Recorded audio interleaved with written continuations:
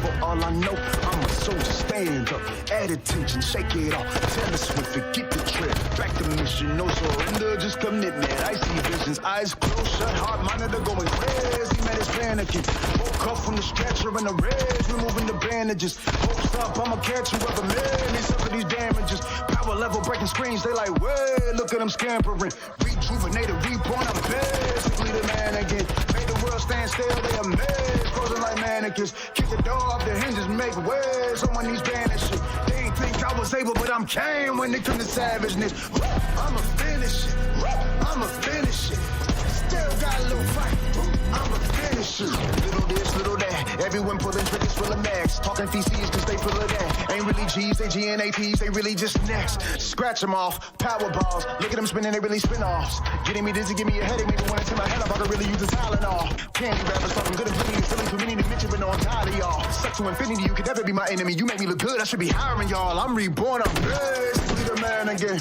made the world stand still, they amazed, frozen like mannequins, kick the door off the hinges, make way, someone needs vanishing, they ain't think I was able, but I'm came when it come to savageness, I'ma finish it, I'ma finish it, still got a little fight, I'ma finish it,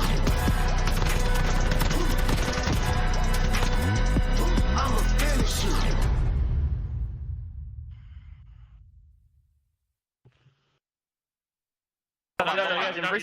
No, wait for his. Yeah. Let respawn be on them. Hey, you want to stay alive, you want. I'm in form right now. This is elite, brother. Yeah, we're getting roasted for sure. Let's finish him off now, 10. Close back. Oh! Yeah, come I'm in form. I'm in form right now. Let's go. Reese, come on, baby. Let's go. One more.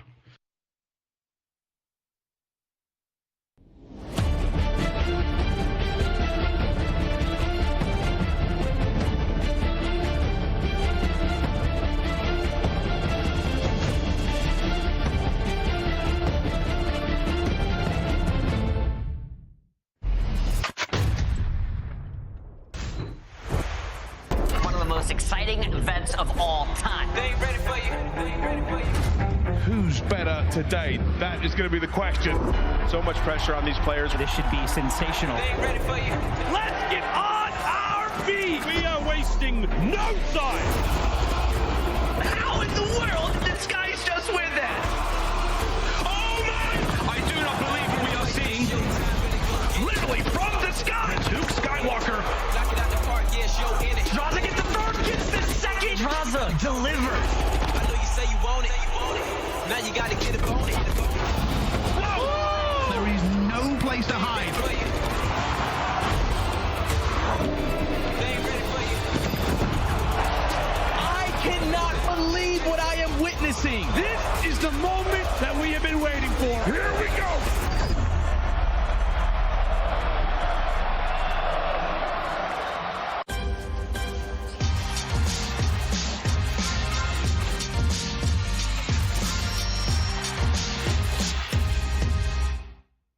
That's the biggest kill, though, taking out aBeZy, because now you know there's no one else roaming in towards Cantinas. But do you find the timing onto Simp? He invests that dead solid. He's going to be able to spot the player on bomb. Goes for one, goes for two, goes for three. Simp, have yourself a moment. Don't slow down. Let's play for the ace. Finds Tap, hits him with the hip fire. As concern begins to fill the faces of Vegas, instead of playing like this is going to be series. Oh! Got an answer too. A triple inbound, and he wants an ace as well. One more left, and it's Don. Is it back-to-back aces here for the Tiny Tears? You bet it is. Back-to-back aces. That's what we witnessed when Vegas faced off against Atlanta FaZe yesterday. Vegas needing the win to catch up to the Røkkr, but Atlanta said, hell no, man, we're going to get this done, and they did it quickly. Tiny Terrors, are they the best in S&D right now? I mean, yes, they have to be. I think what's terrifying about Atlanta FaZe is they can just do stuff like that out of nowhere. At least on that map, I feel like Mercado is extremely dangerous. Today, though, Nameless, we got 8 teams playing. It's going to be a big day. We got some bounties back in action. We got 10 grand up for grabs in 3 of our matches. For anyone who missed bounties the first time around, how does it work? Yeah, I mean, you win a match, you get $10,000. You just put a bounty on the other team's head. And today, you look at the schedule and you're like, it might be some lopsided games, but there's that added element. These teams trying to get some money. As we know, some of these teams at the bottom, they are struggling. Some opportunity today. If you're not going go into champs, collect your cash now, as we have just 4 days of qualifier action still to go after today. The big matchups tomorrow, but today we get things going with Florida and LA Thieves. Let's talk a little bit about this LA Thieves squad, because you're going up against Florida, who has been very inconsistent. But you're 0-2, and you can't afford another loss right now. It's kind of just the woes when it comes to winning a major. I feel like every time a team kind of gets one under their belt, the following qualifier, they struggle. It feels like we've kind of taken a flashback to Major 3 qualifiers in the matchup against Toronto.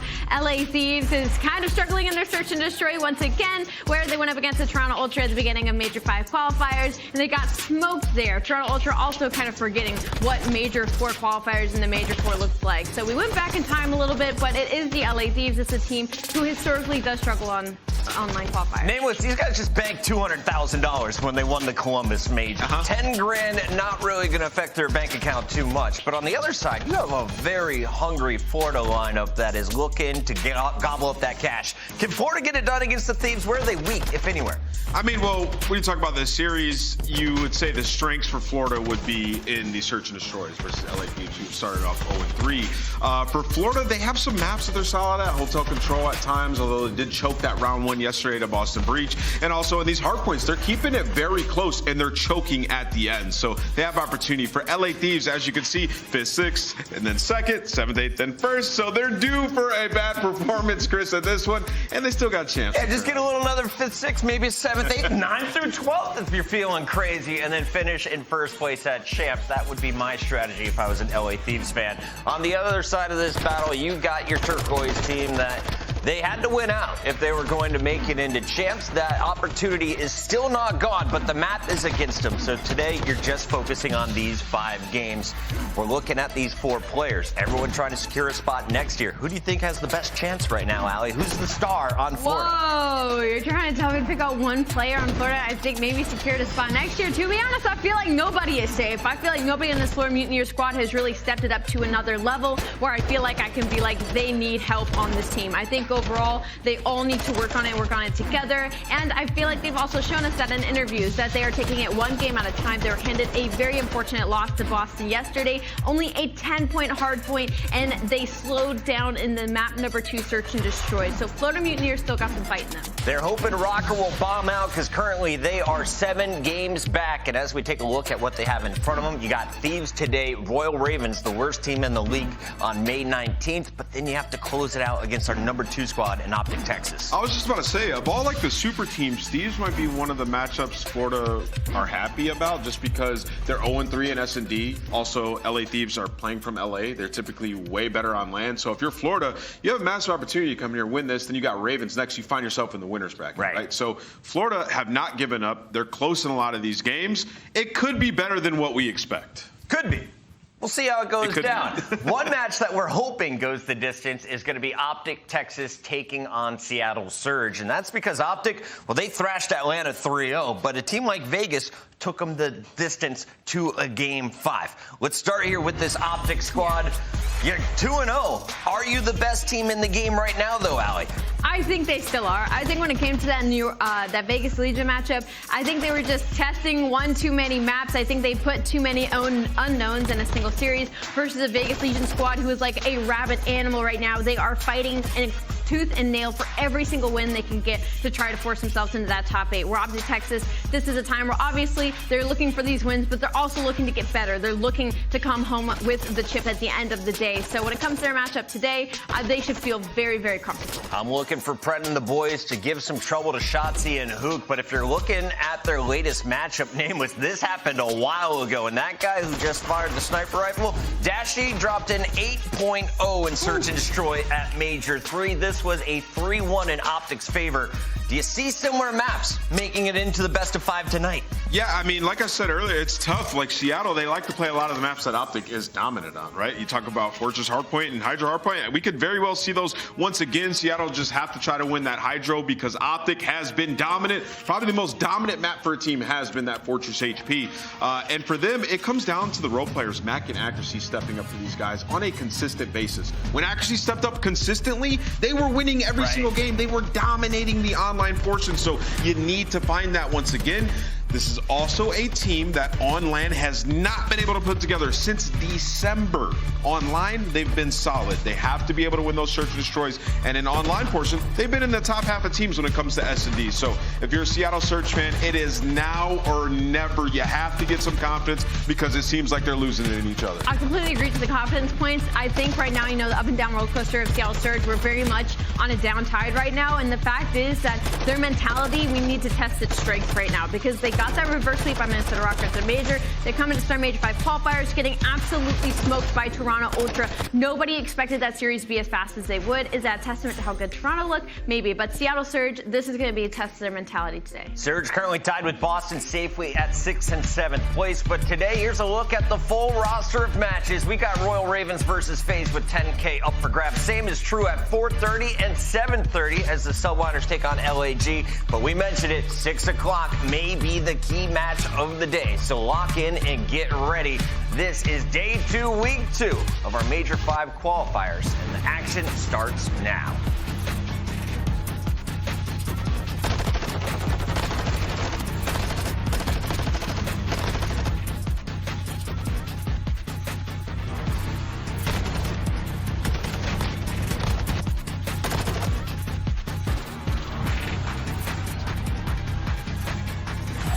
Call of Duty League Pick'em is back. Bottom to bend, a few more points, and then will be it. Pick the winning team. Pick the final score. Now with 2 new features. Fan Insights are here to give you real-time intel. Feeling good about a pick? We now have double boost points and point matches. Bonus picks, extra points to rank you up on the leaderboard. So as you get hyped for the weekend, pick, watch, win. Woo, it's getting good.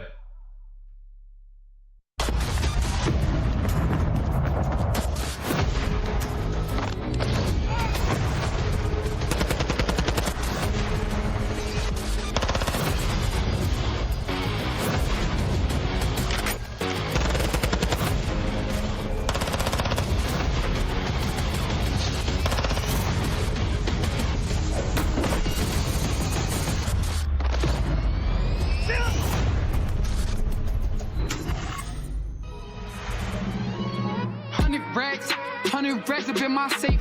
I've been dreaming of pulling up in that race. Check the stats. I ain't got too much to say. I got Gucci on my belt, but my pants sag. Wouldn't be surprised if my biggest hater made a fan page. You taking orders from your boss, you man-made. Grown that getting touched up by the handshake. Don't think you hear me right. Let me clear my throat. 100 racks up in my safe. I've been dreaming of pulling up in that rate. Check the stats. I ain't got too much to say.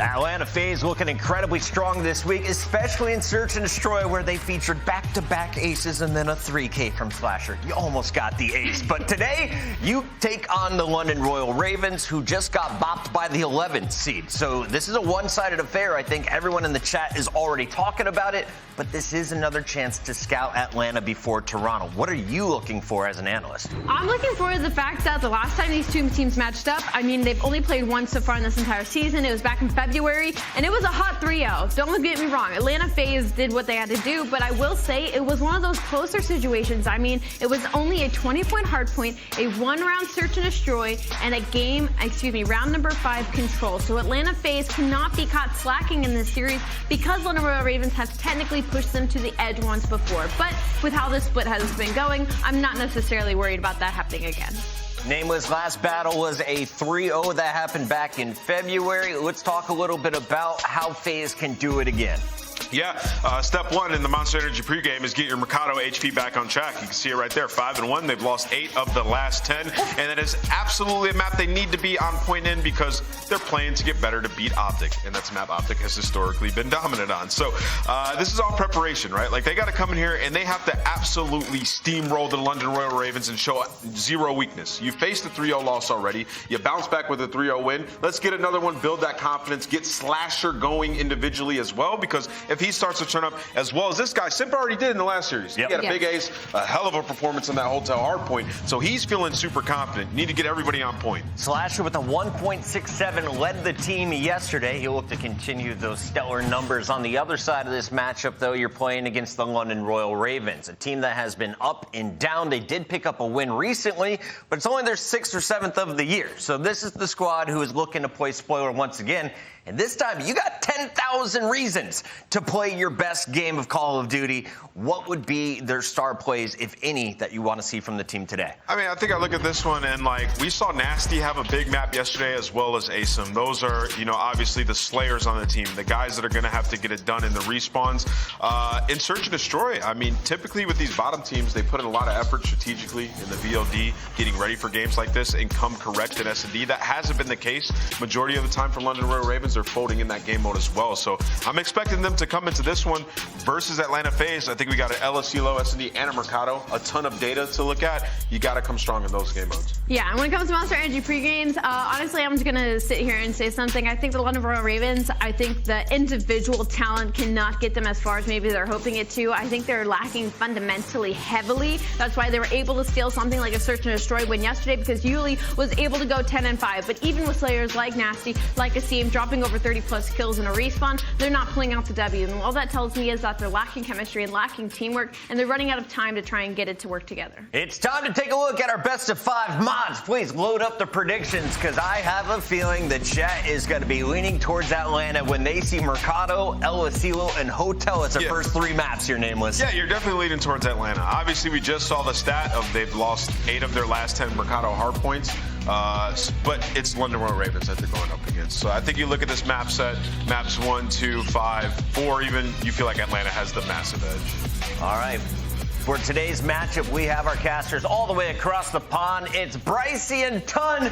Guys, 10% of the community believes in a London upset. Are you believing tonight? No, and I'm 45 minutes away from London, and I should tell you something. Realistically, look, being perfectly honest with you, this is number 1 seed against number 12 seed. But there are some caveats. We do believe Atlanta FaZe may be playing some maps to get it into their rotation on the run-up to the next 2 majors. For London, this could be a chance to get some prize money for the season in the bag. So far, unsuccessful at the majors, but in a bounty match, you can always pull out a win. For London, also redemption and pride. We know they haven't had the best season in the CDL. A win here against Atlanta FaZe may shut up some of the haters, Ton. Yeah, I mean, look, the pressure is it off? I don't know. The pressure maybe has been off for a little while, but yeah, you look at these metrics in terms of how things are lining up. One that I was actually specifically going to say for the Search and Destroy, but it's on your screen. London have won less maps overall on the CDL this year than FaZe have won Search and Destroy. So I mean, that does tell you a very big story of the difference between these two teams. It is stark, but Call of Duty does offer surprises every now and then, and could this be one with $10,000 on the line for the London Royal Ravens to pull out of the hat, Bryce? It will be a good time to do so. Yeah, I believe so. And like we said before, there are a few things that kind of change that this may go close. First of all, London Royal Ravens have played teams much higher than them in close series before, but been able to kind of knock it out at the end. On the other side of it, London want to get that prize money. There is prize money here, but I think pressure might be off them a little bit. Not only do they have to worry about the Cinderella Champs run, that's no longer going to happen, but also nobody believes they can win this match, so nobody's going to be surprised if they lose. So pressure is off. All they've got to do is play their best Call of Duty and see if it works today. And I think you're right. You know, we have seen them play some teams close, specifically in the hard point. Things that look quite good. We've seen Scrapz come in, drop some decent numbers, specifically in control. We'll talk about that a little bit later on. But yeah, the hard point is their potential, isn't it? If they can take a map number 1, then all of a sudden you potentially have a series on your hands. You're staring down an LSELO and Brunberg Hotel maps 2 and 3, though, if you do go on to lose that map number 1 in Mercado. And just to kind of push in there what you were saying, you know, map number 1, FaZe testing things out, 2 and 8 over their last 10 on Mercado hard point. So wanting to get some reps in, get themselves prepared. As the rest of the London Royal Ravens just trying to get themselves prepared. A rare sighting of dominant JB. Big fan of the London coaching boys. And you know what, I just hope that these guys have an end to the season that it benefits them in a certain kind of way. We like all the guys on this team. We want to see them do well. Things haven't clicked this season. it's a tough situation to be in, but hopefully they can give themselves a bit of a shining light here this evening. Yeah, it is that old age adage, right? Realistically, for people to win, people have to lose. But we said before, and I'll go into it here, it's not just hopium. It is basically saying, look, London could do something here. We've seen them do something in the past. Yes, Atlanta FaZe are Atlanta FaZe, but they've not always kind of had these matches their way. I'm sure many of you can remember during the season that they've lost games before to teams that we thought were much lesser at the time. And the pressure is now off. All they have to do is try and play them close and get themselves in a good position. The end of the season is coming close, but it is not over. I was just laughing, sorry. It looks like Asim has spilt something all over his desk, and I am chuckling away. So you can see all the team. There's paper towels everywhere. They're cleaning something up. But besides the point, I mean, looking at it, yeah, okay, FaZe is going to be a stupidly difficult matchup. You got Mutineers and Thieves next week. Just some sort of bang for Ravens towards the end would be nice to see, especially for the players on there. Look, I mean, we don't want to touch on it too much, but a lot of these guys, you know, you are still fighting for future roles in, whether it's the London roster, whether it's in a different roster. You have to have the opportunity to put yourself in the shop window, so to speak, and this is still okay. Maybe you don't want to see people playing for themselves, but you have to give a good representation of yourself for the organization and for yourself at all given times. For some of these guys on these roster, are they going to be part of London's plans next year? Are they going to be part of anybody's plans next year? That's something that they solely have to do themselves here as well. Hey, I'm just going to sell the dream. They beat this team, they get the next two as well, they're in the winner's bracket. All of a sudden, they win Major 5. It's a tragedy, right? They don't get to go to champs. Everyone's like, this is the greatest team that never could go. Maybe. I think realistically for them, we have kind of put all of our eggs in one basket. When we were talking about this before, right, we said, hey, this hard point could be. We know that FaZe have a weakness in hardpoint. We know that this map doesn't favor them as much as something like the S&D will do when we get to it. So maybe map 1, it's a good place to start for London Royal Ravens over Atlanta FaZe. It would be a good place to start, and honestly, heading into this match, which we will be loading into momentarily at London with a very, very solid break-in percentage when it does come down to Mikado, so that's something they're going to have to really rely on. Keep an eye on Atlanta, of course, in terms of these setups when they do get themselves set up on that rotation and the hold comes through. It is a very, very solid one at that as well. London sitting towards the lower end of things on that statistic, so it's going to be really about London trying to break open FaZe when they can and just try and cause this upset. Give us something to shout and scream about. It didn't really come from the side of Vegas yesterday. What were you expecting? Atlanta FaZe seem to be hitting that final form that we have become so accustomed to seeing. And can London Royal Ravens do anything to stop that? As mentioned, the record here on Mikado, for FaZe doesn't look too bad, but 2-8 in their last 10 is not something to shout about. Yeah, and this is why we are putting it all on this hard point. Statistically, the best chance for London starts right here on Mikado. Can they do it?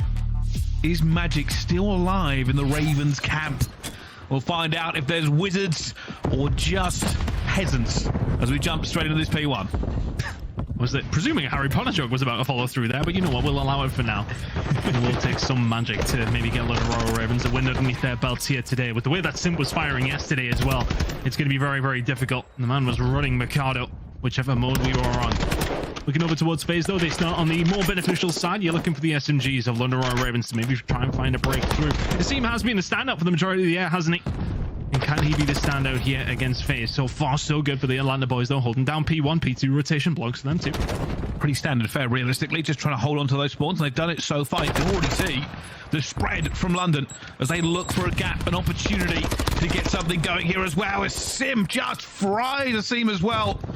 And they still haven't got position for this. London will try and stack this and try to get the majority of that time on that P2, but they've got a break. Third in percentage, but how does that play on the day? It's hard to break over towards P1 unless you're going to see him finding kills like that, and the kills have come in at just the right time. That timer ticks over towards P2. The spawn's out there for Atlanta FaZe. Good opportunity here for Ravens. Can get in here as well, but Slasher calls it, knows exactly what's happening. Last player trying to come through tunnel as well.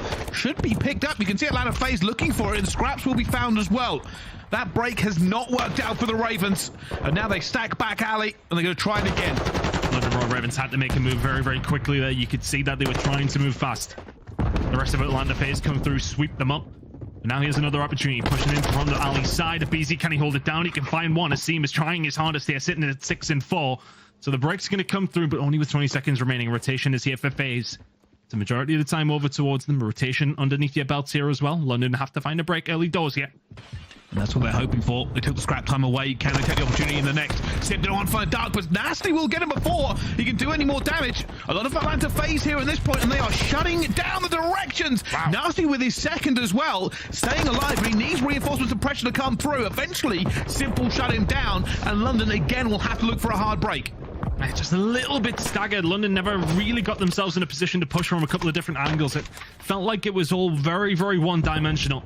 And FaZe more than resolute to hold this one down. Nastie next on the chopping block for aBeZy to just farm away as best he can. The angle's not going to be found through the mid-map as well. Cellium's locking that down, so inevitably the push is going to be coming from this side. 30 seconds to go. Atlanta FaZe may well break 200 here over towards P3. 200, 100, same thing.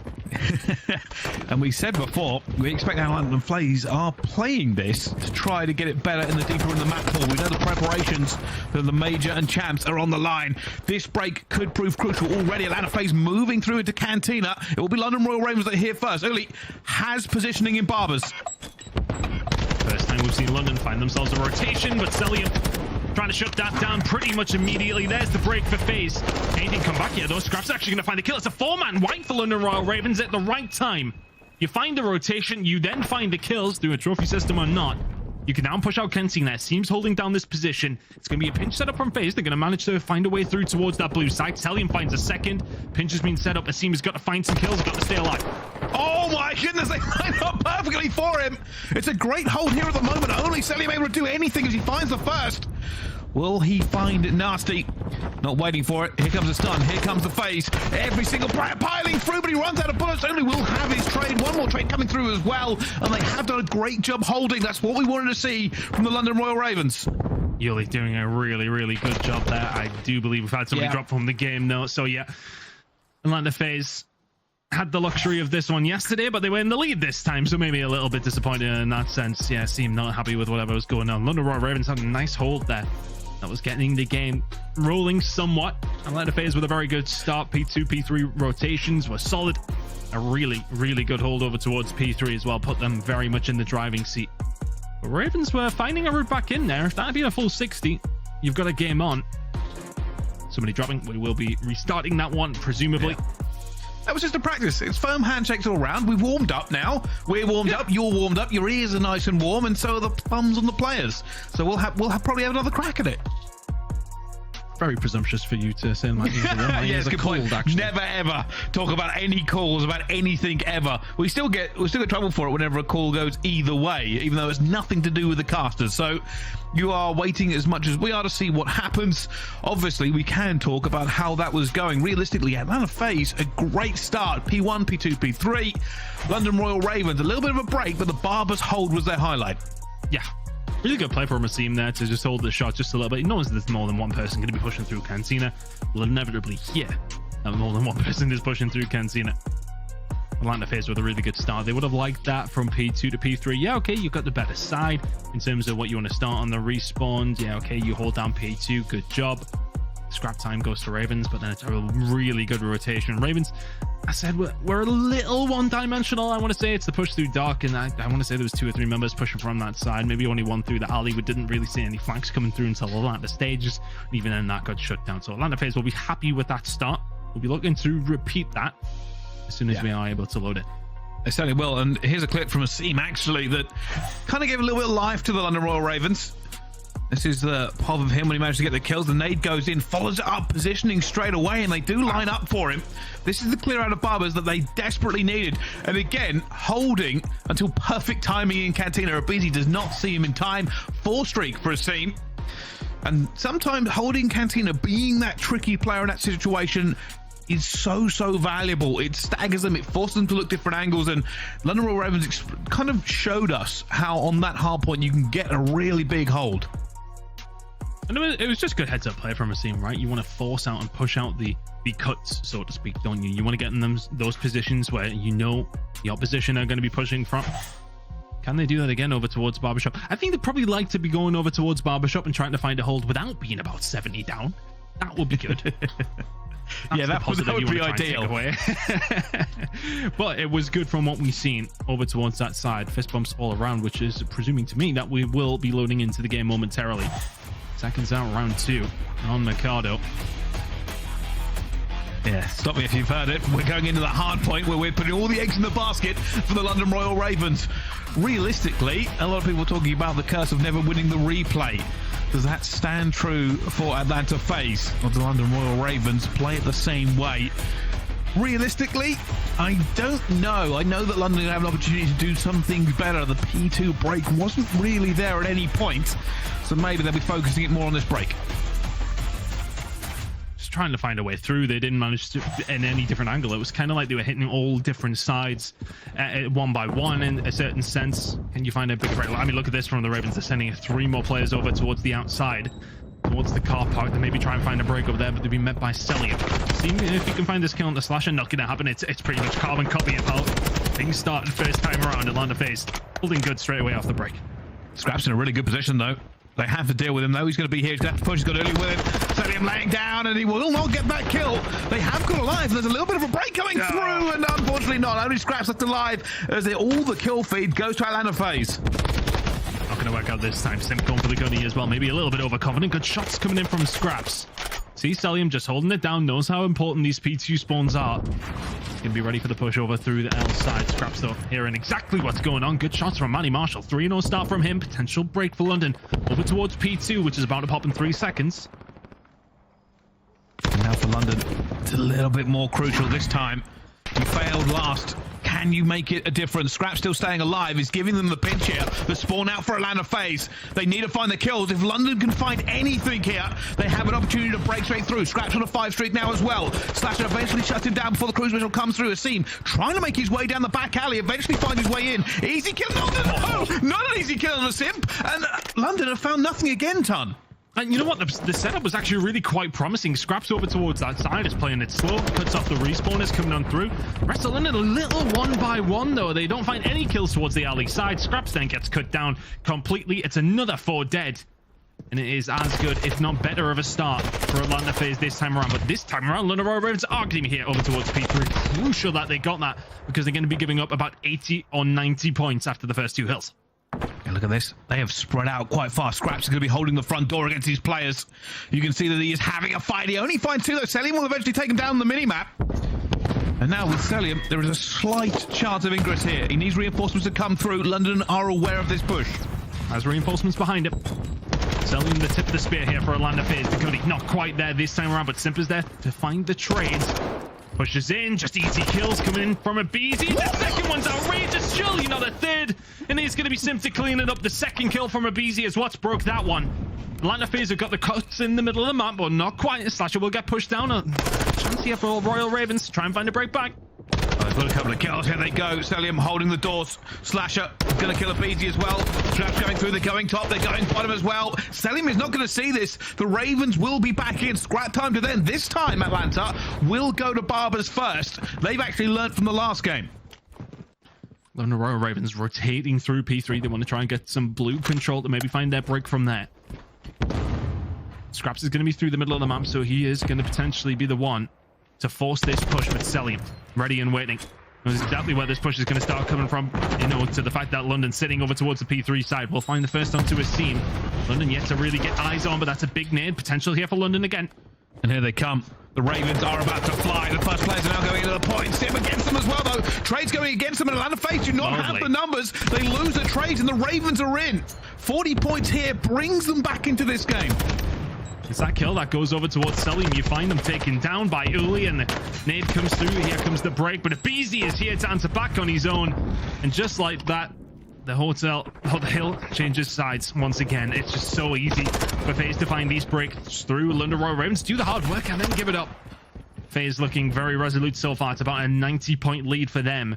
Carbon copy pretty much of what we've seen in the first game. Yeah, almost identical, realistically, and this is a big fight about to come through. Simp is going to take on Scrapz to the front. Asim stays alive and finds a 2-piece. Simp versus Asim almost makes a third. Simp gets out of there, but he gets caught reloading, and London with a fantastic break and turnaround when all look lost. I want to say it's kind of the same story we've seen from London throughout the season. There is flashes of some really good play, but can you back it up? aBeZy and Simp are going to find two towards the alley side, and this is going to make things a little bit more difficult as aBeZy's now going to push him from one side, the rest of the team from the other. There's the break from FaZe immediately. It's a 100-point lead that's about to rise as well. Certainly Scrapz finds two though, and London are moving with Scrapz with the 3. Let's find out how they are feeling though with London Royal Ravens. Listen in. Have you? I'm gonna get you dog. I'm gonna get you dog. aBeZy will top One top house. One top house. Yo, listen, I'm gonna go mid. I'm gonna respawn blue. Respawn blue. They're all spawn house here. Tell me, mate. I'm gonna go tunnel with us. Yeah. I'm waiting. Nothing to leave about. Anything? He's mid-corner. No. I'm gonna go hedge. I don't see anything. Push out. Go play banana. Let's double it. I'm banana right now. Okay, let's double it, Brian. No, wait, tunnel here, yeah? Yeah. Yo, what's top mid? Farm until they're double trying. I'm one shot, bro. I can't. Give me a sec. You're nothing top, bro. Wait. Awning, one shot. Telling tunnel. One more green wall, Maddie. Green wall, trust. Swing on that fucking guy. It's a free kill, green wall. Free kill, like aBeZy. One top window, top window. We can't go banana, double check. I'm gonna dash. I'm peeking. Maps, you guys. Last week. Table ram, really big, free kill. Nice, I'm one shot. Big play. We have to break this. I'm gonna go dark. I spawn back out. Right side house. Right house. Nice one house. Again. Nice at 2. I'm one shot. Yo, top. Easy first guy, guys. Top. He's in the middle of it. Trying to wall bang it, Matt. I'm one shot. Look at your table ramp. You guys gotta break that. Dark stairs, Matt. It's aBeZy. I think your table ramp. Still in the middle. I'm hitting dark. Really weak on all dark stairs. Dark stairs dead. Nice, one's back alley. I can help you some way. I spawned in. I'm gonna play blue. You spotted it from top. Watch out. From like the top hall. Back alley. Back alley one. And London Royal Ravens trying to spit calms, trying to solve this puzzle, but both teams approaching 100-point marks. For Atlanta FaZe, it's 200. For the Ravens, it's not even 100 yet. We hit the rotation, and we hit potentially what could be the last. London looking to break.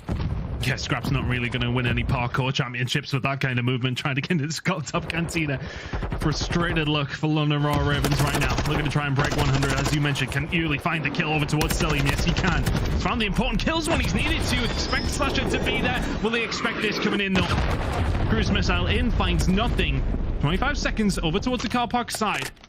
Looking like it's going to be good time here for London. I think Atlanta FaZe may have given this one up. P2 rotations are going to be on their mind. You can see Slasher moving around into the position that Simp is already in. Scrapz is wanting to fight for this, though. If they can get these P2 rotations as well, it's looking good for Ravens. Come back, Pricey? Who knows?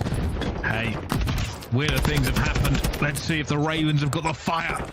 As we go back into P1, Scrapz still fighting for his life. He has support, though, with his teammates. They're holding every single angle, but Asim has got caught. It hasn't been coming for them, and Simp has found Nastie as well. Only Scrapz realistically in a position as FaZe bear down on him with numbers. And he wants the time, but can't give away his positioning. Ball's still there. Force break for Scrapz. Make it a 5. Uli's on a 5 of his own as well, and there is the full wipe. Scrapz with 6. Cruise missile in the back pocket. You still got spawns over towards P2 as well. Locking down some good time here, and that lead is reduced to 70 now. It's about 110 before we headed over towards P1. It's been some great time, but at crucial moments where London Royal Ravens have maybe looked a little bit better, they seem to have folded. Atlanta FaZe now putting that pressure on once again through Cellium. Will find 2. The break could be here. But early, he has to take down Cellium. He must fall. He cannot allow this kill to go the other way. London wanted P1 and P2. They're going to have to settle for just getting P2. The kills come through as well. Reinforcements for FaZe here already. Cellium finds his 4th. And Simp will find 2 as well. They have cleared this out. London were here first. It all rests on Asim. He's 10 and 22. It hasn't worked out for them. And London last time around, they couldn't touch this point on the first rotation. Can they get anything going here on the next? Nastie was sitting in a corner shaking, waiting for the rest of the team to find a way through. They haven't been able to yet. One last chance here though, Bryce. Simba killing Slasher as well, and the bodies fall, and London do as well. There were flashes of brilliance for the London Royal Ravens. Unfortunately, it is eclipsed by the sun that is Atlanta FaZe, shining brightly all over Mikado. And it never really looked in doubt. There are occasional breaks, there are occasional rotations, but horsepower and displacement, there is no replacement. I think you're right, though. You know, we were talking about it in the listening. London Royal Ravens, it feels like they have moments here and there. Scrapz going 25 and 18 will maybe feel a little bit hard done by in that 105-point loss. But I want to say you can maybe string a few kills together, and then that's what's needed for the break. I mean, look, that's 101, but for London Royal Ravens, it always feels like there needs to be a big play to get something done. There's nothing simplistic about a 4-man break. It's very rare that we see them. Look, Scrapz has had a good game there, but the rest of the team just not. I don't want to say they're that cohesive. I mean, you've seen off the rip, Scrapz had a really good start here, finds aBeZy. He then cuts off the spawn for the players coming. So the knowledge is very much there, but then we actually see London Royal Ravens find nothing in the alley push, and you kind of need to put 2 and 2 together to find 4, and it just wasn't happening for London Royal Ravens. On 2 different facets, you need to be able to find a punch. You need to be able to work together, to time things together. It never feels like the timing is there. The London Royal Ravens, maybe a pacing issue. Is it quite there for the squad? I don't know. Time will tell you, and the season will tell you that it isn't. And unfortunately for them, Atlanta FaZe just better on the day. For FaZe, though, I suppose, you know, it's good to get a Mikado win underneath your belt. That's now 3 and 8 over the last 11, so the record is improving. But how much credit do you put into that? A little bit more competitive practice is nice, but London Royal Ravens not quite at the races as they haven't been for the majority of the season. No, and you have to give credit to Atlanta FaZe. Realistically, there were times where they were out-positioned, but they just won the gunfights. Over and over again, Simp and aBeZy got into positions where you don't want them to be. And it was difficult every step of the way. And that may be the difference as we come towards the pinnacle of this season, is teams aren't going to be making that many big mistakes. And London, who may have just lost some gunfights they really didn't want to and couldn't keep up in the slaying, you get punished for it over and over again. But the hard point is done. It's now onto the search. Now into the belly of the beast for London Royal Ravens, though, isn't it? Heading over to El Asilo. FaZe may well not be the raid bosses of Search and Destroy. They were over the seasons 1 to 3, but yeah, look, I mean, they're still pretty good. I mean, you look at the El Asilo record, still sitting at 14 and 5. London Center 2 and 4 haven't played that this much, but one time that they did play, it was against FaZe. They pushed them to around 11. It was with Paul in the roster, but fingers crossed we get something like that here in map number 2. Yeah, and realistically, S&D is where teams do slip a lot of the time. You know, you get that practice, you get against different people, breaks and rotations and plays really do matter more. Once you get to hardpoint, it can get a little bit mixy. There are standard ways to approach every single hill. In S&D, those minute decisions as the round evolves is where we see teams foster. But for both sides, obviously, it's a big map, but Atlanta FaZe yesterday did some magic on S&D, and realistically, the aces were kind of crazy. Yeah, I mean, this one from Simp is the standout, though, right? I mean, yeah, okay, catches them napping, but that third one with Clay, he made him look every single one of those 31 years old. Sorry, Clay, sorry, but that is 1 onto 10. Not gonna happen. How dare you? Yeah, well, look, I mean, as a 31-year-old man, I feel I can make these jokes. I would have died as well. It happens. aBeZy's, though, this is ludicrous. The second gunfight onto TJ is Nastie again. Sorry, Clay. Unfortunate for him. And the fourth one, yeah, they're just saying, yeah, go and get us, son. 10th, the next one to fall. If aBeZy and Simp can pull in those kind of performances here on El Asilo, feel like London maybe heading into map number 3 2-0 back. Yeah, you are right. It does favor them in every single direction. Atlanta FaZe have been one of the best S&D teams in the league this year. It's actually been Hardpoint that's been letting them down, but that's over and done with. For the S&D, I wonder if this is the opportunity for Atlanta FaZe to try out some new breaks, maybe try something out that they've been working on here against London. Like we said before, for Atlanta FaZe, they're not worried about champs. Seeding might still be an issue. Obviously, 2-1 at the moment. They really want to get 3-1. Higher up in that top bracket, the better, realistically, to get you going through, but they want to beat everyone anyway. For London, it's time to flex. It's trying to put everything on the line. There's only a couple more weeks of qualifiers left, and then we head to a major, and then that's their season done, regardless of how well they perform. So it's time to get to it. No more excuses, and show us what you can do. Those stats aren't great. Nope. They're not great at all. Yeah. London Royal Ravens haven't played this one as much. It has been something they've not really enjoyed that much, as you can tell. You're going up against arguably the best El Asilo team in the game. It's going to be very, very difficult. Atlanta are a team who do like to go for the plant. It's something just to talk about in terms of London and when they have struggled. The 11th defensive win percentage in the CDL. They allowed the most plants though, and 11th in retake. I mean, those numbers tell me one thing: stop letting them plant the bomb, and you might start and win some rounds. Let's see if we can do that. Here comes the Overwatch. I don't know if Scrapz got bad timing there, but being played with by Simp, and that will be called out. The glint from the sniper rifle was given away. It's all about information now. Simp's just wasting time here. He's just wasting time for Slasher to maybe get himself into a position to do something about it. So they know there's one sniper. aBeZy ready for a push that may well come through, because now they find themselves on the site. It's just executed perfectly.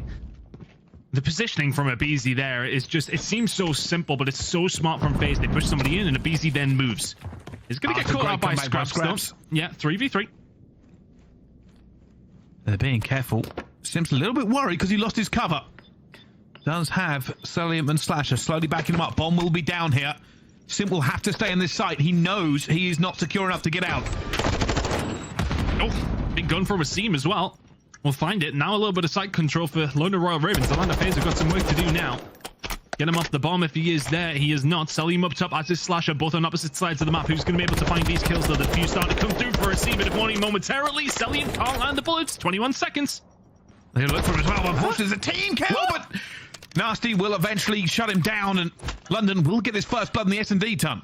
I got a little bit excited. I thought Scrapz had gunned it, but it was actually Nastie from behind onto Cellium, and team kill in the mix. Laughs all around anywhere from the London Royal Ravens. Not too perplexed by what went on there. Scrapz maybe just get a little bit twitchy inside of the site. Oh yeah, pressure is on, but fortunately, Nastie, they made just enough time, and they got that retake in a good enough position they could afford to trade it away. First blood to the London Royal Ravens. And I want to say a really crucial kill from Scrapz from Røkkr's side when he finds that snipe onto aBeZy up close and personal. That changes around, because I mean there are many people that you don't want in your spawn when you do have to try and find a defuse on a bomb. aBeZy might be the top of the list. First blood come in for him, but other than that, a lot of FaZe weren't able to find any other kills. So and they do a little bit better here now. London Royal Ravens do manage to find that retake, something they have struggled on. If they can keep that up, they've got a chance here in the search and destroy. Asim looking to see if he can get any information. That dead silence has been popped. He's going to make a move here. Straight past Simp. Simp will not know. That has not been called out. He is now deep into that spawn, looking, hunting, and wishing for anybody out in a party. And there's the first blood. Reset the dead silence. Flying down. I think the hit marker's on the Simp, but he's not going to find it. aBeZy and Simp get the numbers back for Atlanta FaZe. I want to say that's just maybe just a touch predictable. Asim finds the kill over towards up top and just flies towards the site. I would have liked to see him maybe just play that top side, play around with FaZe, make them find him. Just overforcing the player, but Uli may be able to find something here himself. Simp is going to fall as his Slasher. 1v2 for aBeZy now. Does he get the right timing? London have held their ice again in another round.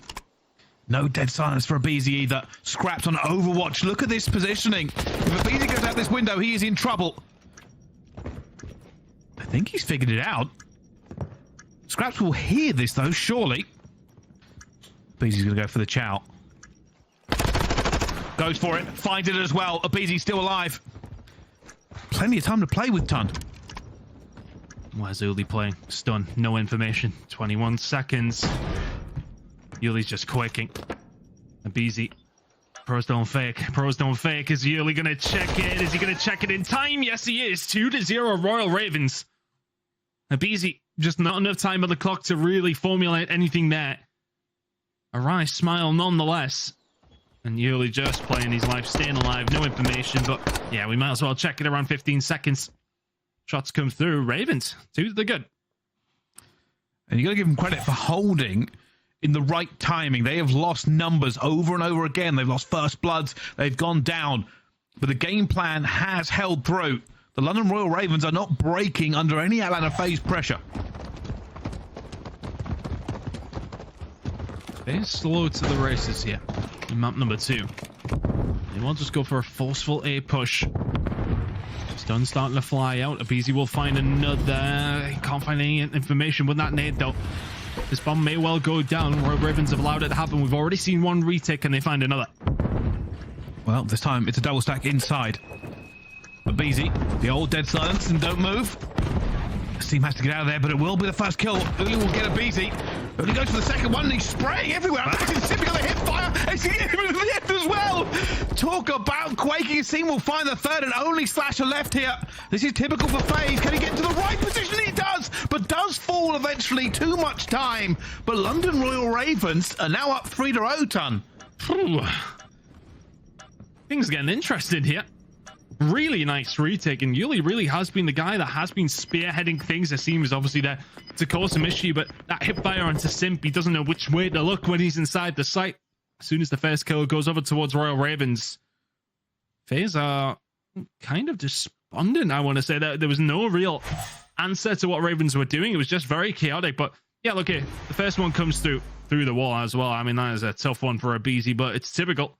And then when he actually peeks this corner, he got a hip fire spray before this moment here where he does jump in to find the kill onto Simp. I think if he doesn't, Asim will. So Royal Ravens, we talked about retakes being a huge problem for them. That's 2 they've managed to pull off in the first 3 rounds. Yeah, they're playing with confidence on this S&D. And you see if they do it again, they want to attack. There are going to be players for Atlanta FaZe here sitting in the A-bomb site. It is aBeZy, the first blood monster himself. Nastie having to back down. Still not towards Simp, so they have some information. But again, the London Royal Ravens are just running amok in the middle of the map. Asim with the kill onto aBeZy. Search and destroy is not where I thought London Royal Ravens would find some luck. Now a 3 versus 3 though. FaZe, can you manage to find something here? Cellium has popped dead silent. Slasher from behind as well. Can they find a way through? He's looking, trying to figure out where they are sitting at the moment. Cellium will find the first. The wall bang misses early by the tiniest of margins. Down now to a 2 versus 2. Nearly alone. But all he has to do is play the clock here. 15 seconds, but he's been found. He tried to hold the door, but they came through the window. 4v3 retake for FaZe. Cellium just does so much work there. Flanking around behind caused an issue, and for Slasher just to cause that distraction, I want to say as well. Just make London have to move, have to find some different positioning. Callouts across the board. Cellium would be there. Yuli, it's sticker twist in that situation. Not much time left on the board. If he turns around maybe a second earlier, he's got such a good chance, but probably does get traded. Atlanta FaZe eventually on the board here. Find themselves way behind the start off the game. That's not what you want to see. If you are a FaZe side who are going to be vying for championships over these next 2 events, they need to be better than this. They do. I think London just playing with such confidence is probably the difference maker. They are not timid at all at any point of this. Scrapz holding down mid here, hoping for the right peak. Can see Cellium jump the door. If Cellium jumps back, but already kills going down, he's still waiting for the opportunity. Not able to get it. Cellium almost takes off his toes, eventually gets him on the re-peak as well. 2 versus 3 now for London. Oh, any other Call of Duty, you probably get away with that, but no shoulders to be thrown there against Cellium. Punishing Scrapz for the nade that he sends out, hoping to find something else for the Ravens to shout and scream about. But Nastie and Asim now. Not in too bad of a position here. Cellium, well, you think he's going to get caught out, and then he reminds you who exactly he is. Asim gets taken down. It's a nasty 1v3 needed. Dead silence not yet available for him. He hasn't seen anybody. He's probably going to call this. But does he get into a position to do anything about it before they find him? Oh, look at the Overwatch. Slasher and Cellium have just got the crossfire there. There's nowhere for him to go. I want to say that's a potential ace for Cellium. Got a minimum of 3. Nastie comes through. You found the kill onto Scrapz in the mid-map. Found the second onto Asim.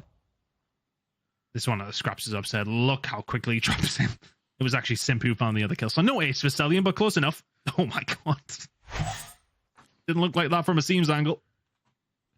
No, it did not. It looked like a horrible kill to try and take yourself, but Cellium just playing the angles that he needs to.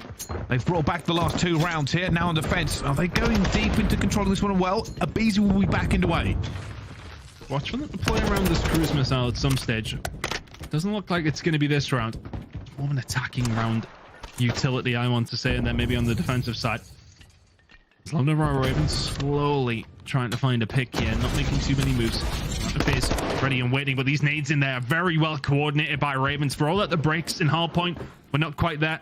That was wonderful. aBeZy, easy pickings in the end onto him, and all of a sudden now FaZe have to reposition. They have to do something about A, which is not under their control anymore. It's a full v3 for Ravens. Simp a little bit worried about a follow-up there, but London decide just to get this bomb down first, but Slasher will find Scrapz. Bomb down now in a 3 versus 3. Asim has popped with Denny. He's still looking for Slasher, but Slasher wins the gunfight.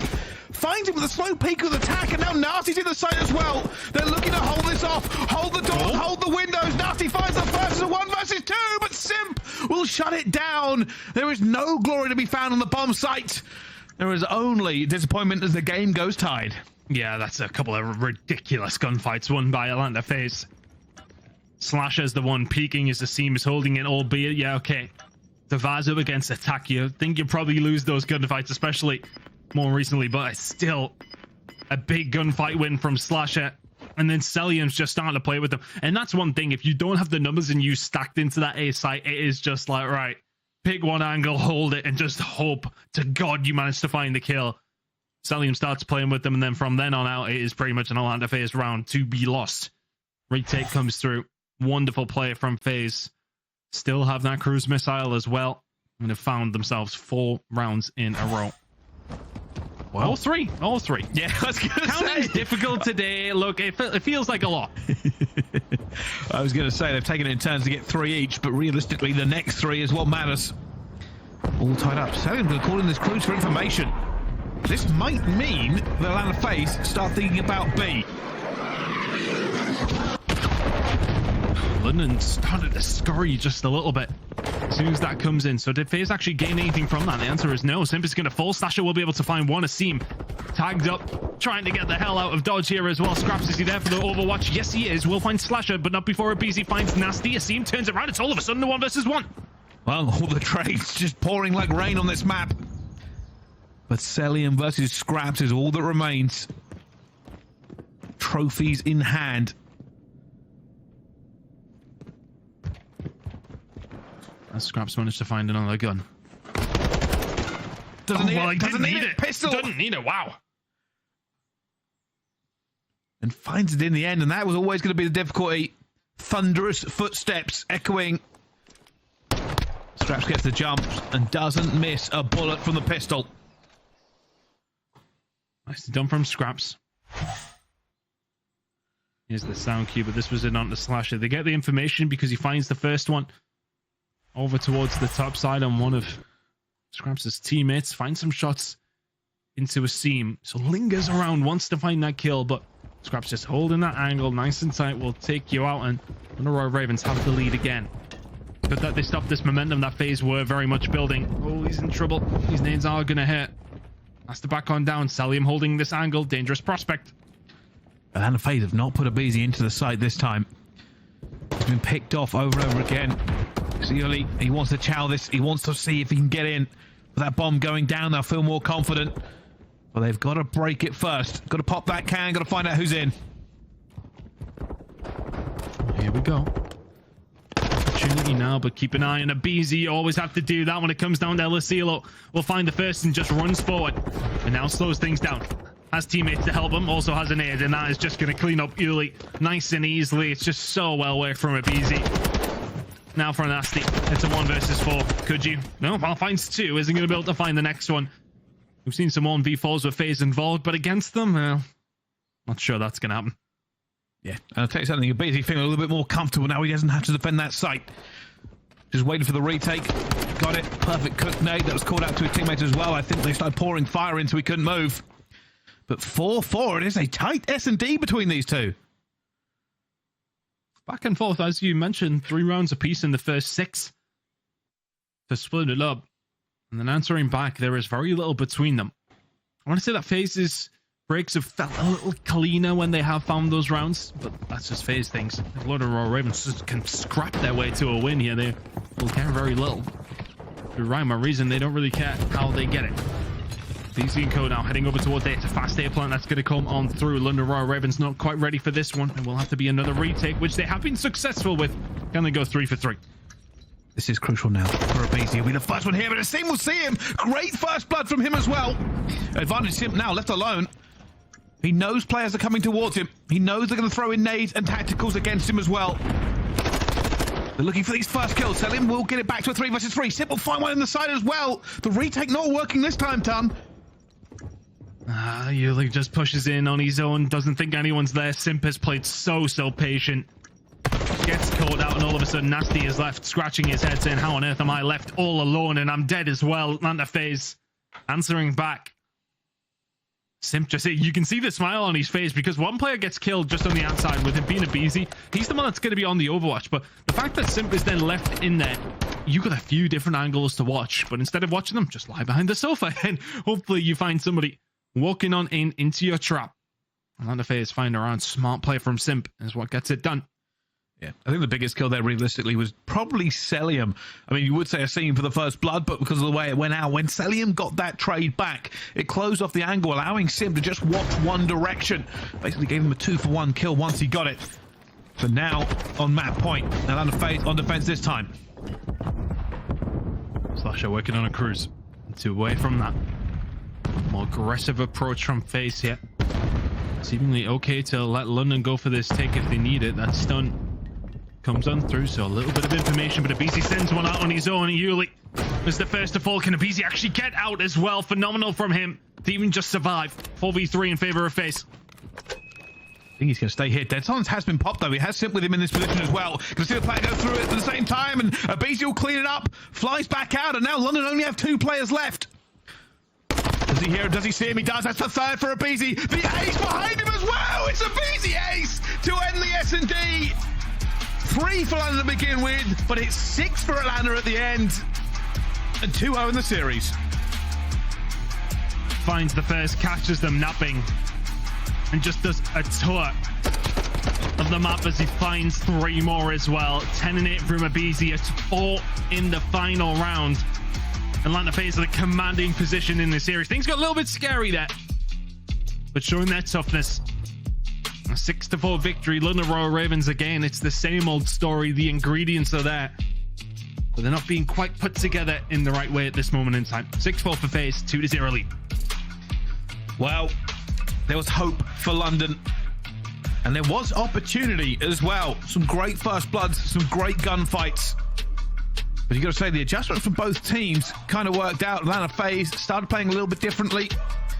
And obviously aBeZy gets an ace in the last round. The fact he stayed alive after that trade was so big for them, Ton.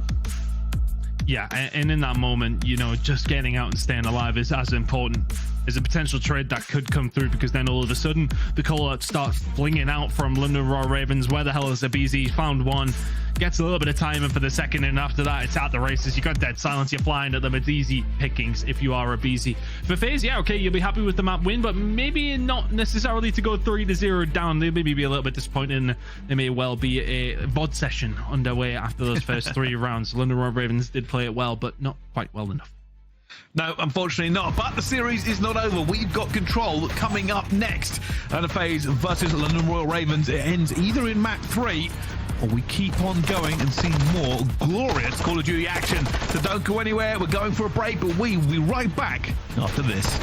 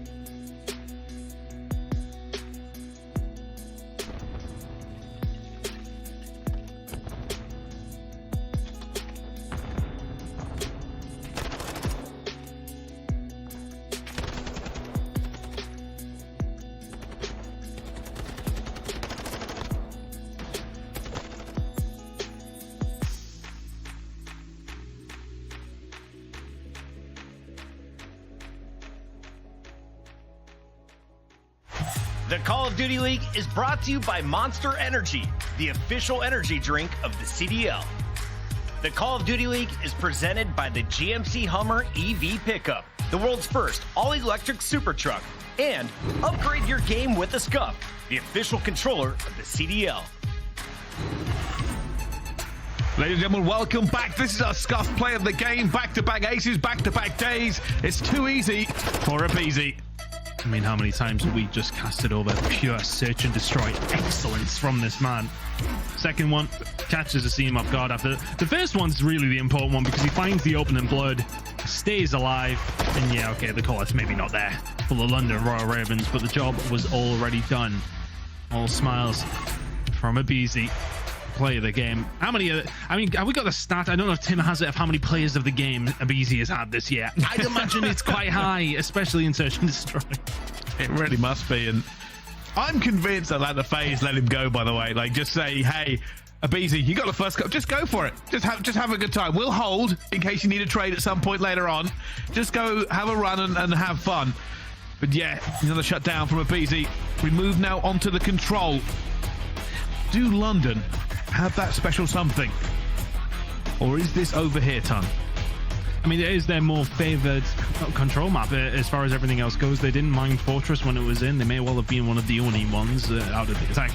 But 4-11 on Hotel is not their worst record as it goes. So hey, look, maybe something can happen. Plenty of reps here from Atlanta FaZe at 12-10, but we're looking to seal the deal here now. Crucial wins to help them over towards Major 5 in Toronto. So excited for it. They want to get themselves a good seed into that. Be some good prep heading into champs. Can they get something done here? B off the rip is automatically the option for the majority of teams. aBeZy now in advanced position. FaZe starting to get some ticks over towards the B side. Just being slippery, but they've lost a bit of map position here. London looking to close it down before anything else can happen. Asim will find in, and aBeZy will find two. The third shout. Surely not aBeZy! You are supposed to be traded in that situation, but he has ignored it. The fight's still ongoing. Simp and Scrapz dueling over the Marble Heady. Not going to work out for Atlanta FaZe, albeit with aBeZy finding three. It's the automatic rotation over towards A. London Royal Ravens have to invest quite a lot over towards the B side to make sure nothing goes on there. So this attack pushing in from A is going to have to be countered somehow, some way by London Royal Ravens. Which way they're going to go? Well, aBeZy not going to quite get the FaZe hip fire that we do often see going their way. Yuli will find a kill there. it's pretty much just posturing from Ravens here. If they want to stop it, they're going to have to do something quickly. I think they just want exit kills. Unfortunately, aBeZy will get 2. That point will now come in. They have got a little bit of control. You can see they're spawning them kitchen. Asim is pushed all the way up, just shy of flipping them into bedroom. Man, look, aBeZy's actually turned around. He wants to try and find that kill to allow the easier spawns for Atlanta FaZe to come through. Spotted him. There you go. Finds the kill as well. Uli crucially will find one, though, and push himself up into bedroom, so the spawns of FaZe should still be not that favorable. Starting to slowly but surely crawl their way up the map. The Ravens have had some time to take themselves in here, though. Can they hold on? They have got the trenches and they've got the lies, as well as bedroom control. And Uli and Nastie will combine. aBeZy will eventually take him down, but it's still all about London. They have the better position for it, and they clear house. Bedroom control, and now they go to farm them off the spawn. Oh, nicely done from Asim. Always thinking about aggression is this man. 4 and 2 from him. Dead silence as well. Hey, sod it. Let's go. Simp will be the next. aBeZy will not. Trade's always going to be there. He knows that Uli is here as well, or does he? aBeZy having to take their time because this aggression comes through from Ravens. FaZe have to think, okay, well, we can't just run out and head over towards B, get towards the mid-map, and then maybe pick our way through. We know there are players here. Uli will find another. So what's the angle for Atlanta FaZe now? Good play from Ravens so far, though. Maybe one take over towards B, and that might well be a ridiculous gunfight from Simp. You have wasted their time. 45 seconds remaining and only 11 lives. It's all good for London right now. They have bedroom control. They haven't ceded too much of the map to FaZe. Asim is going to get the first kill as well, and he's not going to be traded. aBeZy will find a player on the other side of the map, but aBeZy finds his second. London have this ace in the hole. Scrapz and Nastie are sitting pretty in bedroom to hold this off. Yeah, Simp and Sasha sent the combined 2 and 10 alongside aBeZy's 11 and 5. Sporadic across the board from Atlanta FaZe. Now, what's the job here for Uli? He is going to manage to find 2. FaZe pushing in from the reception side. Need to find this kill on the Uli. He's found 3, not quite the 4th. It seems there to help him clean it up. And FaZe, you got to find something out of nothing here now. 10 seconds to get a touch on the beat. And you got to call it textbook control on this map here from the London Royal Ravens. They gave up A, they dug their trenches, and they made sure they held the angles. And there's nothing for Atlanta FaZe but 1 tick on a B. And honestly, I think the biggest play for me that came from Royal Ravens in that round was, okay, yeah, you lose A, you go for those exit kills, and then those initial kills that come in over towards B on the second phase, I want to say, of the defensive side of things, you then push out. You can see Asim trying to call the shots. He was the one that made the move over towards the restaurant side, starts farming aBeZy and co off the respawn, and it just makes that little bit more difficult for the FaZe boys to push through the map, trying to find a position where they can start to pick those London players off. Really, really good heads-up play from Asim. And ultimately, results do tell the story. A 1-0 lead here for the Royal Ravens, but now their turn to attack. FaZe here, ready and waiting over towards B. Yeah, it certainly is fun farming on defense. This is where you've got to make the plays now. Early going to be left alone, and that's 3 down already. Scrapz is on a 4 streak. Might try and play for a cruise here. Not as effective, but aBeZy will thread the needle, gets him down as well. Straight over the way they go, but unfortunately they're running into the bees. Minute to go. Still plenty of time, but Simp just putting the aggression on.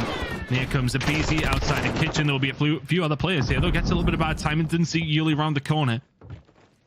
So Royal Ravens may just take this and run with it. Cellium will spot one over towards that side. We'll find a kill here. Uli has been impressive here in the control. A little bit of control over towards the A side for Royal Ravens. Kitchen spawns now there as well. FaZe gonna have to find a retake. For FaZe, they might be happy enough to have this kill advantage. They are moving. They're all moving here, leaving B wide open if they do flip it out. They're going to push it. They're going to go for this time. They're about to hit the squeeze. They're going for the kill. Asim will already get one on the slasher. Cellium will get one on the Nastie. They're looking for the last person here. Asim will be in trouble, but not trouble enough as he finds the kills, but it is coming down to a 1v1. Cellium gets it. He'll be here back once again. Was the damage done? Was it worth it, Ton? Well, I think it's, the kitchen spawns that start to come through for Royal Ravens. If they are not there, then it's a clean retake if you want from Atlanta FaZe. Clean, maybe not the right word, but, they find the trades where they need it. But are they going to get punished for it over towards A? The answer is yes, that is going to get locked in. But they do manage to hold on to B. Somewhat of an opportunity for Ravens to push through that bedroom side. Quickly gets nullified. You have Asim in an awkward little position, though, so a couple of kills on the map will help out the London Royal Ravens. Can they find a breakthrough? And then those couple of kills start to fly through. Simp, Slasher, dead. And now what can Atlanta FaZe do about this defensive side of things? The London Royal Ravens posturing nicely. Simp's gonna make a play, but he's called this. He's figured it out. Only Asim left, and the chow comes through, and he hits him with a stun, but Asim will get the kill first. He's slow, though. Has to wait for his teammates. Cellium still holding bedroom control. London are spawning here. Big work to be done towards the bedroom for FaZe. aBeZy's going to get taken down there, so Cellium trying to survive, but Yuli's found another couple of kills. Slasher needs to survive here. And he's doing what he does best. Post up, hold the line. Shots in everywhere. The FaZe respawn coming in. London are in a better position, though. This is a head-on fight now. London have taken their time here. Didn't get a bit of a head rush when they got the bedroom control. Early's absolutely pulled Simp's pants down. And now London Royal Ravens have a foothold. Nastie will find a second here as well. Sasha's going to have to find something. Yuli's went on an absolute mad one, and he keeps on going. It's 6 in a row from Yuli. Onto the B point. London Royal Ravens go. It's 9v8 in lives. Oh my goodness, no, aBeZy! A two-piece nade! Dreams broken by a Semtex from downtown! And after all the work, all the graft, all the opportunity, the time ticks away! And London do not get the attack ton! How on earth have they not got that? How on earth has that happened? A stressful round for Atlanta FaZe. I want to say kind of a free hit after you win your defense if you're London. If you go on to win the attack, then yeah, okay, you're laughing. But the nade from aBeZy, I'll be screaming, why is there not a trophy down? May well have not been up or whatever. Yeah, it's a tough one to call, but Yuli did enough for London, you would think, to win the round, but apparently not. And let's see, he's having an incredible time on the control. Just a nade. The round was lost. Early again, kicking it off. More nades coming through here. FaZe certainly not having the best of times. Slaying is against them on some of their players. Simp and Slasher really struggling. Tell you it isn't, is Yuli 24 and 10. Quick reminder in from Tim there that 40 is the record. Would need to see a couple more rounds though if that is going to be the case. Atlanta FaZe will try and stop that from happening, I would imagine, but the big push over towards A starting to come through. Nice and easy for them. London not going to contest this too much, holding the position of Cellium. Has no right to go nasty there. Waiting for Asim as well. Right, I mean, this man is okay. Hey, if that was happening around play, I'd be questioning it. Pricey, I will be questioning it right now. Got a bit of red dot or something on his screen. Or just a lucky wall bang. I'm sure Cellium knows a little bit better, but will fall there as he has to reload. A has gone. London last time played this textbook. Their control defense was perfect. Can they do it again?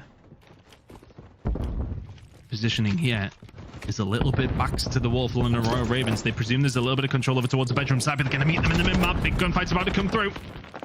Scrapz will clear it up. They hold the line, and now they're pushing bedroom control, and aBeZy knows this. The rest of his team has spawned kitchen. Trying to figure out if they can find anybody here. The rest of the team going to work on the other side of the map. aBeZy knows it's up to him. He must clean out bedroom for this hit to be successful. But it's just another string to aBeZy's bow, right? You see the fast SMG gameplay, but when you see the attack come out slow and steady, winning the race over towards the bedroom side, the rest of the team now managed to find a way through. Maybe the Semtexes need some work, but everything else is pretty clean. Bedroom control so crucial now, and will start to help his teammates out, expecting the flank to come through, so he gets the hell out of dodge, but can't do anything about Nastie, who will find two. Cellium's the only one who can answer. It's a lovely break from Ravens. It really is. This control defense has been something that they must have practiced over and over again. It is textbook in every single way, but the timing is wrong for Asim. 50 seconds left on the clock, lives about even. And here come FaZe once again. Nastie repositioning into something. Well, I was about to say I hate, but it works out so well. Catches them off guard. aBeZy and Sasha fall. London Royal Ravens so strong on the defensive side of things. A quick spawn though for FaZe over towards the bedroom side, but that's quickly going to be shut down. Nastie will find a third. Now pushing it through. aBeZy is going to find him, so maybe a little bit overzealous in hindsight. Who's staying alive? Has had a slow round comparison to the first two. Alive and kicking. Big kills coming through. Still holding it. They have to deal with him. They have to find him. It means they have to turn and take fights in two different directions. Already you can see the patience from Uli. He's waiting. He knows he has to strike right, and Slasher will catch it in the chops. There is nothing they can do to shut him down. London again on defense. Hold off FaZe with seeming practiced ease. It's been very clean.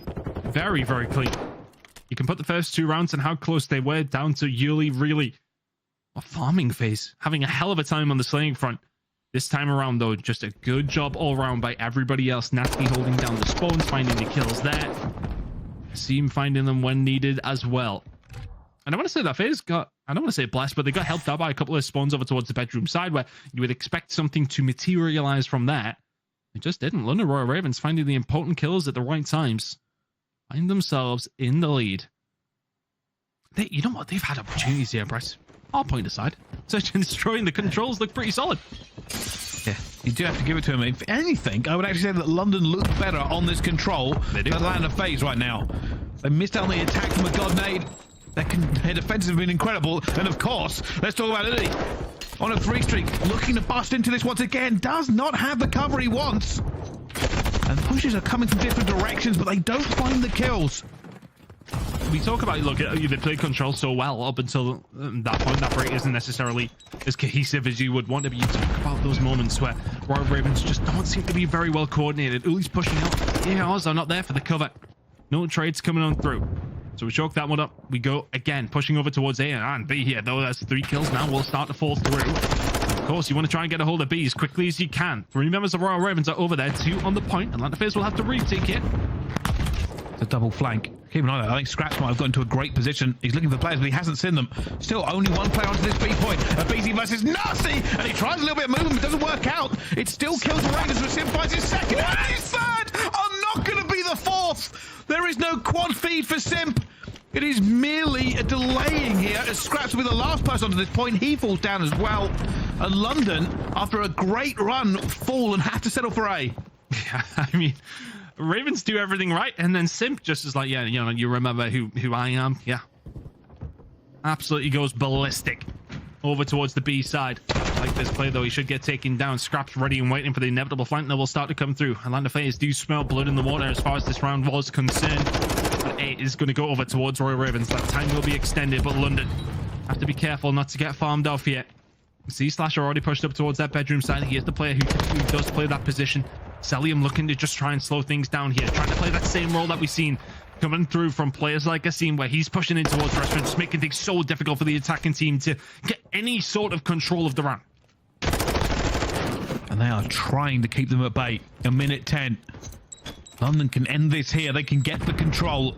They're stacking. 2 already looking towards P2. Uli will find a kill. The rest of them spread out of the map.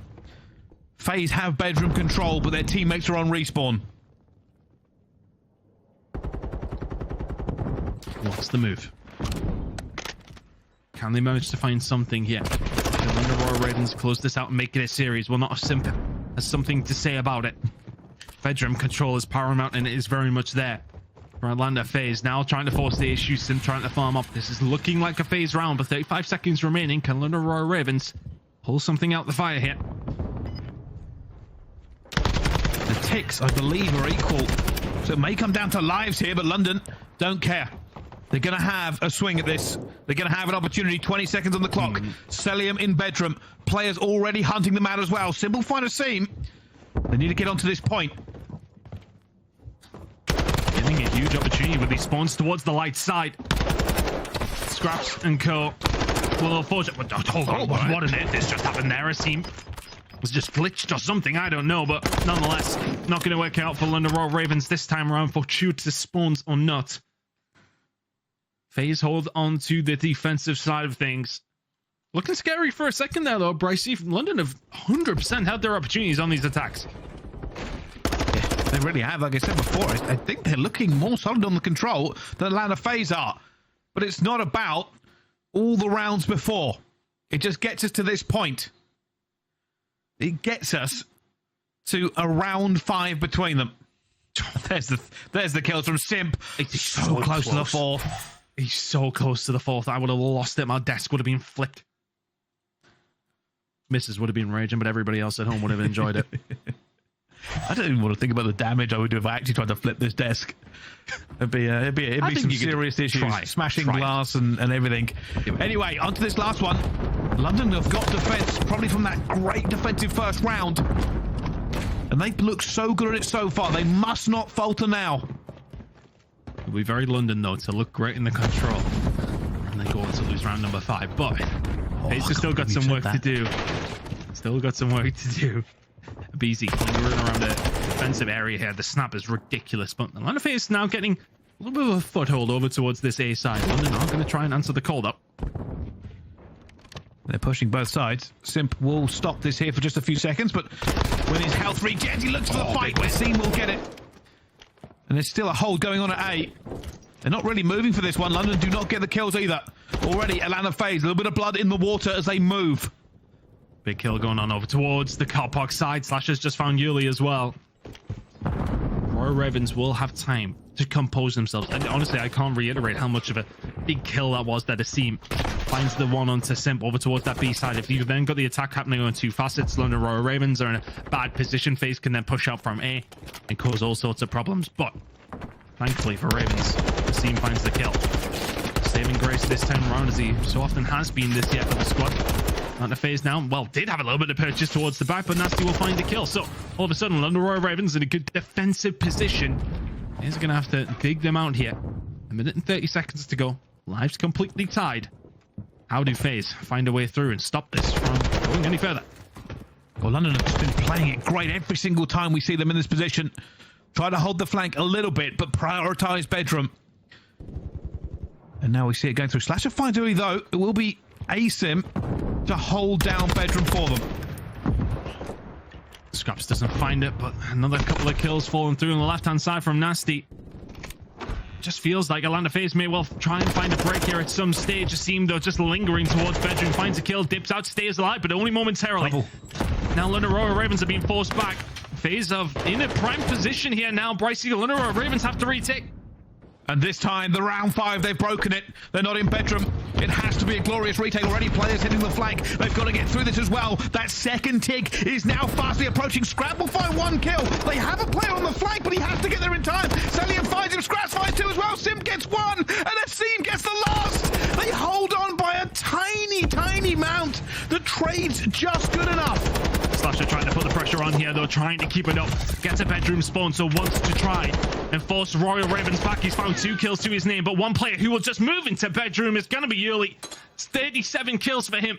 3 away from tying the record, but FaZe have got 1 more opportunity here in 30 seconds if they want the 3-0. Need to find those last players on the flank. They know they must be somewhere. You see it, Uli. The star player so far for London on this. Patience is a virtue, but this time it might be a round win. 37 kills, but the next ones could be the most important. Atlanta FaZe strike onto the side. Simp is going to be there, and Uli is there as well, and they find every single kill, and they send Atlanta FaZe out of this control. London get a map and keep on rocking. 4-11. Statistics be damned. Really, really nice control from Royal Ravens. Looked more likely in the attacks that they lost. It looked brilliant in the defenses that they would, which was every single one of them. And what a performance from Yuli. 1 off the kill record. It would have been tied at 6-way, I believe. But sitting at 39 kills against Atlanta FaZe, a tippable performance nonetheless. Extend the series and give us something and their fans to shout about now. Map number 4 coming up. Didn't expect that. I don't think anyone did. You have to give it early. 39 and 26, 4,000 damage, 34 non-traded kills as he ran around the map, made himself a nuisance, and made the difference here onto this one. And any objective observer, anybody who watched that game, you would not tell me that Atlanta FaZe looked better than London on control. No, that's a deserved win. 100%. Yeah.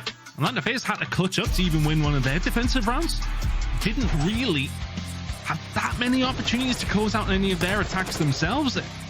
Look, okay, we've seen a couple of flashy plays. aBeZy with 3 there. Simp found a huge moment as well, but it felt like the rounds that Atlanta FaZe found, they had a clutch up for. London Royal Ravens were pretty solid in their defenses. It never really looked like FaZe had too much of a threat. A couple of occasions here or there you thought there may well be trouble on hand, but Royal Ravens answering the questions that were posed nearly every single time. Honestly, that's just a really good performance in the hotel control. Seems like they've been working on some things, but it almost really frustrates me, you know. We've seen some good S&D play. We've seen hardpoint, yeah, okay, maybe not the best against a good FaZe side and what you would perceive to be their weaker mode. Our Ravens, though, feasibly could be 2-1 up here. That Search and Destroy, it was a good start. Couldn't close it out. Great in the control, though. Hey, give me something on the embassy. Maybe something can happen here for Ravens. Only match 10k on the line. You never know. You certainly do not never know. And again, I have to give just credit to London. Realistically, obviously, Huke, fantastic performance, but fundamentals, I think, is the main thing you can talk about. On the defense, every single time they prioritized bedroom, they made sure they held the angles they need to. It was probably really frustrating for FaZe. They just did not get the opportunities to run amok as they would like to. There you go. All right, Ravens, really good work. Good for morale. May well be out of the line for champs, but yeah. You'd still like to get some series wins in. Look, a scratch to the head there from FaZe. They won't be happy with that performance. Big performance from Huke, though, at 1.5 KD. We were going to talk about Scrapz maybe a little bit in terms of what he was finding on the map. And, you know, we were kind of having a conversation off screen saying, well, you know, is he snap had it? Because realistically, sitting at the 5th highest KD in the CDL one has come down to hotel control. But their record doesn't show that. It doesn't show that they have an outlier performer who's really been doing a lot of work there. Might be sitting at 32 and 26, but actually had a lot more damage than Huke did. Scrapz doing a really good amount of work for the team, putting the damage down. Not necessarily finding the kills that Huke did, but very much doing his job for the Royal Ravens there was Scrapz. Yeah, 100%. And one of the things we spoke about coming into this series, Ton, was London do give us close games versus big teams over and over again. Yes, they haven't won that many full series in the CDL, but they have won maps. They have taken teams to the brink. Could London Royal Ravens reverse sweep? I'm saying it. I'm breathing it into existence. Surely not, right? Hey, if there's one thing we have learnt this year, it's that magic is possible, comebacks happen, and anything can happen to the CDL. Let's talk about not four of them, because like I'll be straight up, didn't delve too far into the statistics when it goes down to map number 4. I didn't think we would get there. Maybe most respect needs to be shown to London Royal Ravens because their embassy ain't too bad. 2-2, number 1 rotating team when it has come down to it, albeit a small sample size. The formats that we have seen from them. Atlanta notoriously struggled on this map when it has come down to rotations, but their hold and break percentage is very, very high. One thing I will talk about during this game, though, London have a glaringly weak point. P5 is a struggle. We're going to be keeping an eye on that when we do get over towards that. Atlanta FaZe, can you punish them for it? Have London been working on it? This is not necessarily the best of hard points for Atlanta FaZe, but neither was Mikado when it came down to the stats, and they smoked them on that one. So will he do it here in map number 4 as well? Well, let's see. Said before, the pressure is technically off for London, so if they can pull off a win against FaZe here, it will shut some of the haters up, and that's what they want. There is money on the line between these two teams, and posturing for P2 is what a lot of these teams are going to be playing for as well. You can already see Nastie setting up, holding that side of the map. Immediately, a much better start for the Royal Ravens in this hard point than it was on Mikado.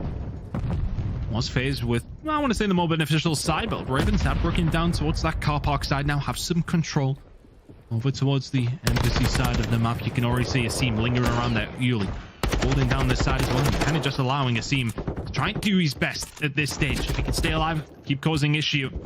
Works for London as they can slowly make their way over. Cellium, though, will unfortunately find the gunfight, and all of a sudden London Royal Ravens don't have that ace in the hole and will not have that control over towards P2, and the FaZe are here and in control. You can already see they've got a player flanking as well. Simp looking for that player who's not going to find it. Scrapz has figured him out.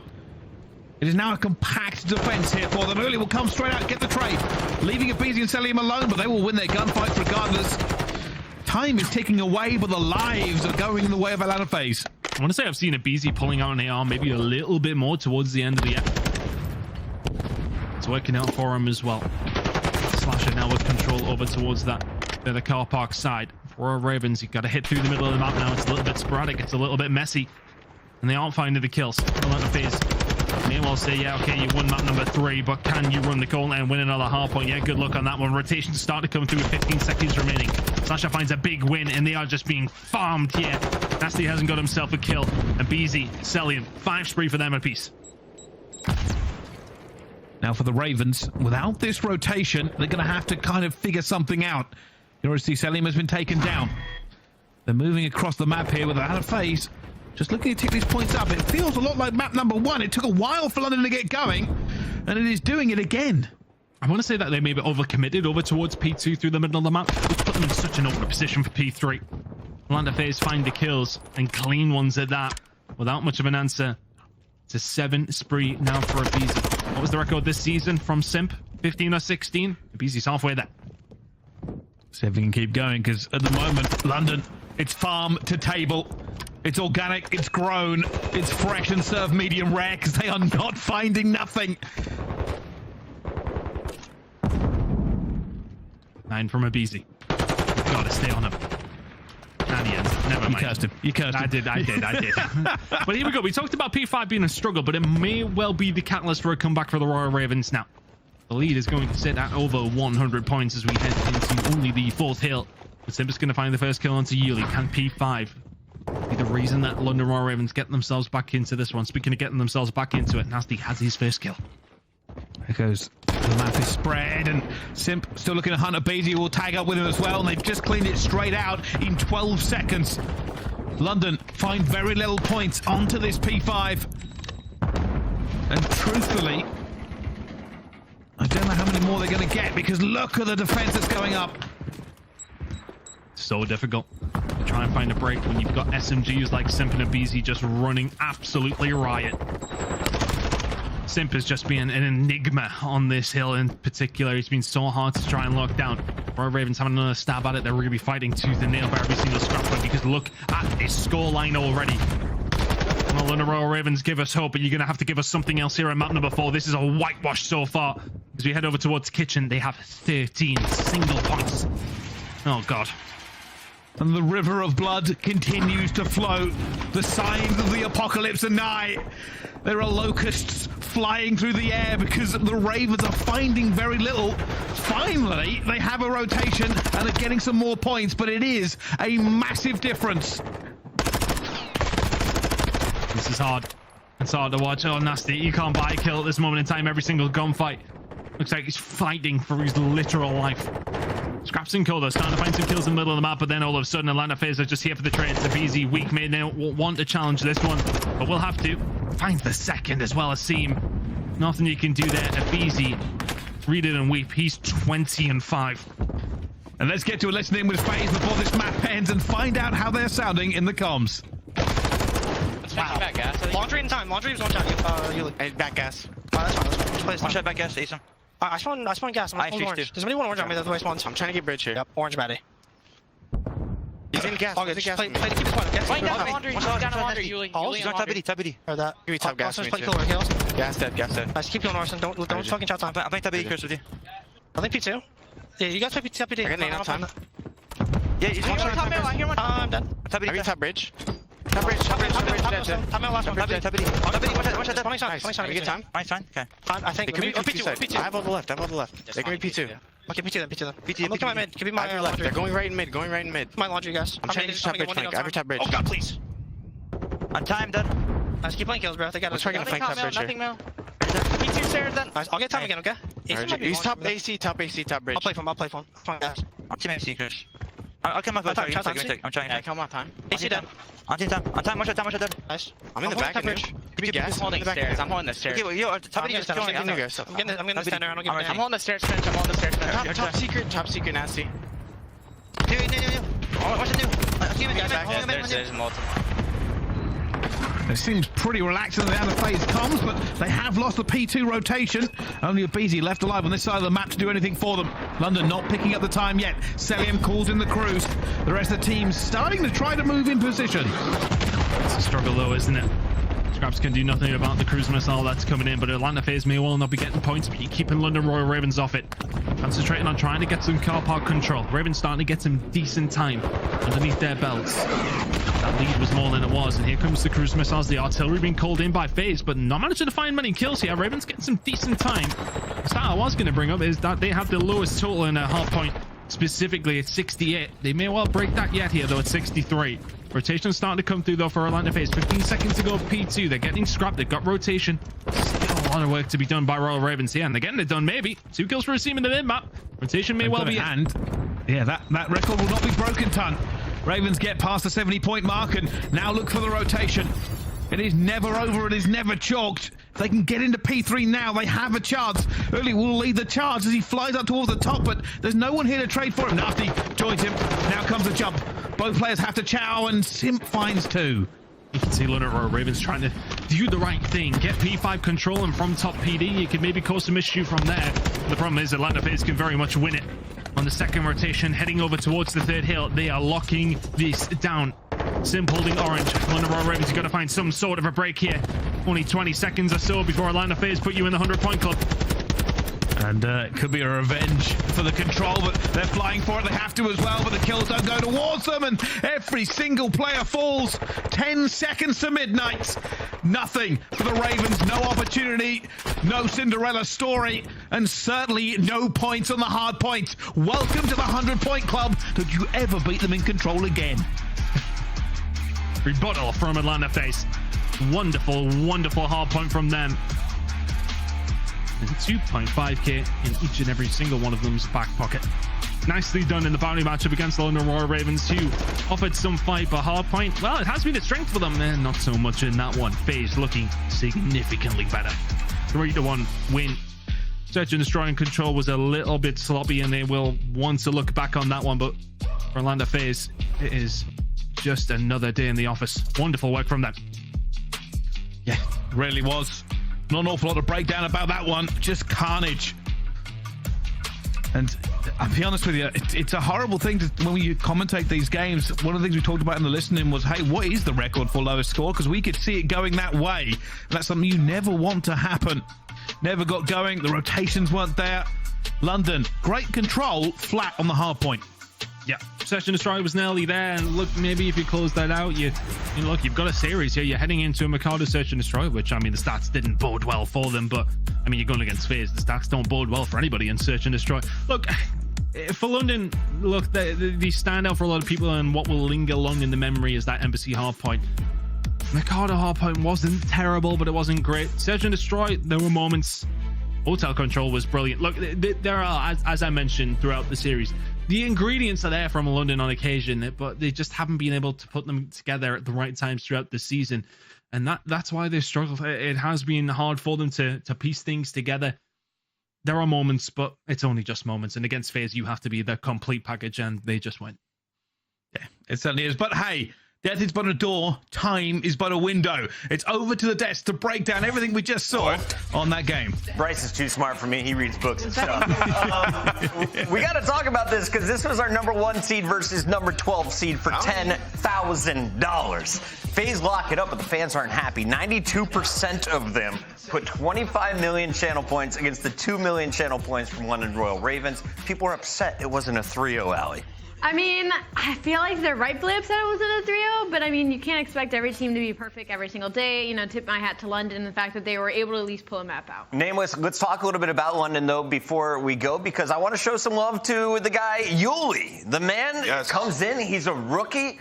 You're on a team that has no success, no mojo, no leader, it looked like, and the man was still able to drop some numbers, able to kind of give some footage for potential scouts going into 2024. You know what? Absolutely, and I'm glad you brought that up. You know, somebody mentioned to me, like, do you think Yuli maybe made a bad decision to join London Royal Ravens with how bad they've been struggling? And, you know, it's hard to tell. Obviously, he's going to have to try to have some big performances like today to leave a lasting impression on some of these other GMs so he can land himself a spot next year, because when you talk about Yuli in Challengers, he was having a great time winning events. He was doing great.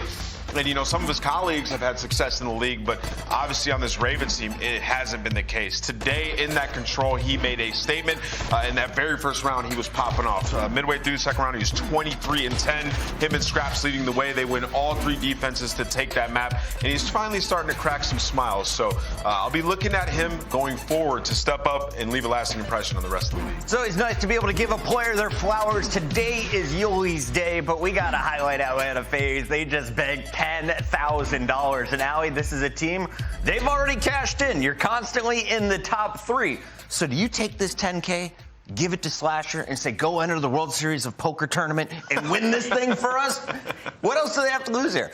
They have nothing to lose. I mean, you can buy a lot with 10K. We were, in fact, looking it up. You can buy like a space bubble where you can look out at the stars and stargaze. I think you can buy like a real life version statue of like an Egyptian mummy or something. Yeah. I don't know. You can do a lot of things with 10K. Egyptian mummy statue, Slasher, or go play some poker. I trust the robotics man to get the math right. Let's take a look, though, at our extract mode. Your GFC Hummer EV extract mode. How many teams are going to get wiped? This is 3 aces over the last 2 days from the Tiny Terrors. They have simply been monsters in Search and Destroy. I mean, they've been dominating everybody. I will say today in this CDL Search and Destroy, it got a little bit scary. We saw some beautiful retakes on the side of London, but at the end there, aBeZy just runs downfield, finds 4 kills, absolutely tormenting them. When he gets going in S&D, it makes it so easy on everyone else. Because like, okay, aBeZy's out there. Everybody's about to shift their focus towards where he's at on the map, and then we can go ahead and make plays. But you can see him right here. I mean, the man is just going off. After this round, you said he might be the best player on the planet. Yes, he might be. I mean, he has a strong case for it. I mean, the guy he knows where everyone is at every single time. In every round of S&D, he's always making plays, and even in the respawns, he's an impossible kill. So, aBeZy, just having fun.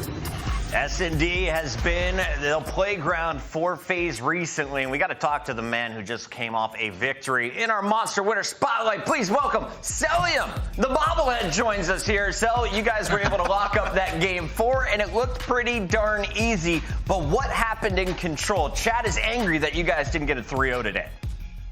Yeah, I mean, I feel like it's our offenses. I feel like that's what we need to work on and keep working on for that map specifically. But, I mean, yeah, I feel like overall the whole series was clean. Yeah, we've seen you play now Expo, El Cielo, and Hotel Control throughout the 3 series during this Major V Qualifiers. Obviously, the Expo fell short to OpTic Texas. Is Control kind of your biggest focus right now, and where you find to be your biggest weakest point? Now, I wouldn't say Control is our biggest focus. I feel like hardpoint's our main focus right now. That's what we've been working on in scrims. So, like, I feel like it's been transiting very well in matches. So, obviously, if we just fix our small tweaks like S&D and Control, then I feel like it'll be hard to beat us. MC, for quite some time now, you have been the peak potential of what a Call of Duty player can do at the AR position. Now, your team hasn't had a ton of success this year after Major 2, where you guys won. Have you adjusted your play style at all? You know, trying to figure out how to beat teams like OpTic and Hardpoint or some of these top squads that give you trouble later in these tournaments? I want to say I mean I feel like I have adjusted my playstyle, but I feel like the whole team has like just changed like our dynamic and the way we play hardpoint, and just in general, like I feel like beforehand we were playing too structured, and now we're just flying around, just using our talent pretty much. So I'm loving the facial hair. Who inspired it? I mean, it was already, to be honest. I'm just trying it, but I'm just giving it a try, to be honest. Hey, we all think it's great. Keep it up here for the green room. Thank you so much, Cellium. Congrats on tonight's win.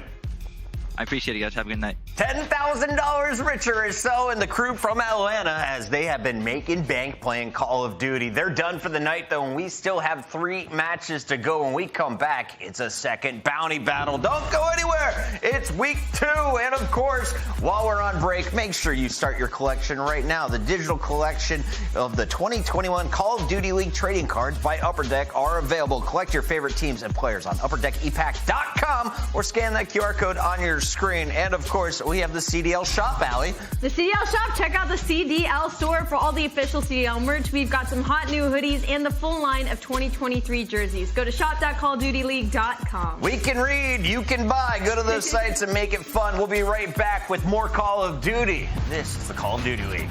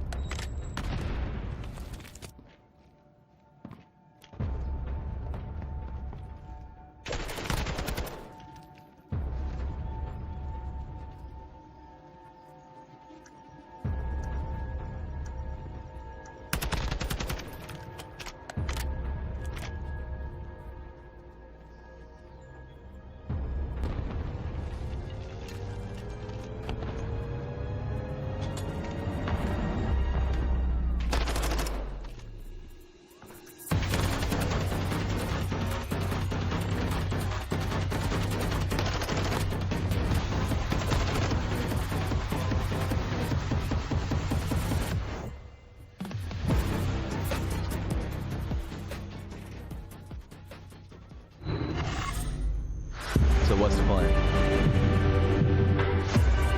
Same crew, but this time, we take everything.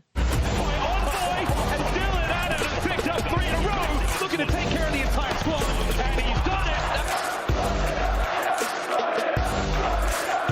Boy, this is a big moment. LaRue is cooking. He comes out of the break. I think he did. You can see the Afro comes. Here it comes. Oh, by the second. Huke runs into trouble. Oh my God. Defended up. Kenny on the flank. Kenny on the flank. Kenny!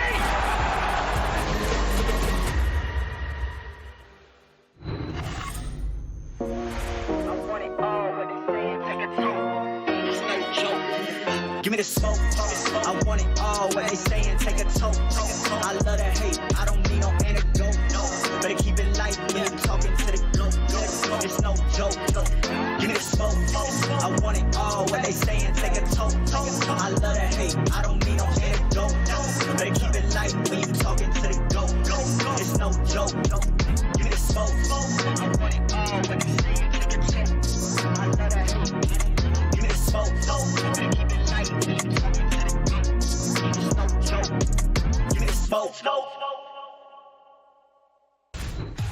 $10,000 and the dream of staying alive at Champs is up for grabs here for Florida. On the other side, it's all about the money for the LA Thieves and potentially a spot in the winners bracket come Toronto. The Thieves enter this matchup 0-2. Florida Mutineers coming into this one 1-1. Let's talk a little bit about these teams and what we expect to go down, because if you're looking at the standings, this is a one-sided affair pointing towards the red team. I love that you said talk about what's about to go down, because I don't think there's a lot of talking that needs to be happening, to be honest. This is a very lopsided matchup, LA Thieves versus Florida.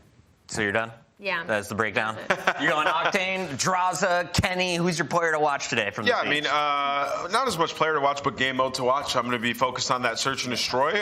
When Thieves play well in that game mode, they find success. They're 0-3 in that, and it's very similar to Toronto Ultra in their performance in the last online split. You know, as Ali points out, after you win a major, sometimes you slow down in the online portion, and that's what's happened to LA Thieves. Granted, they've played two very strong teams. They're going up against a Florida team that has not given up and has been shown to take teams to the edge in S&D and play spoiler, and that is what they would be doing here. Mind you, if LA Thieves lose this game and they're sitting at 0-3, they're likely starting in the losers bracket. You ain't making a damn run like that again. And that opens the opportunity for Florida to possibly start in the winners bracket, considering the rest of their strength of schedule. They play London Royal Ravens after that. So it is definitely an interesting matchup that still has a couple of connotations surrounding it. When it comes to Florida Mutineers Monster Energy pregame, though, I think the biggest thing is going to be in that search and destroy, capitalize on the fact that LA Thieves is struggling in that game mode during the split, and play for Octane on Expo control. Octane has a 1.43 KD on Expo this season, so shut down the MVP from Major 4 and you might have a chance. Yeah, it's going to be real easy, right? Yeah. Yeah, Brett, good luck with that one. Maybe the subs can get in there and cause chaos, though. Vickle and Caps have had great games recently.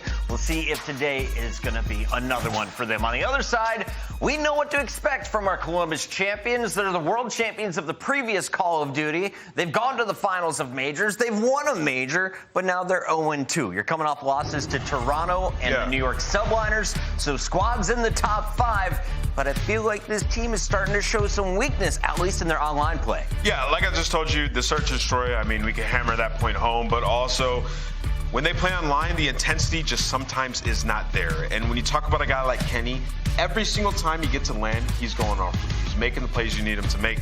But in these last two series, he has not been there. I mean, one of the lowest players in damage across those two series, minus 32 in the first one with a 0.6, and then minus 24 in the second one with a 0.7. So he absolutely needs to turn it around. Yeah, and the Monster Energy pregame for LA Thieves, obviously, like Ann touched on, fixing the S&D. Their 0-3 start to this stage, and that has been a struggle for them for the past 2 years. And lock down your sets and HyDra hardpoint against a weak breaking team. For LA Thieves, I'm not worried about the hardpoints. They're still a very strong respawn team, and HyDra is one of their best, if not their best hardpoint. I want to give a big shout out to Dark Akuma Unknown, who put 110,000 channel points on Florida. 93% of the audience feels like this one is going to LA Thieves. The question is, how many maps, Nameless? Listen, I want to say, I mean, we pulled the graphic up. I want to say the 2 hard points, they're not that bad for Florida. The search and destroys Mercado, we could see them make a run. I'm not trying to sell it too hard, but I will say LA Thieves and how they've been performing, there is opportunity for Florida. Play spoiler. All right, casters, take it away. Game is ready. LA Thieves taking on the Mutineers. Thank you very much, guys. Wow, the desk coming in hot today, Chance. A little too spicy for my liking. I didn't bring the milk. Here we go, though, boys and girls. Excited again in this one. LA Thieves struggles in search and destroy. Down so far after a big win at the major, Chance. Is this the bounce back they sorely need? I mean, they're certainly looking to make this the bounce back, right? Because, like, the theme for LA Thieves on the entire year is very big differences between their online play and their LAN play. I mean, good news. I know they're 0-2 so far in this stage, but they have the opportunity for the bounce back. And obviously, if you're the second best hardpoint team in the game overall, going against the team in dead last, you want to tune them up real quick on HyDra. Well, let's see if, of course, LA Thieves, we talked a little bit about what they need doing on Monster pre-game. Again, it's those breaks. Will the Mutineers be able to get them flippers on and get flip-flopping into them hard points and get rocking into these players, the LA Thieves? Can we see a few more spanks in this series? The last one was full of joy. Here we go. Yeah, truly a sink or swim moment, but you already got Envoy rocking the pistol off the rib. So happy to take those routes. And you see in the kill feed, you see underneath the water, getting that nice little, maybe not quite first blood, but first strike on the actual time. You do actually have Brack, though.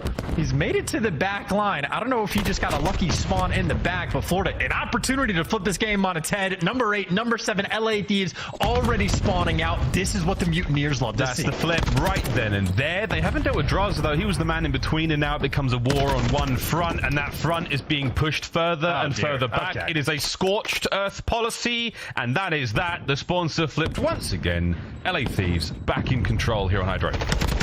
Yeah, that would be a massive opportunity squandered. I think, you know, Brack, I don't know if he took a gunfight to sort of pinch on the hill with his teammates, help him out a little bit, but as soon as they get wiped out, LA Thieves just leave the left side spawns open, and that massive opportunity gets absolutely tossed away. Good news, though. I mean, you got Capsule in the backline, one gunfight to win, and maybe an opportunity to take a couple players down, but Envoy wins the one. He's got a little bit of help for the next couple, and Envoy put in a good spot. He delivers. That's a 4 spree. That is P2. Nice and secure. That was disgusting. Fantastic hold there from Envoy. 4 spree from him. On the other side of the board, though, we go now. The Mutineers, they are trailing quite heavily so far in this hardpoint. They've got spawns for the next hardpoint. That's going to be way on that left-hand side of the minimap. Kenny's trying to make his way forward. Not able to do so. Can the Mutineers drive a stake down the middle of this one? They've got a few more moments to go here. Don't let the LA Thieves out of this side of the map. And so far, Envoy's the man of the moment. That's a 7. No way I was ready to Bryson Ton flip a table. Yeah, no, he would have been on point for that one. This is a brutal little series of events. Envoy obviously feasting for the moment, but this is shaping up to be 3 hills back to back to back. You see the instant Drazah gets that kill. Octane spawns up, and just like that, when Florida had all the time in the world to rotate, now they're actually going to be dealing with the mixiness of the spawns. But look at Drazah in the minimap. Even when Florida gets a random errant spawn in the back, Thieves are still on top of it, still making those reads. This is why they're the best hardpoint team in the game. Unbelievable. Not only present but prescient. The LA Thieves running the show quite dramatically here on HyDra. Drazah spree's finished. Envoy is absolutely tearing the opponents to pieces. Vehicle, they're doing what you can to battle his way out of spawn. A little bit of friendly fire sees his run come to an end. Capsule might be able to get some time. 20 seconds to go here on this hard point. The rest of the minimap all covered now. The LA Thieves, a 2-2 split. The remaining 3 members of the Mutineers, they're all now making their way over to new. Capsule with some much needed seconds to add to the pile for Florida. Yeah, I mean, all that maybe for an extra 10. So, I mean, hey, good news for Florida. Double up on your score. Bad news is they have no one on the back line. So it is all guns directly forward. See a bunch of nades and stuns ringing out. But for the moment, it is trades in the hill. Yeah, Kenny and Envoy picking up one apiece. And LA Thieves still collecting that time. Florida yet to set foot on the news hill. Here we go, though. 2 through ruins, 2 a little slower. Kenny's looking to cut off the reinforcements, and is the timing good? The timing great? The shot's not quite there, fellow. Wonderful work with that tack. Back over to Octane. The back line's safe and sound for now. Capsule managed to punch his way through. Last man, Drazah, and that's the break. 30 seconds to go. We called it in the pre-game. Come on, Thieves. You gotta hold on. Hey, they did their best, but hey, that's the number 12 break team in the game. I think Capsule going on a 3 spree is certainly a decent little bit of help for this squad, but needs to back up and actually pick up that time. Brack will collect off spawn, but everyone from Florida that was trying to make moves aggressively towards the new hill just getting picked apart. Stuns on point, kills on point right now from Octane, and with a shot like that for Florida, it's going to be a long way to go to get to this time. Smooth and precise. Hey, nice work there. Was that another fire extinguisher for the Mutineers? Just out of nowhere, left field, big tags, and a nice win from Brack there. Over to Drazah now. Can the Mutineers make their way forward? Another fantastic rotation for the LA Thieves. Early time theirs. Brack wins another big one. Okay, he's making his way forward. First man on the point. Envoy's going to have to deal with these contenders. Brack again in the feed. Keeps the kills going. Somehow finds another. Kenny, the last man to bring him down. That's the end of the spree. Kenny can't get any more out of it, but the Mutineers, once again, lovely break. And that was beautiful coming from Brack. He picks up with me 5 on that spree. Started with a couple trades coming in from Ruins. It has now turned into a decent bit of time for the squad. You get these players in the mix and Florida can make something happen. The best hill that they have had thus far the entire game. And if they can keep LA pinned on the left side of the map, you already got guys like Vehicle set up on rotation. This could be the moment for Florida to get back in the mix. Oh, baby. Not over yet. Well, the hard point is, but the new one is upon us, and it's over to the LA Thieves. Look at Vehicle. You're so sneaky, lad. What have you got? There's the first. A team kill helps out for now. LA Thieves still with that hard point, but they don't have anyone else there to help out. They've got spawns for P2. That's what Vehicle has eyes on now. What a string of play he might be able to make happen here. 45 to go chance. Thieves have been dealt with on P1. I mean, damn, this is beautiful work again. Starting to flip out at least a couple of those spawners, so it's only Drazah behind enemy lines. Everyone else, it is going to be guns forward, and unfortunate right there for Fellow. It's actually Drazah that wins it, so LA Thieves, I think, long-term will be in a good spot. But as far as P1 time goes for Florida, they have gotten a good chunk of it. Not quite tied this game up, but they are certainly getting close. They are making this one competitive. Yeah, you're really forcing the Thieves to start trying to make moves. They sent I think it was one player in Drazah forward, try to poke the defense there. Nothing had. Kills now going their way. Long run for Vehicle to get towards this front line, but you are looking at absolutely pound. P2 into pummel. Here we go. Brack's first man in. LaRue with the shots at range. Let's see if the Mutineers can get the break with a quick listen in. He's gonna pinch. He's probably gonna pinch. Dashy rock. I'm holding pinch. Dashy rock, bro. Should have done that. I got your pinch now. Dead. Nice. Look over in the top. P4.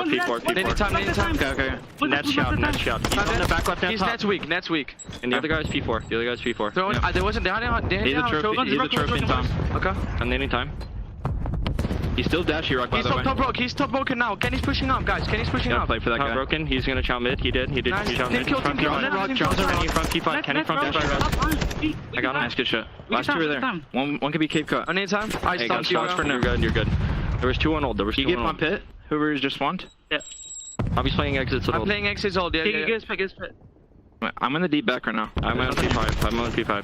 Back P5. They're not playing left. They're playing in the back. One shot. Back P5. One shot. I'm gonna spawn out. They're going mid, bro. They're going mid. Okay, I'll get your mid cut. One's gonna be in the back. I'm looking I need help, guys. Envoy's in the back. Yeah. Low dome Octane. Okay. Missing Envoy the back. Low dome is 1 shot on the shack. I'm looking back. All at the back. Backstairs weak. Okay, I have your outer cap. I have your outer. I'm landing backstairs. We hard kills now. They're coming mid. I'm making sure no one pitches P5. Dead. I have a trophy for you. Back left stairs again, weak. I have a trophy for you. I have your outer. Outer. 1 shot. That cage. There's no cage. Dead. Stairs. 2 in the back. Stairs. He's pushing up out. Nice. Good shot. 1 more in the back. Cages. He's dominated over. That's what a hard point out of the Mutineers. They are holding on to this one. The Thieves have been stuck in the back for seemingly forever. The run may come to an end. 20 seconds to go. Can Capsule soak up once more? I mean, he's doing a great job, and that's an interesting moment for Florida, because you heard in the comms, they knew Envoy was in the back well in advance. They did not want to hunt him down, so they let those back spawns open, but just spawn trap him for the most part until all 3 players spawn up on the wrong side of the map. Vehicle, your job right now is to stay alive, and it does not last very long. Could have been a moment for Florida to flip the map on its head. Instead, LA Thieves completely back in control. Mission failed. We'll get him next time. Next time might not happen, because this is quite a high-scoring hard point, and we are running through this one. Vehicle through mid now, toe-to-toe with Drazah. Drazah's on a 4. Lovely stuff. The Thieves now full control. The right-hand side of the minimap. 2 down for Florida. Have to wait for the respawn. Now through ruins, they will fly. But Kenny, oh my god, this spot, he's going to see everything. He's going to hear even more. Mutineers, you have not accounted for this one. Eyes up. Can he get them both? Number 3, surely not. Lovely defensive hold. We're over 200 points for the LA Thieves. Yeah, shooting fish in a barrel is a little bit different when the fish has a gun. So Kenny putting off some work right there with the 2-piece, and this has just turned into a devastating hill for LA Thieves, or for Florida, I should say, because it's LA Thieves running away with the score again on rotation. Thieves have someone in the back being annoying, a little standoff moment. Drazah has won a couple of these key ones. This time he's going against Veekel again. His job is just to stay alive in the back. He's trying to find him. Veekel wins the fight. So does Capsule on the front line. That's a hard point. Good. The spawns are sweet. Florida, a lovely chance to get back into this one. Octane in a corner. Just waiting for his teammates to get forward. They are struggling because Fellow has pinned him down mid-map. Capsule easy reads on this one. That's still the hard point in the hands of the Mutineers. Great work as well. I mean, number 2's been blocking spawns, well, for the most part, the entire time. Envoy might get the Teddy route, at least gets the trade for Octane. So LA Thieves now the pinch on the hill, 2 players in the front, and they're winning all of the gunfights. Octane, even with Vaznev, there to get it done. And just like that, LA Thieves on the quick break, making sure they keep this lead nice and safe. Well, LaRue can seemingly do it all. Here comes Veekel over the top. Capsule doesn't check that spot. Nice off angle. There's Octane. No, can't bring down Veekel. That's going to be lovely time taken there from the Mutineers. Late break once again. A little bit of time going their way. Kenny, though, able to catch a few of these players out on rotation. Now, Veekel's got that. Back over to P1. Spawn's not looking good for the Thieves. This is another wonderful opportunity for Florida to get back into this. I mean, how many times have we said that, though, this entire game? Florida, they've created the opportunities, but you have to deliver. That is not a good start. Players going 2 down, so Octane can just jump on the hill, and for Florida, you can't really play the spawns. I know you have to, but you need to get these out of this time. 14 seconds away before they win map 1. Because Thieves there in P1, they're shoulder to shoulder, final 10. Brack, how many can you get out of it? What? 2's good enough for now. Open hard point. Kenny and Envoy, they trade out, and it's a big set of wins. The Mutineers stay alive for a few more seconds. Now the time. Capsule fighting forward. Gets himself 1. Next members of the Thieves on their way up. Capsule might be able to keep the spree going, but not a lot of time gained from the Mutineers. We're over 200. Well, they've at least been able to force this rotation, and for Thieves, it is a long hike or a longer swim if you want to take the routes. And Capsule getting errant kills in the meantime. So, I mean, Drazah's going to fall. Kenny's going to fall. Those are going to be some deep spawns on the map that those players have to reset from. Florida, the opportunity still here. They have done a wonderful job multitasking, keeping control while keeping the Thieves at bay. Envoy now, though, he found the opening. Here comes Octane. They fly forward. Thieves now trying to get in. 25 for the win for the Mutineers. This is far from over. LaRue's in the back line. You've left the door wide open. Veekel, though, saves the day. Octane from the front, cut down. Oh, my baby, it's on to Kenny. You've got to get in there, son. We're looking at a lead change. I think Capsule's going to kill him, though. They might get this done. Florida, all the kills pushed out. They double pushed out Dome, getting everything inside Capsule for 2 in Florida, looking like they are going to get the win. Kicking off these series right. Map 1, GG. GG's indeed. Wow, Veekel is turned. What a late game resurgence from the Mutineers. I think, chance to be very honest, we gave them 4 good chances to get back into this one, and the last one was all they needed. Wow, what a hard point. As we take a look at the final few moments of that one, it matters not. The Mutineers draw first blood. And that's a wild game, too, because I think structurally, if you were looking at the team that made more mistakes, it was Florida. I mean, a couple botch rotation. Literally, like, from the opening break, you had Brack, who, like, got the back spawn to flip spawns, like, 4P2. They bungled that and threw it away immediately. You also had Florida on, like, the second P3 that we had. Spawn trap LA Thieves for the first 45 seconds of the hill, and then with 5 seconds left, 3 players spawn out, and they completely screwed up another rotation. So I think Florida, for the most part, was making bigger mistakes on that map, and then they just completely clutched up in the end. I mean, Veekel put in some serious work in the kills column, but also the big plays in those final moments as well. So Florida Mutineers, nice little shocking map 1 for us. A lovely shocking map 1. Highlight of the match for us. We're going to be taking a look at the final few moments there with the Mutineers get the break, and again, chance a war on 2 fronts for our scuffed play of the game. They managed to keep the Thieves at bay in P1. They keep the spawns, and I thought Veekel might have cost here. 2 members of Thieves stick on through. He gets them both. Lovely work out of the young Spaniard. And that's just a perfect moment as well, right? Reads the timing, knows there's pressure on the back, but the spidey sense is tingling just enough. And I think you're right, Miles. Like, if LA Thieves just doubled up and hit the hill instantly, it could have been a bit of a break. But hey, he got the cleanup kills. And even for Capsule, I mean, he was negative pretty much the entire game. But once he was allowed to fly on that P1 and get pushed up, nice and aggressive to play for the kills, that SMG duo on point towards the end. And nice little tear there, and LA Thieves, again, one of the best hardpoint teams in the game, if not the best, taking a task on HyDra. And for Florida, now an opportunity in this series, going against LA, who have not looked good online. You have the advantage. If you can't, get a 10-point or so, and hey, see what happens. You never know. The Major's on its way. Could turn some heads in the last few seconds of the season, and crazy stuff. aBeZy Expo, Fortress, Mikado to close out this series. I keep going back over Capsule's last 2 hard points as well. He was great on that P1, pushing forward, getting those guys inside pipes. They were having a world of hurt. And that final hit there, he stayed by that little shack in the middle of the map. Your boy was cooking. No one getting close to that hard point without getting through him first there. The bounce through the Florida Mutineers. All good. Here we go, though, chance. Search and destroy. LA Thieves, not very good online. Florida, now newfound wind in those sails. Is this a big opportunity to go 2-0? A massive opportunity, I would say, right? Because LA Thieves, the record head-to-head, much better on MC compared to Florida. But there's a couple things at play here. One, for Florida, the record is bad on this map because at the start of the year, it was the only search map they couldn't play. As of recent, Mutineers have been solid on aBeZy. In fact, they were the first team to beat Atlanta FaZe on it. So Florida, a lot of potential on the map. And then the flip side for LA, 28% round win percentage in search and destroy so far throughout this stage. Their S&D has been abysmal, so they need to turn that around. And I know it's only 2 series in for these guys, but I mean, you lose both the searches to New York, you just get taken to task. And for a team where ordinarily the vibes are flowing, they're having a stage that has not been particularly kind. Again, both Ultra and Subliners there to take them down. And I'd say for Thieves, it's like shades of what we saw from Ultra. Win a major, go into the next stage in the online portion, and just look like a completely different team. I know Ultra had to fight to turn things around, but they went from winning to a top 6 placement because they started in losers. Now for LA, they're already 0-2. Losers bracket, very much a potential. Admittedly, the late half of their stage gets a little bit easier than the front half, but being down 0-1 right now does not feel good. They could turn it around. It's very, very possible. But yeah, you don't want to be in this situation for the Thieves. You lose this one, you absolutely better take Røkkr and the Ravens to task in the final run up and towards Toronto. Let's find out what happens, though. LA Thieves, Florida Mutineers, map number 2. We're about to dive in. The players are gearing up, getting ready to rock and roll. And what are you chuckling at, brother? What has tickled you? Well, I'm just used to like LA Thieves being the team laughing and giggling, and Geeko is looking like the happiest man on the planet. Like he was just completely geeking out after the map 1 performance. So maybe try to carry some of that energy and momentum and confidence into map 2.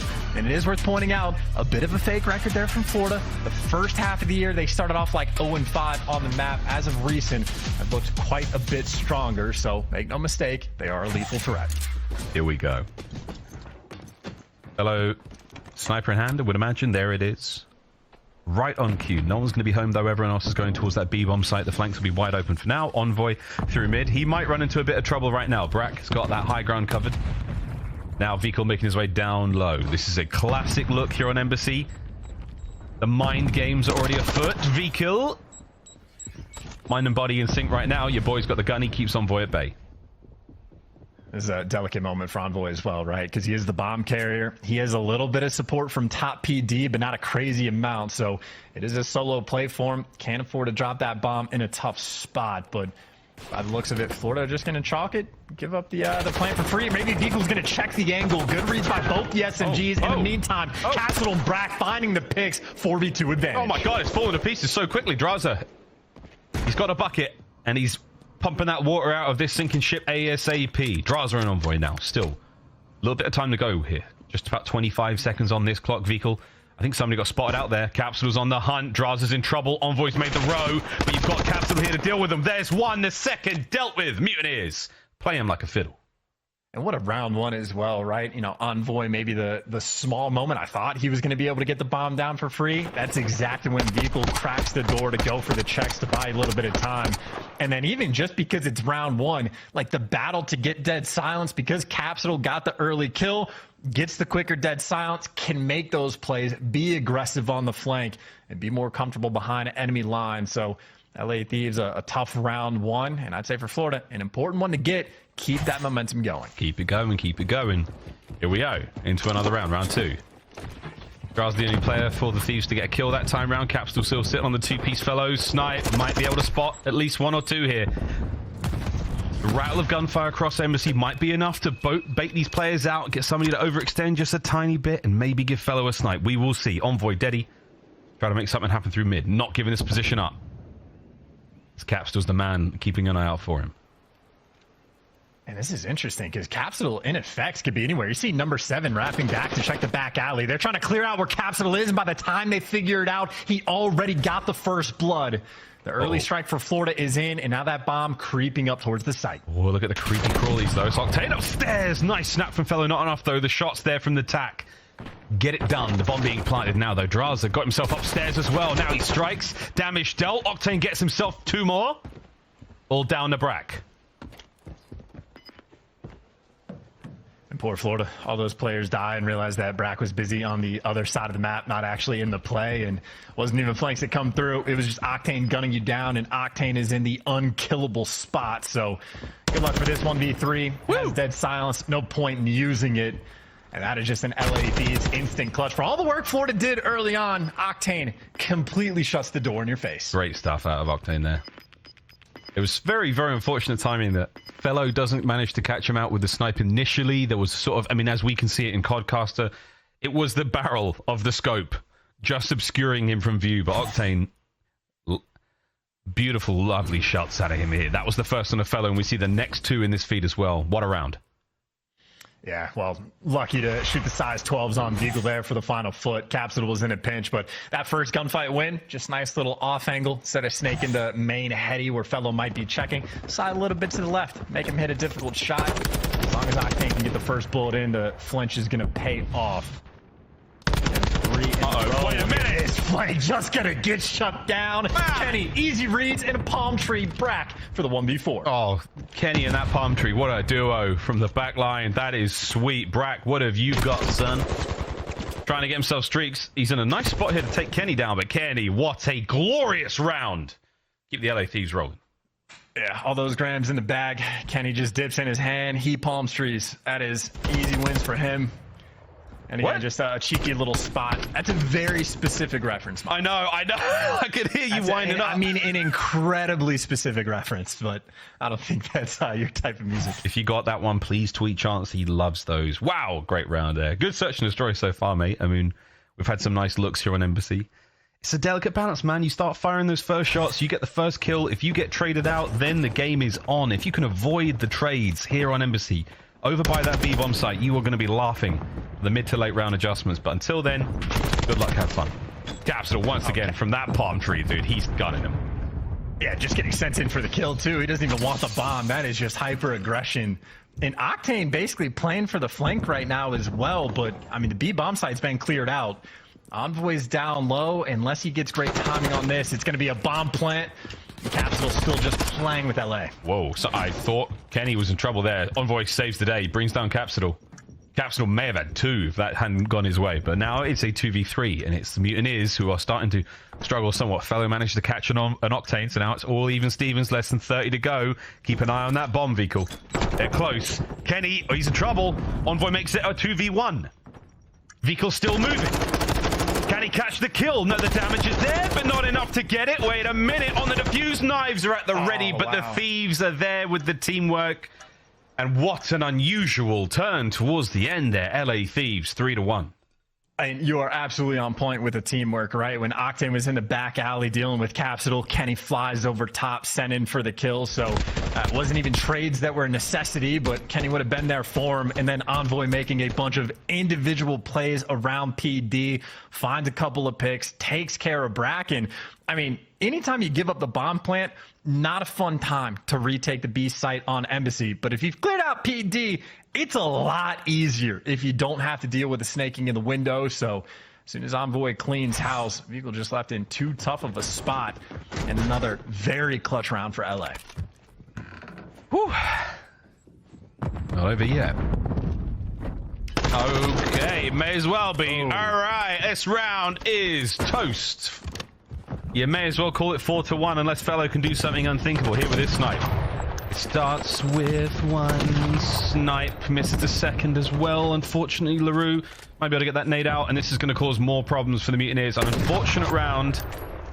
If you do not hit, you must acquit, OJ's lawyer said when talking about a sniper rifle in Fellow's hands. Yeah, also, strike 3 and you're out. Strike 4, you're just dead. And Envoy was already in the spot to win his team the round. So another time to call out. Brack in a 1v4. He's been in 2 1v4s this game. Also been in a 1 versus 3. And just like the rest of them, there is nothing you can do. Wow. What a way to get it done. Good stuff there from Envoy. Just showing the hand. He literally did show his hand to make that play work out. Thieves, good teamwork here. 3-2-1. Jump out there. Check all the spots. Everybody makes it home safely that round. Wonderful work from the LA Thieves. And an unfortunate team kill to start off what was going to be a disaster there for the Mutineers. I mean, this is just, LA have had quite a few clutch rounds. Octane having to pick up big kills against the snipe turns that into 2. Envoy making individual plays. That time, you just open with the team kill.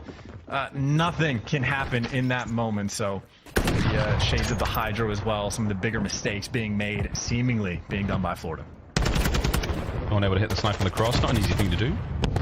I hit 2 back-to-back at the start of the game when rank play first came out. I haven't hit a single one since then. Kenny, though, hits a nice nade on the Fellow. That's going to be streaks now at the ready.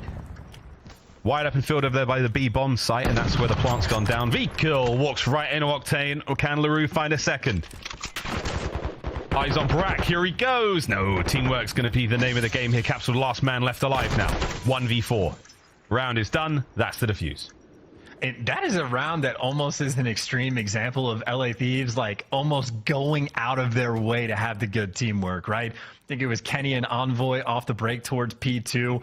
Envoy is getting like the early information on Fellow in the back, but not over peeking, just setting his teammate up just for the easy frag kill. Octane getting the information on Brack, doesn't need to ego chow, lets Drazah get the cleanups.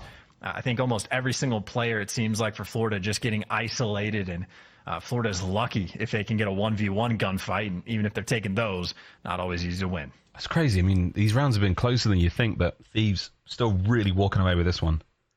Capsule, nice individual performances. Brack's had his moments. Fellow's been a little unlucky with the snipes. And Vehicle, it's the amount of times he puts himself in the right spot and just gets sort of, pushed around or dealt with by the LA Thieves as a group. Let's see if Fellow can't hit the snipe this time round. Great way to start the round off, but that cruise is going to be a little bit bigger than a snipe. And there are no trophies as well. Everybody has to scatter and is inside.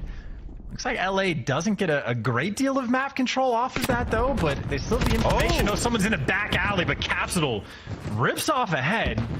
That kill seemed ridiculously fast, but either way, he gets traded. We got a 3v3. Trade up.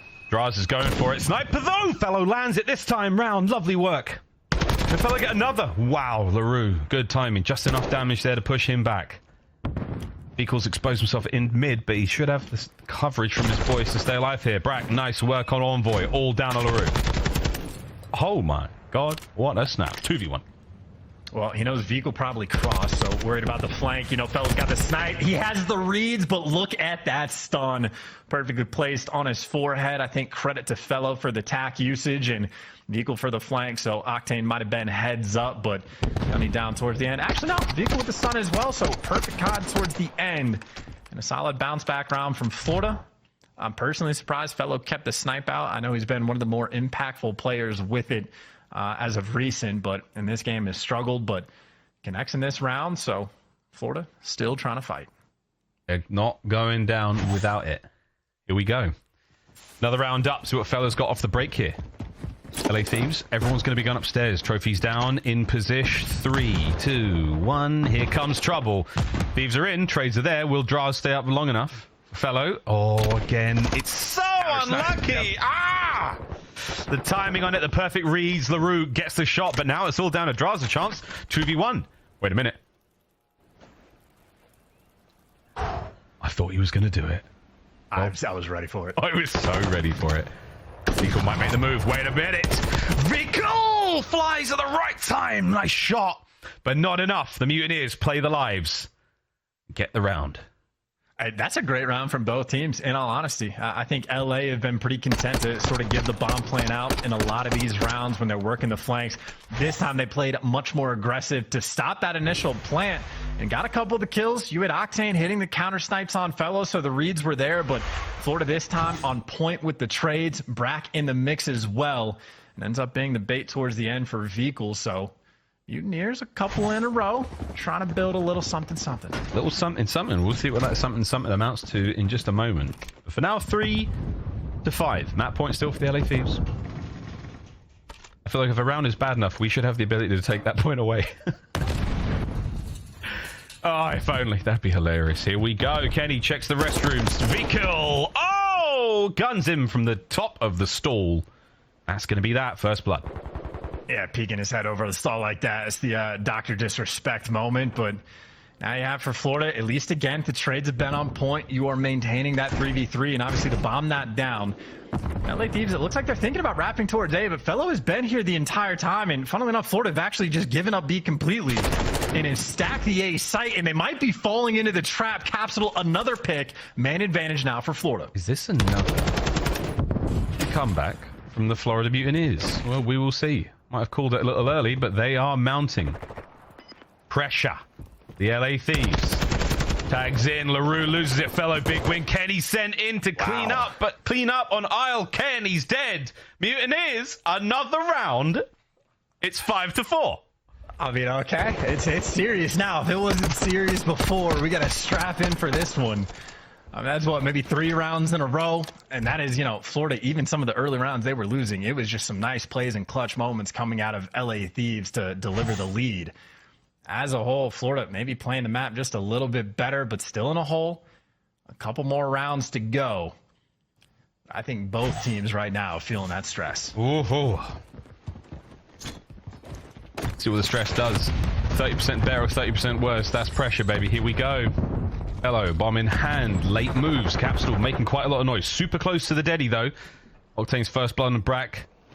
Takes care of that player on the top side of the embassy. That's a power position indeed. Can Capsule do anything? Drazah's got the reads. Uh-oh. Oh, he's in trouble now. And he finds another. 2v4 now. As the Thieves are still very much in control. Capsule's dead silence play has been all for naught.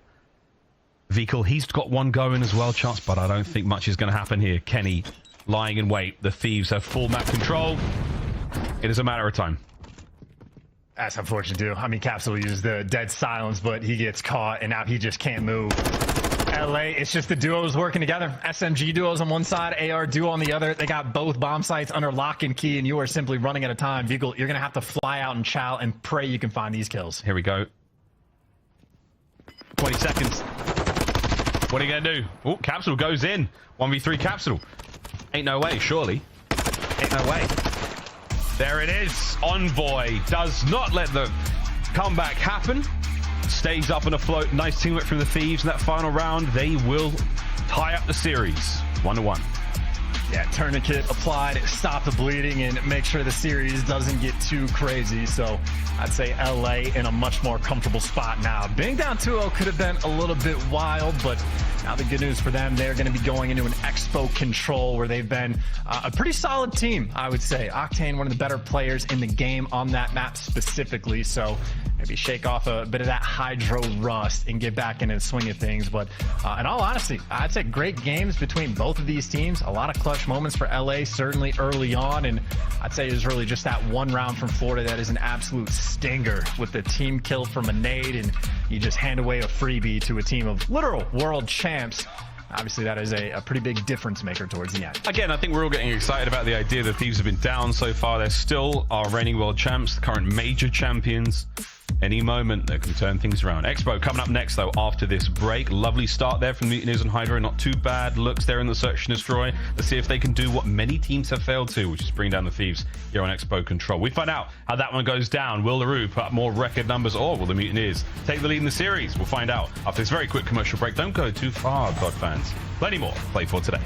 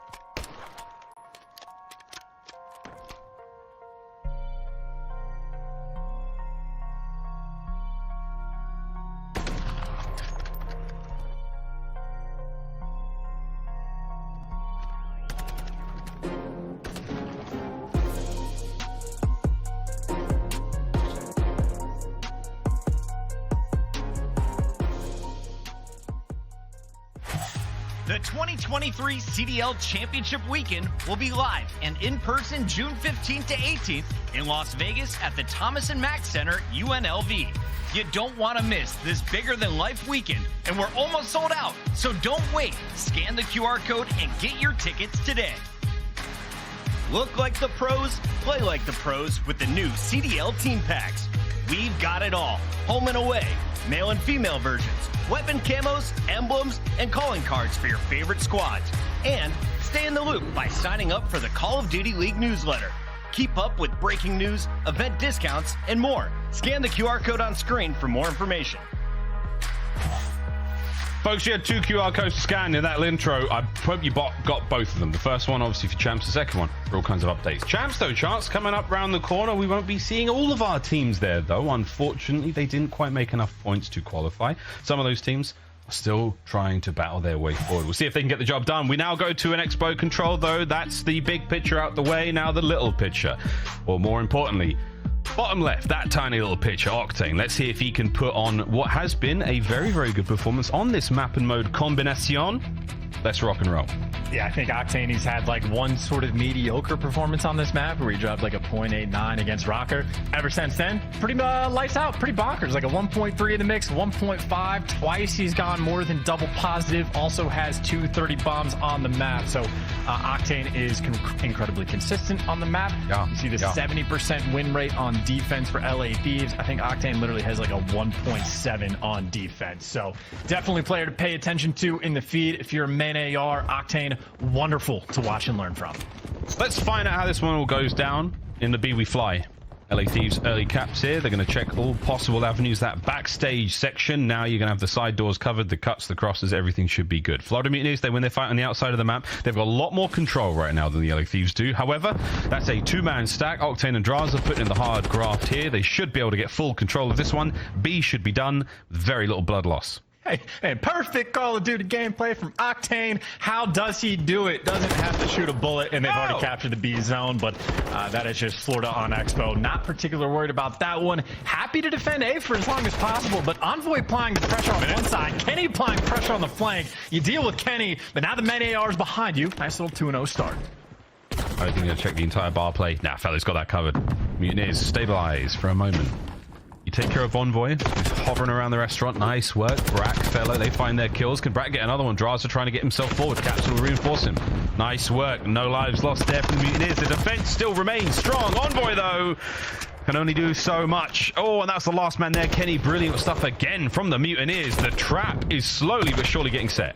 Yeah, and I think Florida have certainly put in a little bit of extra time just purely defending A because they get no interest in the B zone. But now I got players all over the map. Vehicle's going to make these spawns weird or maybe opens up the globe spawn in the nick of time. So still pinned in that top left corner. And now this is just an opportunity for Florida to feast just a little bit, play for the kills, rack them up as quick as you can. And Capsule right now flying, maybe into some grenades, but ready for the kills. Florida, nice little map spread.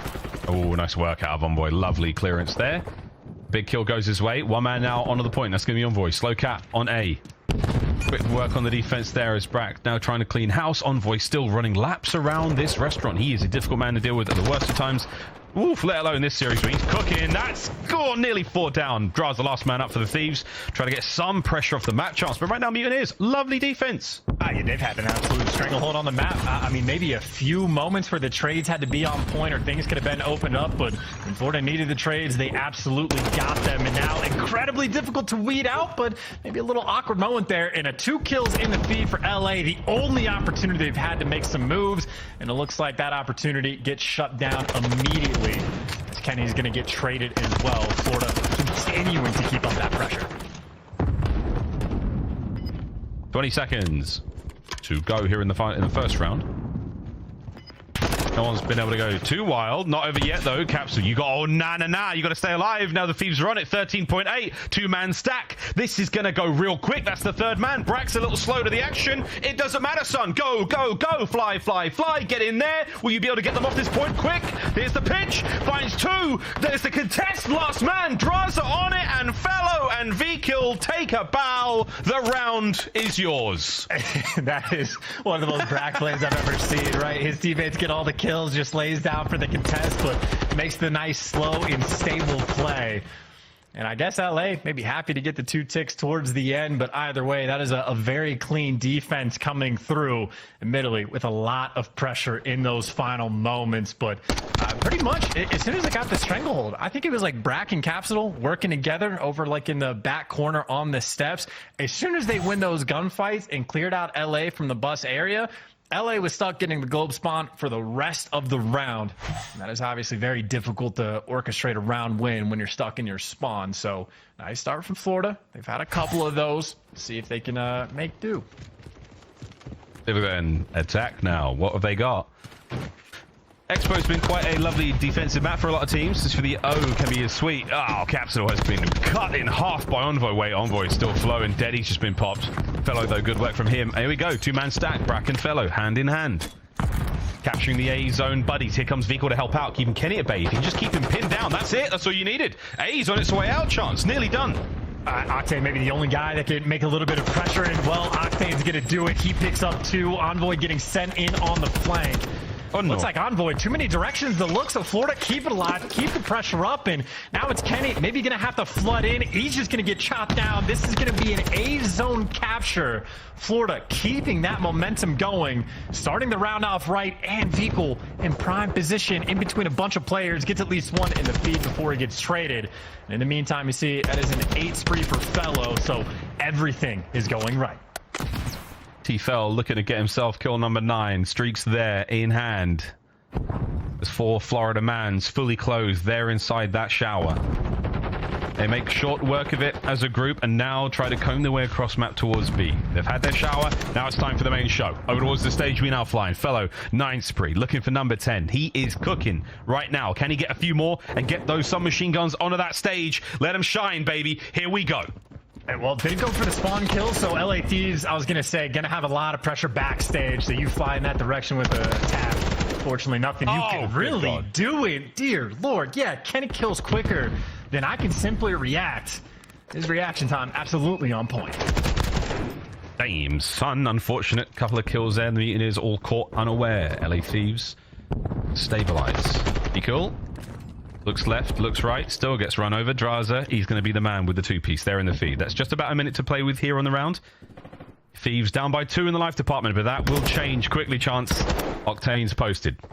And this is also a test of experience, right, for LA. Just defending the B zone for the entire round is a little bit trickier to do, still possible, but it's going to be one of the difference makers long-term between a good team and a great team on this map. And already Capsule behind enemy lines, opportunities to make some plays, cap with the pressure, cap with the reads, and now the pressure on the point. Oh, they're in. Can Kenny clear him out? Backstage, working his heart out. This trophy's not going to help. First segment of be gone. Brack's there to help out on the trades. Here come the rest of the Thieves. Vico and Brack in the kill feed. It's still on a Kenny in the backline. Done. Over to Envoy. You've seen his toesies. Oh, nice work from Drazah. Vico and Brack still holding it down. Here comes the perfect maneuver as Florida so close to getting the round. Envoy, he gets taken care of. Kenny's getting kills, but is this enough for the contest? Last minute. No, done. 2-0 Florida. Yeah, picking them apart. Big plays the whole way through. Literally straight off the opening break, you capture the A zone. You have that fall into your lap exactly the way you want it. And look at the KD department from Tyler Fellow. 18-7. He didn't even have that strong of a first round. He had an average round 1 in an absurd round 2.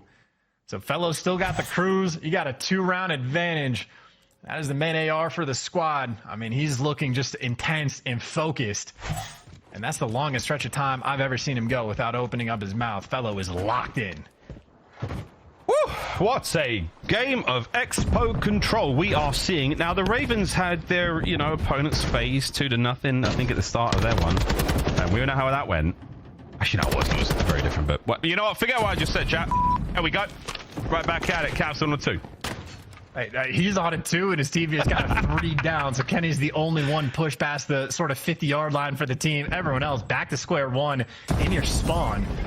And at least Kenny's dragging a little bit of attention his way, so Capsule has a few things to worry about, but Thieves right now still a little desperate just to get out towards the zone. Finally, Kenny makes the moves and strikes. Patience pays off. LA Thieves now all the pressure on that B zone. Ooh. Vico behind bar. No sangria for you boys. He's out. Thieves They're cooking B. It's basically done. No one's here to contest it whatsoever. The battle for spawns aren't exactly working out. Drazah's still alive on the back line. Pressure now on the Capsule. He has to win this battle against Drazah. And Drazah, he's out for blood. Lovely moves from Capsule. Perfect timing. Got enough to keep that side of the map alive. And now Envoy battling out of spawn. Good luck, have fun, Thieves. This will be tough.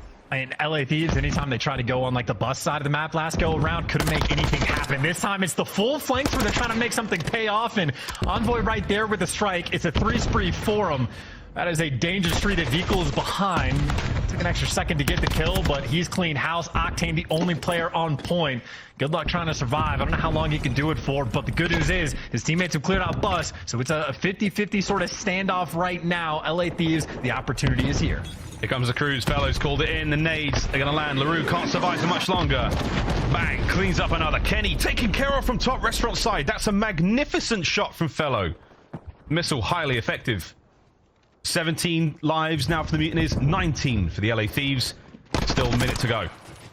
And guess who doesn't have dead silence? That would be Drazah without it. So free kill right there for Capsule. And wait a minute. Free kill number 2 as well. Octane gets one in the meantime, but you just have LA. They're back to square one. They're trying to work the flanks again, but the only time they were able to clear out the bus side of the map, you had a cruise missile land on their forehead, and being back at square one is not ideal. You have a square being built around the zone by Florida. Cool. Nice work on Envoy. Still holding it. 40 seconds to go. The clock is ticking. The Thieves have been spread thin like butter across a huge piece of toast here on Expo. 30 seconds to go. Vehicle is causing problems all over the map. Nothing but the chase being on. Octane, not a hope in hell to stay alive there. 2 segments at A, but I don't think they're going to get close enough chance. The Mutineers, they have come out so strong, so furious here on Expo. I mean, yeah, so for Thieves, his last-ditch effort, they've been taking a task on Expo, but Kenny finds 2 in the feed, and Capsule a little bit out of the picture in an awkward moment, going to back him down. Kenny's killed everything in sight. LA now actually have pressure over towards A, but somehow Fellow picks up 2 as Capsule trying to work the flank. Fellow, absolute massive stuff. Capsule could win the game right here for the boys. He's got Deddy going. They're going to fly towards the point. Kenny's not going to check this. Brack, they clean him up. Oh, wow. 4 body bags, please, to Switzerland, because the LA Thieves have been murdered on Expo control. And that is ridiculous. I mean, we're maybe like 1 poor round on the search and destroy for Florida. Maybe the force in round 11. Who knows what happens? I mean, they were close to 3-0 in LA Thieves, who, again, 0-2 right now throughout the stage. They are staring down the barrel of a loser's bracket, potentially. Certainly, if they lose here, that is going to be sort of a dire moment for LA. Maybe it's not a chance curse. Maybe it's if you win a tournament, you fall off in the next stage. Again, Toronto had a bit of that experience, and I'd say LA Thieves feeling that pain. That is by far the worst performance Octane has had on this map. Hyped them up and unfortunately maybe cursed them. 1,400 damage, only 11 kills. Thieves simply could not get anything going.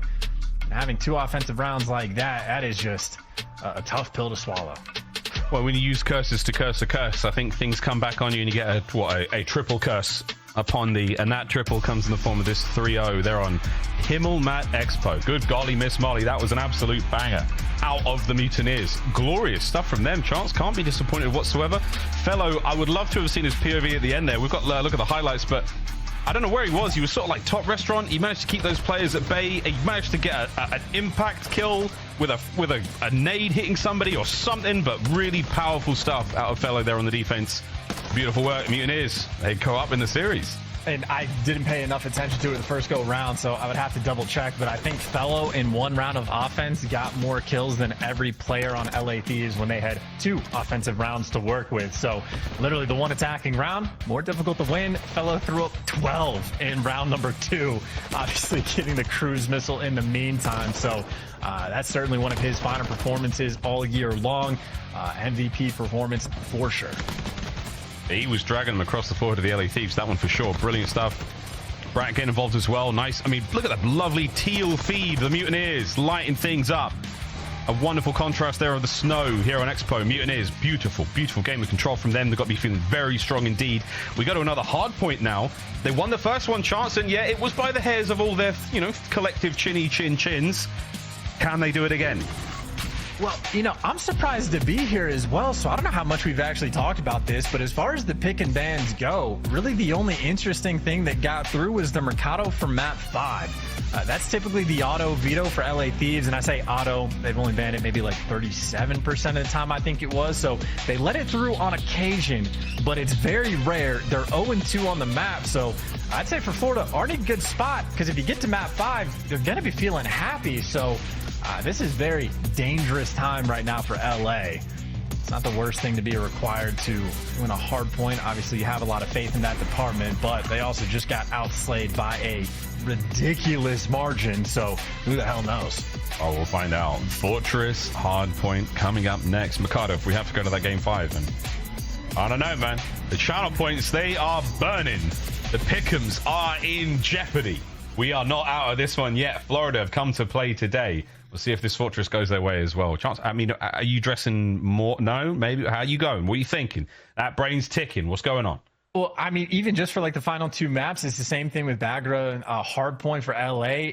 They play it a little bit, but it's one of their more commonly banned maps. They're still very strong on it. So I certainly have faith in their hardpoint to be mistake free. I know the guns have been hot for Florida.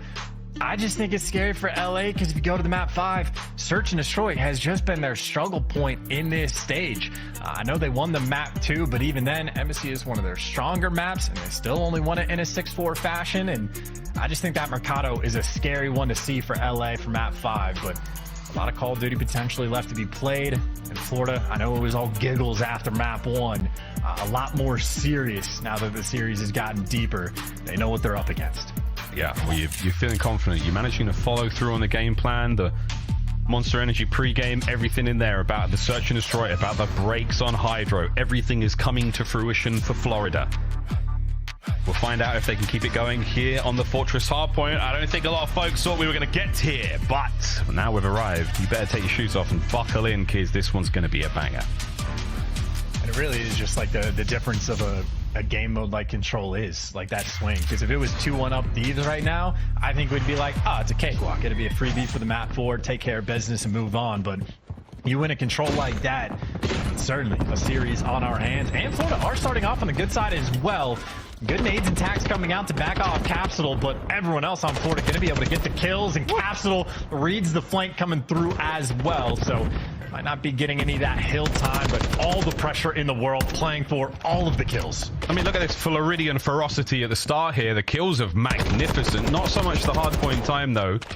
Brack's going to be the man in there for now. You got to watch those 2 players diving down low. They should be able to take care of business. That's going to be a wide open middle of the map. Nice nade out of Vehicle. That's going to be 2. Fellow finds his 3rd, and that's the entirety of the Thieves dead. Getting that time. Soak it up, baby.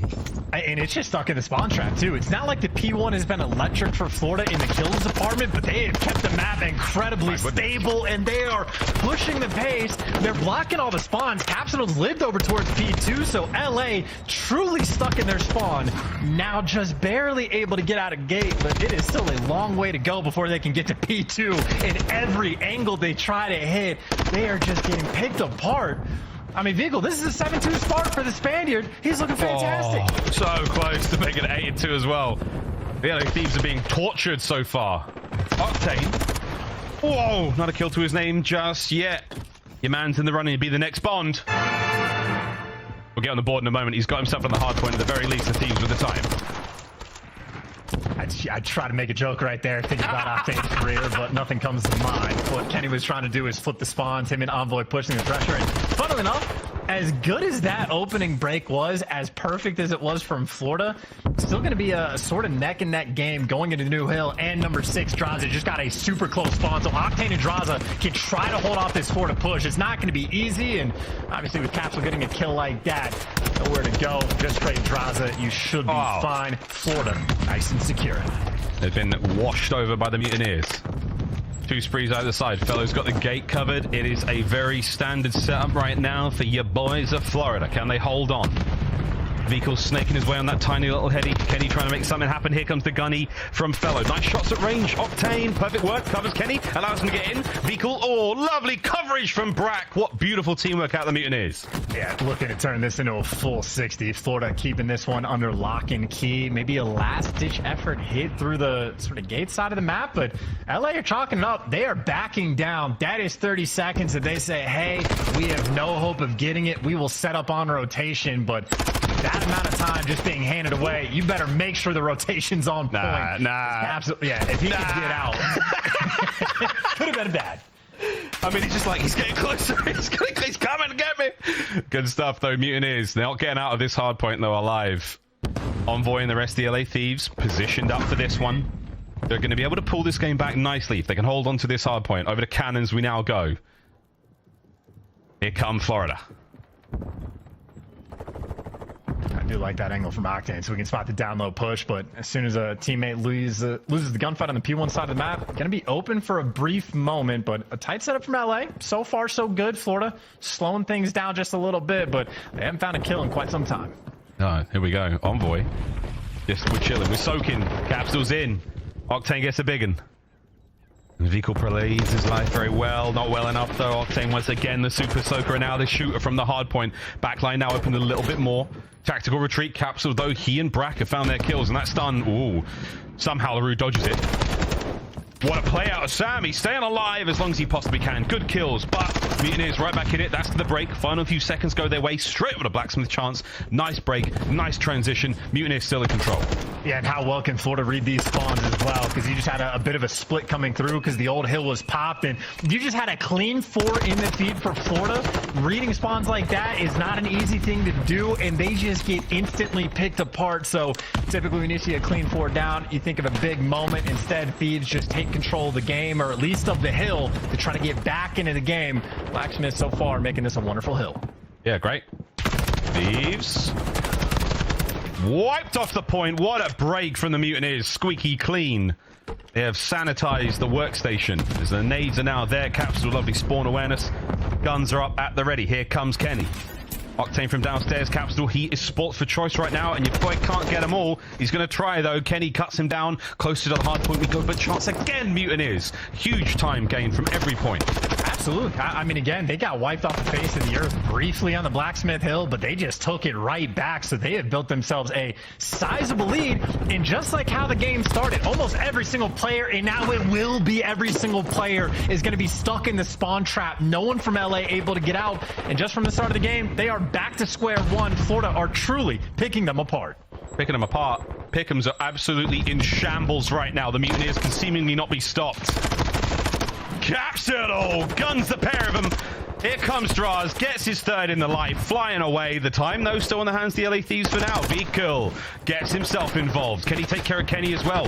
Immaculate spawn knowledge. And Vehicle, wow, what a string of plays. The Mutineers are looking so strong. Can they keep this one going? Spawns are theirs as well. Yeah, Gunny in this lobby is hot as well because Drazah's hitting 180s. You got Vehicle making plays like that. Capsule's picking up 2 pieces. So right now, this is honestly kind of looking like 2 heavy hitter teams, and it's Florida that's coming out on top. So it's a weird statement, but they have stabilized the map again. They have consistently been blocking these spawns, in LA have just been desperate to get out. I mean, again, as far as how Bagger goes, the more time you spend spawning on the right side of the map, the worse things are going to be. It reflects in the score. Florida, they are just making this look almost easy. It's almost easy. It's not done yet, though. Kenny, last man up for the Thieves over here. Vehicle prowling the backline. Drazah, I mean, he's got Deddy still. He should be able to read this play. Yeah, you saw the toesies. Go get him, mate. And he's not talking about tickling. He's got a Vaz in hand. He's got the backline safe. Trades are done. Over to the point we now go. Capsule try to hold this one down. 35 on the time. Keeping the kills flowing. It's smooth moves from Envoy, but it's not enough. LaRue with the tags. Last man on the point, Brack. And I feel like I hear that intro kicking in. It was almost easy for a bit. Now it's like Florida being the nightmare of LA Thieves on this map. Octane has to win these gunfights in the back. Luckily for him, he does, so his teammates get the close spawns. But it's also scrap time being given away. Florida have passed the 200-point margin. And right now, Kenny desperate to stay alive. But Fellow's going to hunt them down. And Florida even putting the pressure on the rotation. Thieves are in danger. They're in trouble. Let's see how they sound with a quick listen in. I'll put one time. Yeah, I'm gonna top left. Top left. Hey, front. Yeah, look fast. 2 front and 1 back, bro. 2 front, 1 back. I can front 1 time. Left to me. I spawn out hard, bro. You're gonna lose. Look at top maps. 2 front, no. Okay, one front. I know you're top, bro. Alright, you just said on left. I'll take top ring. On top. Hey, he's on top, bro. Guys, it's on it. I was right there. That's ring. He's on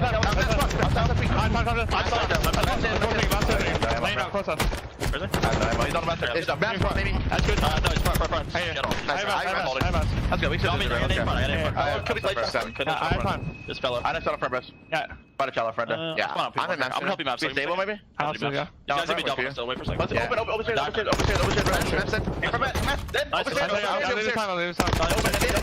One shot, bro. I do across. Hey, I'll play through this shit. You never know. By the comms that the Florida Mutineers are on match point, and they're a matter of seconds away from the win chance.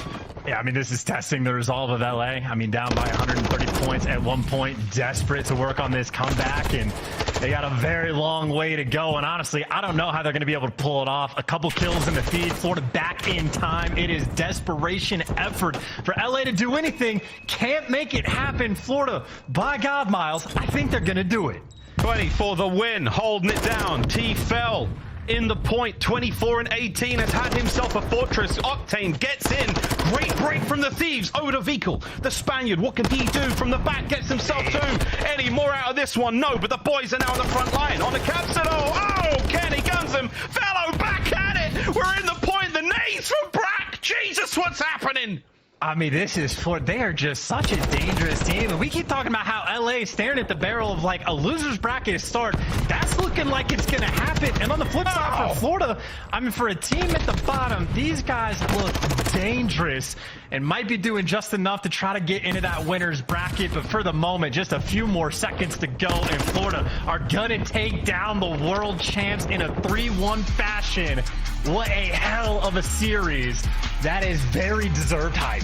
The fury of the Florida Mutineers. Oof, the Thieves have felt it.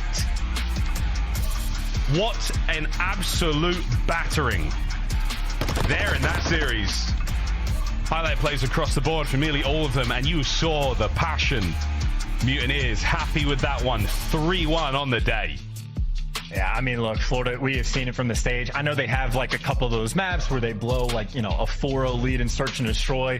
A lot of those nail biters don't often go their way, but again, as far as teams at the bottom go, they have not laid down and died. These guys have risen to the occasion, and another lights out performance out of Vehicle. It was the same thing on the HyDra hardpoint. Played out of his mind, just dropped 35 kills against LA. You had Fellow having another fantastic performance in Respawn as well, but I mean, that was just a team effort. Mutineers had LA stuck in the spawn trap blender for what felt like half of the entire game. And if you can set something like that up, if you're not making any mistakes, well, the scoreline simply just makes sense. Well, this is, I've got some stats flying in, but I did that. Look at the scoreline. Look what's happened here. Look at this. Do not adjust your devices. Do not Alt F4. Do not refresh the page wherever the hell you are in the world. Yes, the Mutineers have just come out and absolutely slaughtered the LA Thieves. What a series. And what a horrible turn for the Thieves coming into the major. 3 losses back to back now. In their run, they've got a few left. They've got Røkkr and the Ravens to play with the damn, and they better absolutely take care of business. I'm done. Chance is done. Desk, over to you. I was just Googling how many dollars is 10,000 in Spanish currency. I'm not sure. Is it pesos over there too? I don't know. Vehicle's rich though, and he deserves it. 35 kills in game 4, 30 plus in game 1. He's dropping huge digits, and the man is out there celebrating with the squad. We got to talk about this because this is the upset of the week. Ali, 91% of the community got this one wrong. I listen, I have a couple numbers for you, okay? And hard point on the season, Florida is 14 and 39, and on control they are 12 and 19, and they just won all 3 respawns against our best hard point team, our defending champs, okay? Who went on a 10 hard point win streak at some point on their 2 best hardpoint maps being HyDra and Fortress. Florida, what in the world? I will say, you know, going into it, you look at the maps, you're like, all right, HyDra, they lost a 10-point game to Boston. They're feeling confident there. Expo, you chalked it up. You're thinking Thieves are going to smoke them on that map, but that is not the case. They came out and they played so good the very first round. They give up the point immediately and then just put them in a spawn trap for 2 minutes straight. They made some heroic efforts down the stretch. Then we go into this Fortress hardpoint, and this is going to sound insane, but I felt like I was watching OpTic Texas. I literally felt like I was watching OpTic Texas with how they were playing, suffocating them immediately off the rip. Chris, you go, they have them in a spawn trap. Yeah. That's what they pushed up. They had them back deep into the spawn. They get that rotation. Time and time again, we saw Capsule getting in top map, slaying them out. Vickle making the plays on the cuts on rotations. This is a team that loves to be the spoiler. You're talking about them beating Vegas in a game 5 at the event alley. And you talk about them putting the champs now in potential losers bracket. Florida, they deserve praise after that series. And you know what? If I'm OpTic Texas, I'm shaking in my boots, because who always plays spoilers when it comes to majors? It is the Florida. I'm gassing you up. I'm gassing you up. It's the Florida Mutineers. I mean, stunning. Obviously, big shout out to Vickle, 1.42 overall. I mean, in the respawns, the hardpoint specifically, he was simply that guy. I have to personally apologize because I was not familiar with his game. I said that I didn't think he was capable of being a superstar, and he has clearly proved me wrong with the numbers in the series and even the performances he put on yesterday. So shout out to Vickle and being plugged into the Florida Mutineers. Vic popping off as Havoc takes a seat on the bench. The Spaniard put back in a starting lineup and definitely showing everybody why he deserves a seat in 2024. Yep. Awesome stuff coming out of the Florida Mutineers. They just banked $10,000. And LA Thieves, you're now 0-3. Winner's bracket is not guaranteed. You must win out even for a chance of breaking into top 8. This should have been a confidence boost for them. This should have been a win for the LA Thieves. You know, this was a proper upset in every single form of it. For the LA Thieves, the fact that you want to search and destroy, I guess you could take that away from this, because you started struggling in that game mode the second we got back into qualifiers. So maybe some ups there, but I mean, they got Minnesota and Ravens next. So, I mean, you could win the next two, get a tiebreaker situation. But we saw what happens to Toronto. They win, they go to losers bracket. Yeah, hey, it's only so far you can go in LBs. So for Thieves, in a very tough situation. There you have it. Well, we want to talk a little bit about what you can do with $10,000. Here's a list of some of the amazing things you can invest in. How about a water-thrusting jet bike, waterproof pool table, a jet engine ceiling fan? I've been wanting one of those. A coffee table, drink cooler. That's made out of a Corvette. So many amazing things. We got to find out, what is Vickle going to spend his money on? He's on the show right now. Vickle, congratulations on the W tonight. You were dropping ridiculous numbers, and now each of you have $2,500 in the bank account. How's it feel? It feels great. I just want to say I want to spend my money for with a flight to Shanghai. You know, I'm a professional player from the Shanghai COD team. The underwhelming match, you know, free cash. Yeah, GG's to the LA team. Vickle, actually, my first question, is it Vickle or Vickle? I'm sorry, I don't want to mispronounce it. Yeah, Brycey's gotten in our head. It's just like, imagine you're saying like be a cool guy. It's BECOOL. Just imagine you're saying be cool. Vickle, okay. Like, be a cool guy. So that's how. I love it. Okay, now to my proper question. Obviously, I can say, you know, a lot of people were throwing question marks when you got plugged in the Florida Mutineers roster, but you were a part of one of the best challengers teams, and you were one of the players that had yet to be plugged into a CDL roster. You were a little bit more of that dirty work player, at least from what I had heard. You were kind of the supporter. So now being plugged on the Florida Mutineers roster, did you think you kind of had to step it up and become that superstar? Well, I have to say that I already talked to Nameless about it. I feel like playing with Colt at the start of the season, he's a really unique player. His playstyle is really different to Caps, and I feel like with Capsule, I'm able to just be myself.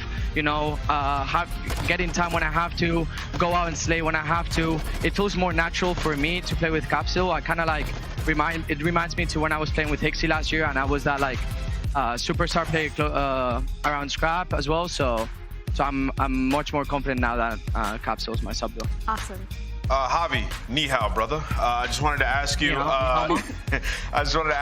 you know, going up against LA Thieves, you guys steamrolled them in the respawns in that series. And it reminded me of Major 1 in the qualifying split, where you guys steamrolled them then in a crazy upset, which led to probably the best performance at a major for you guys. What is it about this team? In scrims, do you find success against them? Why do you guys turn it up? Well, lately our scrims have been going phenomenally well. I know it's crazy to hear, but we've been playing every single top team very close, even on best of 11s and scrims. We've been absolutely railing the bad teams, the bottom 6 teams. So it's kind of like yesterday was a very, very frustrating loss because we didn't show what we're capable of, but I'm glad that today we were able to show that we can compete with top teams. Vehicle, so awesome to see you guys getting a dub, especially with 10K on the line. Congratulations, and we look forward to seeing you more in your remaining matches. Thank you very much. Not a bad underwhelming match, by the way. Hey, not bad. Vehicle and the crew getting it done. Let's talk a little bit about what's coming up, though. After the break, we have another battle. OpTic Texas is taking on Seattle Surge. We still have a bounty battle coming up as we close out the night. But Allie, before we get to all that, we got to remind people to pick up their gear. Yeah, pick up your Shinobi bottles. Stealth is always an option with the Shinobi Tracer Pack. It includes 2 Tracer blueprints and a Shadowy Operator skin for Chewy. Chewy? I don't understand. It's available in-game now. Make sure you pick it up. Allie can't read, but I can. We'll tell you how to pronounce that on the other side of the break. Love you guys.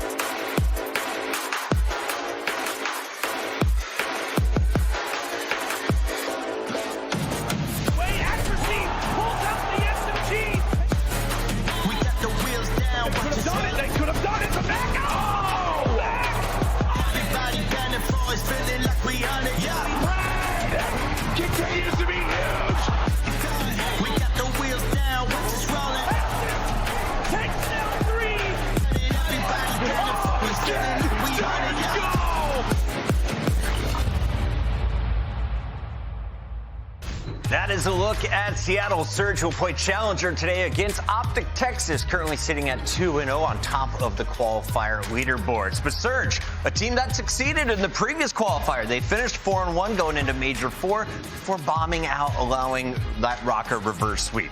Now it's time to right the ship here, Al. You're running out of games, and you need to get heated up before champs. You need to get heated up before champs, and unfortunately, you have OpTic Texas standing in your way, which is a little bit of a nightmare matchup for them. 0-2 so far in the head-to-head on the season for the Seattle Surge, and it has been a roller coaster for them thus far. Right now, they are slowly on the decline. So when it comes to Seattle, when all of these players, I mean, this team is built to be championship caliber. This is a team that's supposed to contend championships, but they can never consistently put it together, and we keep asking for it. We keep asking for that consistency, but I don't believe we'll ever get it. So instead, I'm just going to start looking at players like Mack, like Accuracy, to step it up, try something new, because clearly it hasn't been working. I want to see aggression from the squad today. Don't sit back, because you know OpTic is going to be up in your face with the speed from guys like Shotzzy and Huke. As we take a look at our Monster Energy pregame, if you're a Surge fan, continue the offensive success on Hotel Control. You're third in offense at 59%, number 2 in offense, KD, at 1.05. So Control game 3 against OpTic.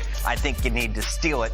That's going to be the key map for me. But Nameless, you mentioned OpTic is pretty scary across all of our levels, all of our game modes right now. What makes this team one of the most dangerous going for that Toronto title? I mean, it's a combination of things, right? I could go on and on about this, but really it's just sort of these players getting to the next level. You got Dashy on your screen right now. Fundamentally, he's playing sound. And on top of that, the skill is there for everybody. It feels like Huke has sort of returned to that prime form. He's been the best player at times during his stint with this OpTic roster. And when you have everybody on point like that, it's very hard to beat them. They also have some maps that they're just untouchable on. Think about Fortress Hardpoint, which we have in this series, also a map like Mercado Hardpoint.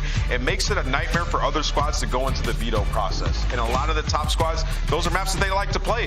And OpTic's Monster Energy pregame, Dashy to have a strong performance, 1.34 KD to the stage has been unbelievable. And then play for Pred and Search and Destroy.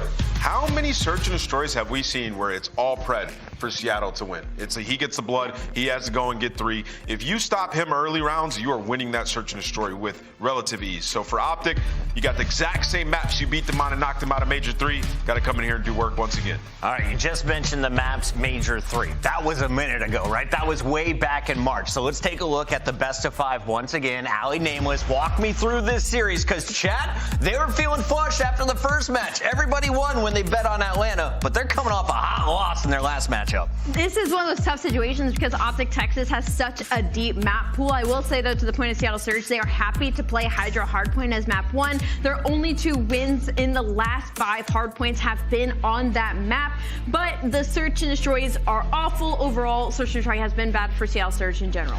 Yeah, I will say for Seattle, if they can win that HyDra like Ali just mentioned, they're in a pretty good spot to go up 2-1 in the series. We've seen OpTic, they've had struggles when it comes to that control game mode, losing it to a team like Las Vegas, and that's the one that they're really working on. So if you go up 2-1, you're in a decent spot. I am really worried about game 4, though. I mean, OpTic is dominant on that map. I'm more worried about Search and Destroys. I think it's funny on your stream that you see last in Search and Destroy versus third in Search and Destroy, where one of these teams has a Search and Destroy coach, and the other one doesn't have a coach in general. So I will say for Seattle Surge, online, they've been good at S&D for the last 2 stages. Online, Surge have been 8-4 in Surge. They've been winning the majority of those. It's been LAN where they've struggled there. So the online S&D squad, we'll see what they can do. I want to give credit to our graphics producer. I just watched the live stats go from 33% of the fans in favor of Seattle Surge down to 18 when they saw that Search and Destroy number. So Surge are the underdogs here. Nameless, how far does this series go? How do you see it playing out?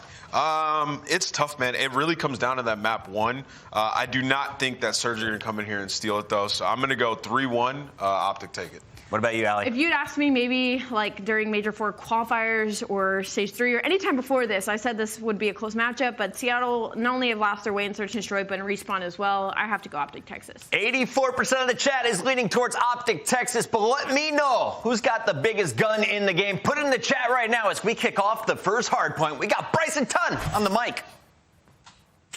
Thank you very much, Puckett. Yes, we go into what could be a very good game. A little bit of a difference, though, between these two teams. OpTic Texas, as they have been recently, a dominating team in the CDL. Just looking to get it one further when we go to Toronto, standing in the way Seattle, who realistically want these 10 points mostly so they get out of the bubble and get a little bit of a cushion. Disaster could still strike, but they are sitting at the top of it. Tun, how do you feel about this series? I mean, I feel like it's a really good testing ground for OpTic Texas heading into the business end of the season. Seattle Surge have, I want to say, failed to deceive throughout the year. It's kind of been a strange one for them. We've seen flashes of brilliance, which you can't say is too strange looking at that roster, but OpTic Texas really are at the top end of things here in the CDL right now. They are a team who are looking for championships. They're a team who will be at the top end of everything when it does come down to these standings. But it is a tough task. I think, you know, for Seattle Surge, they have to be worried about this bubble, although I think they are lingering somewhat on just about the edge of it. But they have to be careful. A win here would do some really good elevation of some of those worries, but I don't know if it will come. I'm kind of in agreement with the desk. I think this is a good series for OpTic Texas to see where they're sitting at. Seattle Surge, can you cause the upset? Yeah, that's the truth. We are really used to the roller coaster Seattle Surge, you know, top 12, top 3, top 12. Hasn't really been that this season. It's more of a lazy river, kind of meandering around, but isn't really going anywhere. We'll have to find out. Again, onto HyDra for both these two teams. You can see Simp getting 2 being on the P1. All about the flip, though. You can see Pred trying to make a move. As far as the records go for both these two teams, 6-4 and 6-5 respectively for Seattle and Texas, so very, very close. But Texas have struggled as of recent on this map. 3 of the last 4 they have managed to lose, but they are to Thieves and Toronto. They have beat Seattle on this map before, so they will be feeling confident heading into it, even though the form has not necessarily been too great, and they will remain confident considering they have the spawns heading over towards P2. Shotzzy on Overwatch can do it like many of the other SMGs with the tack as well, holding down the lines, doing whatever job he needs to for the team. Just trying to keep the numbers down as they go for this push, but right now Seattle Surge are getting players in place.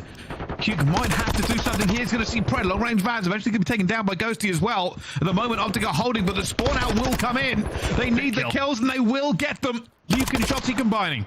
Yeah, you would expect an AR over towards this side, but with whatever gun you have, you just perform the role. Good job from Huke getting across and then making sure that he doesn't get flanked as well. So locks it down completely for OpTic Texas. Seattle Surge, 3 members just brute force through the front. Ghosty's going to have to try and survive. Tries to predict it. Isn't able to. Seattle tries to find the break. Get the spawns as well. 25 seconds remaining. It's pretty much a clean wipe. Nice break from Seattle. P3 spawns should be there for OpTic Texas. We'll be pretty tied up by the time we get over there if Seattle can hold up. And now it's all about this next rotation. OpTic will be here first.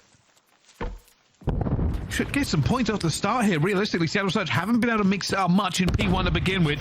They will slow this crawl as they get across the map, but they need kills first. Accuracy is the one hitting the long route. Seattle Surge have struggled to hold on this map when it has come down to some of these rotations of the number 2 break team in the game.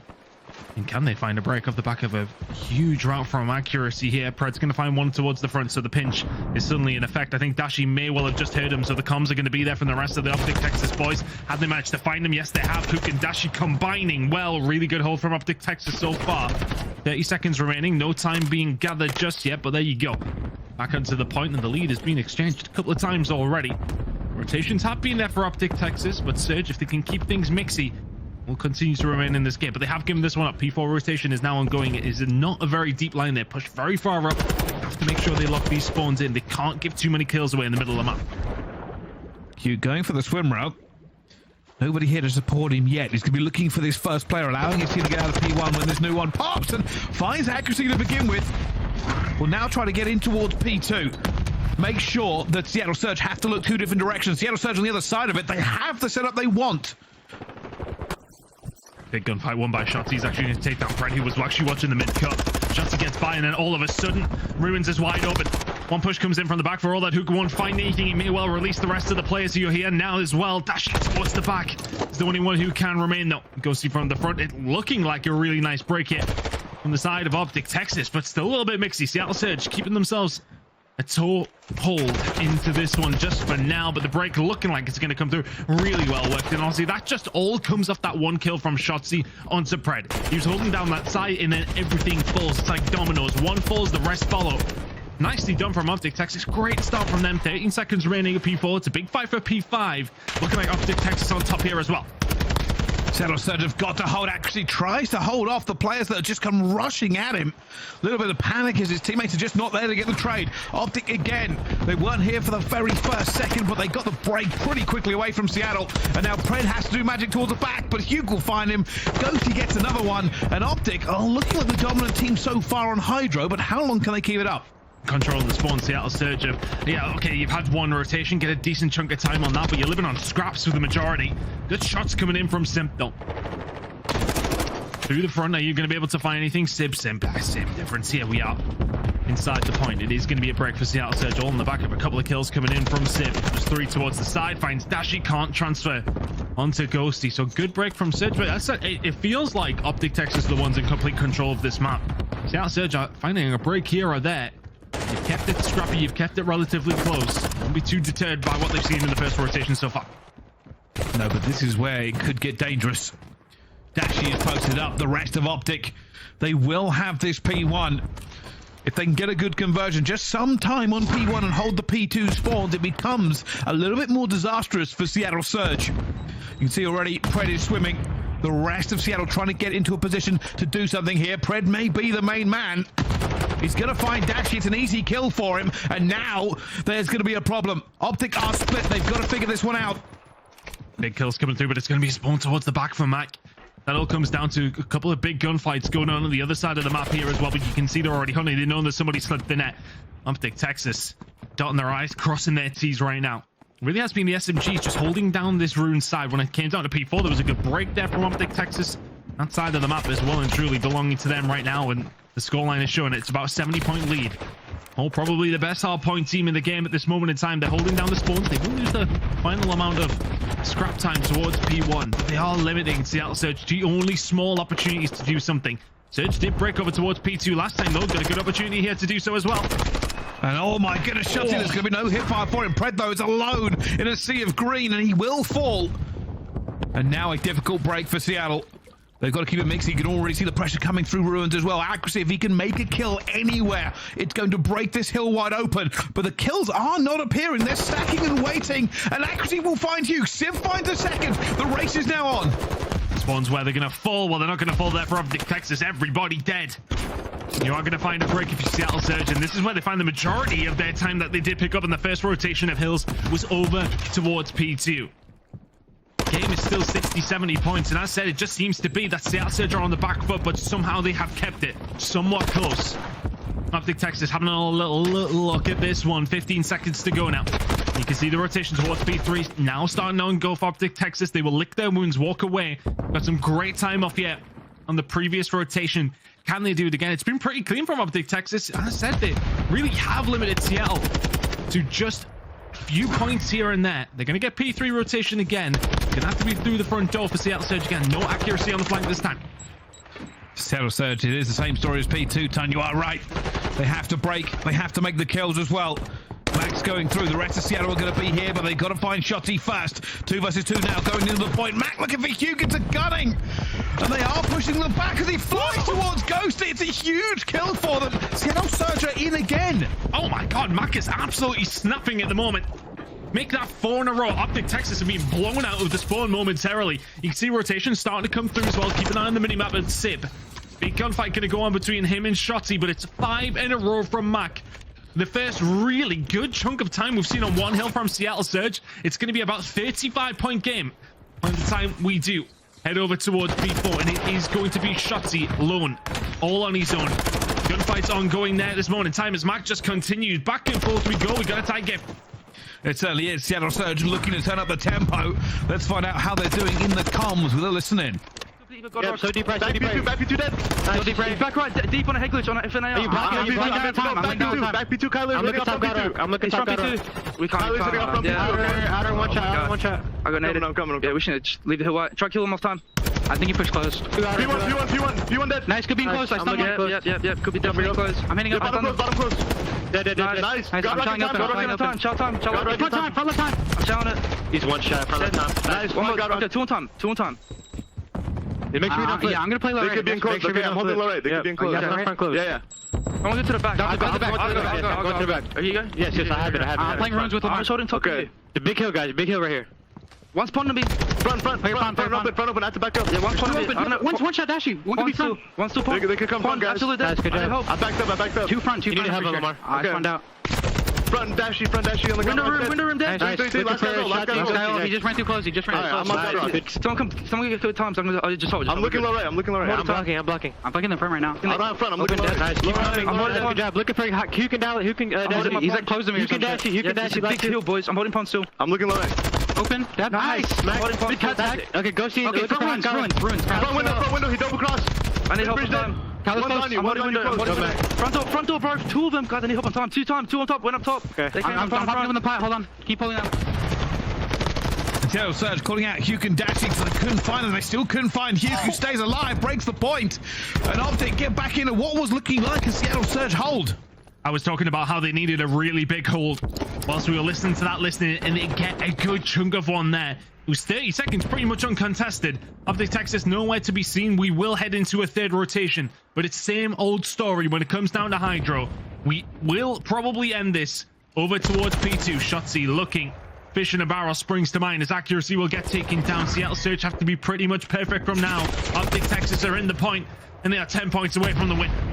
It could be death by 1,000 cuts. All OpTic had to do is make Seattle bleed just a little bit. Just a kill here and there, just a trade. And the team nade will seal the deal. Dashy will get 2, and OpTic will walk away the victors in map number 1.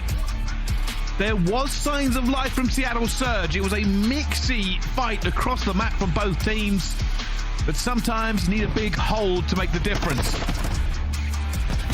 I'd be really interested to have a look at the stats in terms of how rotations went down. Tim will hear this and he'd be looking already for me, but it felt like such a strange game. We were kind of having the conversation during the listening to sort of say it felt like a bit of a game that hasn't flowed in a certain sense. It just felt like OpTic Texas were getting a rotation, picking up 30 or 40 points. Seattle Surge would find a break. OpTic Texas would get a rotation and repeat after repeat after. And it just felt like a strange one. Surge never really had a solid rotation, I want to say. That the break percentage has always been there for them. But that's probably the only reason they were within 54 points when the game ended. I mean, some breaks were coming through, but it always felt like they were on the back foot at every single stage of the game. Fred putting up the numbers as he so often does, but some huge kills were coming in from Shotzzy and Huke specifically, I want to say. On some of these rotations, the SMGs are the ones getting the job done. Big map number 1 from OpTic Texas, and even when it felt like Surge were finding those breaks, you looked at the scoreline. OpTic Texas was still well in the lead. It was comfortable, almost, I want to say. Strange game, strange map number 1.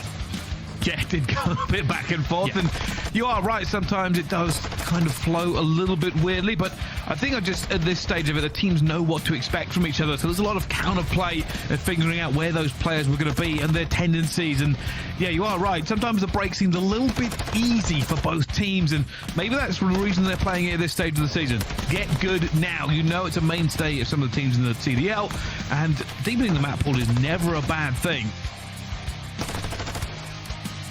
There you go, Tim. Nice and quick on that one. 8 out of 11 rotational wins for OpTic Texas. Yeah, you don't win hard points if you don't win rotations. Seattle Surge in that instance, you keep it close because you're a breaking ability, but 8 out of 11. It's not good enough, is it? You need to find more than that. OpTic Texas, though, you've got to give them as much credit as you say Seattle Surge needs to improve on those rotations. OpTic Texas, especially Huke and Shotzzy, all over the place when it comes down to it, winning those fights and holding down the majority of the time. You're getting 30-40 seconds every single hill that you're winning rotations on, you're winning the game. Simple as that. It really is, and that's the entire point of KD doesn't always matter. Not to went negative, but some big spawns in for his team. 0.94. Seattle Surge outslayed, but did not outplay. And hey, on HyDra, that's something you just cannot do. You can be great at breaking, but rotations are massive. But OpTic, that's a solid win out of the gate for them as well, and now they go into map 2 with a little bit of a cushion. Seattle Surge have been better online at S&D ton, but it's not always brilliant. Yeah, no, it's been an interesting one when it has come down to search and destroy. And just to finally put a pin in the HyDra, when you talk about it being so difficult to break, Surge are currently sitting at number 2 in that break percentage, and that's only 35% of the time that they're finding that.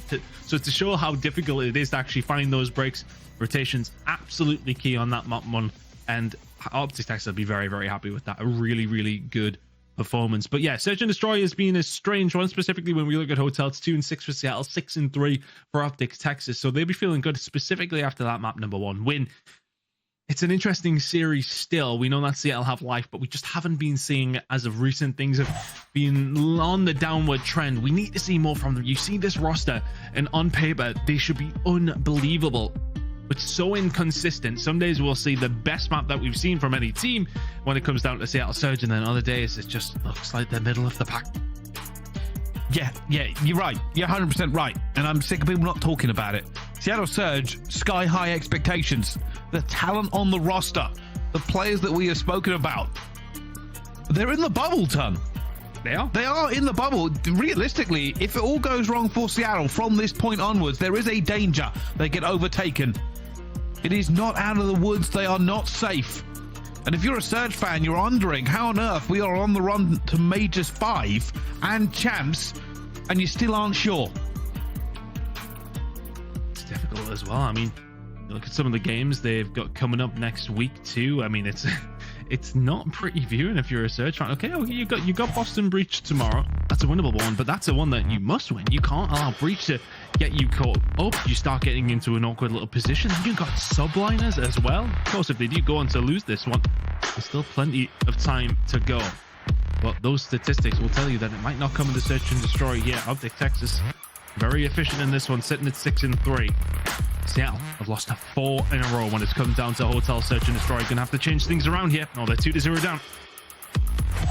Let's see what they can do. It's been better recently. Pred has been their main man as well. So we go straight for an OpTic push, and it looks like Dashy's just going to make sure he can keep an eye here. Snake off as well, and he catches Mack in the face, but Pred goes for the trade. Ghosty gets one back as well. The problem is OpTic have identified that side of the map is open. The slaying from, oh my god, the OpTic Texas boys on this map absolutely fried, but Simp will send Huke to the Shadow Realm. Fantastic shots coming on through. Seattle Surge now trying the 3v4. It's the first blood for OpTic Texas, which is going to be something that's very, very crucial in this one. 54% of the time they're finding those first bloods. Surge are the last ranked team when it does come down to those disadvantageous rounds in a 3v4. There's one on the cards here in round number 1. 2v2 now. Sib has read this correctly. Will need some help from accuracy very, very shortly. He's about to get it. The bomb's going down. Dead silence popped. Oh, it's perfect, but the timing's slightly off. He heard it. He knew what was going on. The dead silence is popped, but he's finding nothing. OpTic have not shown him hide nor hair. And Ghosty finds accuracy as well. Simp, all the wallbang in the world is going to work. He finds Shotzzy, but he's just in a better position. And it's a clean clear out in the end from OpTic. Lovely work from OpTic Texas. Outside of Huke getting gunned at archers. Lovely little transition over towards B. Find those initial gunfights and just plays the team together. Make their move around. First bloods are going to be important here. As mentioned, Surge in those disadvantageous situations are very, very rarely finding it. But as we now head over towards an OpTic Texas defense, keep an eye on how things break down here. They allow a lot of plants, the most in the league, but they have the highest retake when that bomb does go down in terms of winning those rounds as well. So maybe they don't mind that bomb going down so much, which is why we see it so often. Seattle Surge, they're going to play into that, or they're going to take their time. Well, it's the first blood for Mack, waiting on Dashy with that bedroom control. Now an opportunity over towards the A side. Ghosty on the cross though, 3v3. And they've taken this mid-map control. With Ghosty, it's all about trying to watch that cross, trying to make sure they don't get onto that bomb plant. No tactical, no grenade. Shotzzy looking for a kill here as well. Now he just wants to get out realistically. He's seen 2 of the players. That's been called out, unfortunately. Ghosty's gone down. Shotzzy's gone for the reach out. Just gunned him completely, bringing it back to a 2 versus 2. What can they do with this positioning? Accuracy grabs a hold of the bomb. Huke just trying to stay alive, and I'm wondering if Mack is hearing him, but both of them dead silence popped. Mack's at 30%, make that 20, make that 10. He's about to be a very loud boy, but Huke, his position is known now. Accuracy by name and nature. Huke will fall. Shotzzy now in a 1 versus 2. Not very much information. And this is a difficult one. 2-0 from him. He's going to have to make it 3. Does so. Finds Mack. It's the 1v1. And now can he figure this one out? With dead silence popped, he can check every single corner. He's going to be relying on his reflexes, his movement, his momentum, and his knowledge. Already going around to check out Marble. Won't see anybody here. And now it's like, where has this player gone? Did they miss him top bedroom? Does he see him? Does he see him? He might have figured this one out. Accuracy, though, is ready for him. Ready, waiting, and willing. And what, Shotzzy, it will not be the clutch. That's a tough one. Checked everything, but exactly where accuracy was. Just a hard gunfight when somebody's going to attack at that backstage. If Shotzzy is going to even trial that gunfight, doesn't know where he is in accuracy. Held tight. Was it ever in any doubt the Iceman? Well done from Seattle, though. Bomb down and secured. Very little that Shotzzy could do about that with the 1v2. A tough one. As soon as he doesn't find that kill pretty quickly after that first initial one that he does, it's always a lot more difficult when accuracy has time to find himself in a position. One apiece. Attacking rounds going over to both sides. What can OpTic Texas do with their second one here now? Shotzzy sometimes can be called a bit of a madman. He actually got stun check there and says, hey, I'm still going to check him regardless. Doesn't matter. Finds Mack. Still moving. Knows where Simp is. He's going to challenge it. He's going to challenge it, but he's got no health. He needs help. Somehow stays alive on 6 health. Shotzzy is a horrible kill for any player, but accuracy with the lock-in. Still just a little bit weak. Huke moves away from that position, probably isn't expecting that gunfight to come through. But for all this distraction that's going on in restaurant, guess what? Bomb down over towards A. Huke now playing this island and honestly staying alive for about 5 or 10 more seconds. It's just going to be such a dagger. This is why Pred has to look for him. Huke behind them is such an issue. OpTic Texas 3v2 bomb down. It should be there around unless Pred can find something. Huke will find him. And now Sib left in the 1 versus 3. He's already dead. Wonderfully played from Huke. He gives off that side angle where Shotzzy is inevitably killed by accuracy. And then it just stays alive as the other teammates are planting the bomb over towards the other side of the map. And he knows that he has to be chased down, so he's just holding the angle, biding his time, and thinking to himself, right, okay, when are Pred and Co going to start rotating? Because they're going to have to do it shortly. As soon as they do, bounce into action. Nicely done from Huke. And I'll tell you something, for OpTic, all started with the Shotzzy kill on Mack. Once he said, hey, mid's open, you could move. I probably would have liked him to stay alive a second, but accuracy just held his iron and probably wasn't expecting the players to be sitting there just ready for him. And now we need another split map. Seattle and OpTic have done the same thing. Pred almost catches Huke. Huke gonna have to back on down, so a little bit of information now for Seattle's surge. But what do OpTic Texas do with that? Do they make the move over? Shotzzy kinda has the cross. So he will get information for his team, but he has to be wary for the push that may well come through from Sib. He's considering the push out. Nobody covering his right-hand side. Shotzzy playing with fire here. Their silence can now move. Find Sib as well. That's the kill down. Still moving, still grooving. Shotzzy looking. Smelling blood in the wind, but Mack has found him before. Down to a 3 versus 3. Dashy knows as well. Pistol in place, sniper out at the same time. That bomb is going down. Dashy might react to this, but Ghosty will get accuracy before it does. Oh, that's a huge kill on the Mack as well. With Dashy lingering in that area with only a pistol, Ghosty finding that kill may well solidify the round in a 3-1 lead for OpTic Texas now. Pred is playing that lone man in the middle of the map, trying to clean up if anybody makes their way over towards a hopefully planted bomb. It's a minimum of 3 for Ghosty. Big plays from Dan. OpTic Texas very much in the driving seat now. And it all fell apart for them. All the back on Dan Ghosty. 7-1. Some people talk about his KD not all as being amazing, but we all know that he pulls it out the bag and he has transformed this OpTic team from a good team to a great team. And realistically, they have been the favourite for a little while now. They just need to go one step further, and that's what Major V is all about. Hey, you'd rather be finding form towards the business end of the season, wouldn't you? Ghosty, again, 5 spring, 8-1 from him. Huge S&D performance from Dan at this moment in time. Can't find the kill on the Sib, and that's not necessarily something he's known for. Flying towards players towards bedroom. Shotzy's usually that guy. He gets the bomb down, but Huke now left in a 1v2. Dead Silence still active, going for it. Gonna check this one as well, and finds Simp, but doesn't get the kill. Wanted it so desperately, using the Dead Silence to come around here as well. Finds Pred, doesn't get the kill again. Huke cannot finish his dinner. Still gunning, still running, has to make a move onto it as well. Looking for the snaking Pred, but will not get it in the end. And it's heartbreak. Huke made the plays, but could not get the slays. Fantastic work from Pred. That's the #1 S&D KD this season at a 1.3. Just playing his life, he may well be 3 and 4, but those kind of moments. Knows he doesn't have to take the gunfight into Huke. It's kind of a 50-50. They trade a couple of bullets here and there. But why the hell would you challenge it when your teammate's defusing? Staying alive, keep them guessing. Crucial round for Seattle Surge there. And a curious one for OpTic, I want to say, as far as you've got Shotzzy planting the bomb and Ghosty running forward. I presume the call is then made because of the Dead Silence being available for Ghosty. Sitting in 8 and 2, feeling himself. Haven't seen much of Dashy so far. Bullet winging its way over towards the bar side. Push will inevitably come through, that's why he backs down. Probably needs some backup. Seattle posturing over towards the safe side now. And here he is. Dashy. Scooping every angle, checking every point, but that bomb will go down. He is alone with a pistol. Dead Silence now pop for him. But this is not an easy thing for him to do. He needs players here to make his trade. Maybe get a bit mixy, find out where everybody is. He may well just have to play information for his teammates. Trades going on all over the map. Dashy was alive and is now dead. Now all of a sudden it is a 1 versus 2 for Ghosty. Seattle Surge trying to tie this one up. Stun check comes in. Here comes Pred.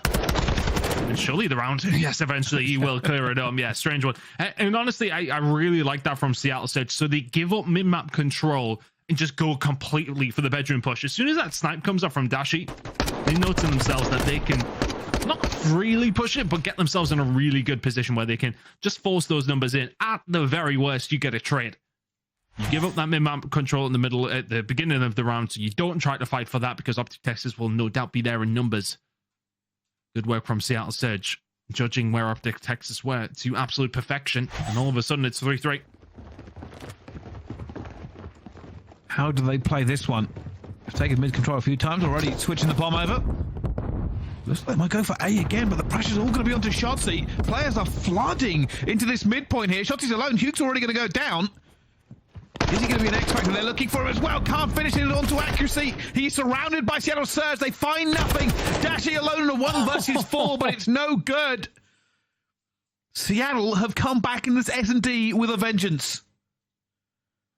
I must have been a double Dead Silence hit on the outside of Restaurant because you would have thought Shotzzy would have hit something. Didn't quite catch it in my eye whether or not the Dead Silence was popped. I was too busy concentrating on whether Shotzzy was going to find the kill on accuracy, which maybe blows things wide open. If he get himself then back into the middle of the map, he can maybe mess with them just a little bit. But I like the players coming out from Seattle Surge. Very aggressive. And the most aggressive player that we know in Shotzzy. Not ready for that one. 4-3 Seattle Surge. Very quick turnaround here. Pred on a 5 spree as well. A 6 would be nice. This is where it goes. Pred already making a move. He gets a stun onto Huke. Wait a minute, that stun didn't hit him somehow. No stun check. Still moving. Still looking for a little bit of parkour. Got to wait for his teammates. Knows if he goes in, it will be trade o'clock. Slow and steady. Seattle Surge calming things down after what has been a couple of chaotic rounds. Back with the bomb. Starting to rotate over towards the A side. So I said Pred's playing the island role, but accuracy is there right alongside of him, but now just starting to make his way over. OpTic Texas is going to read this.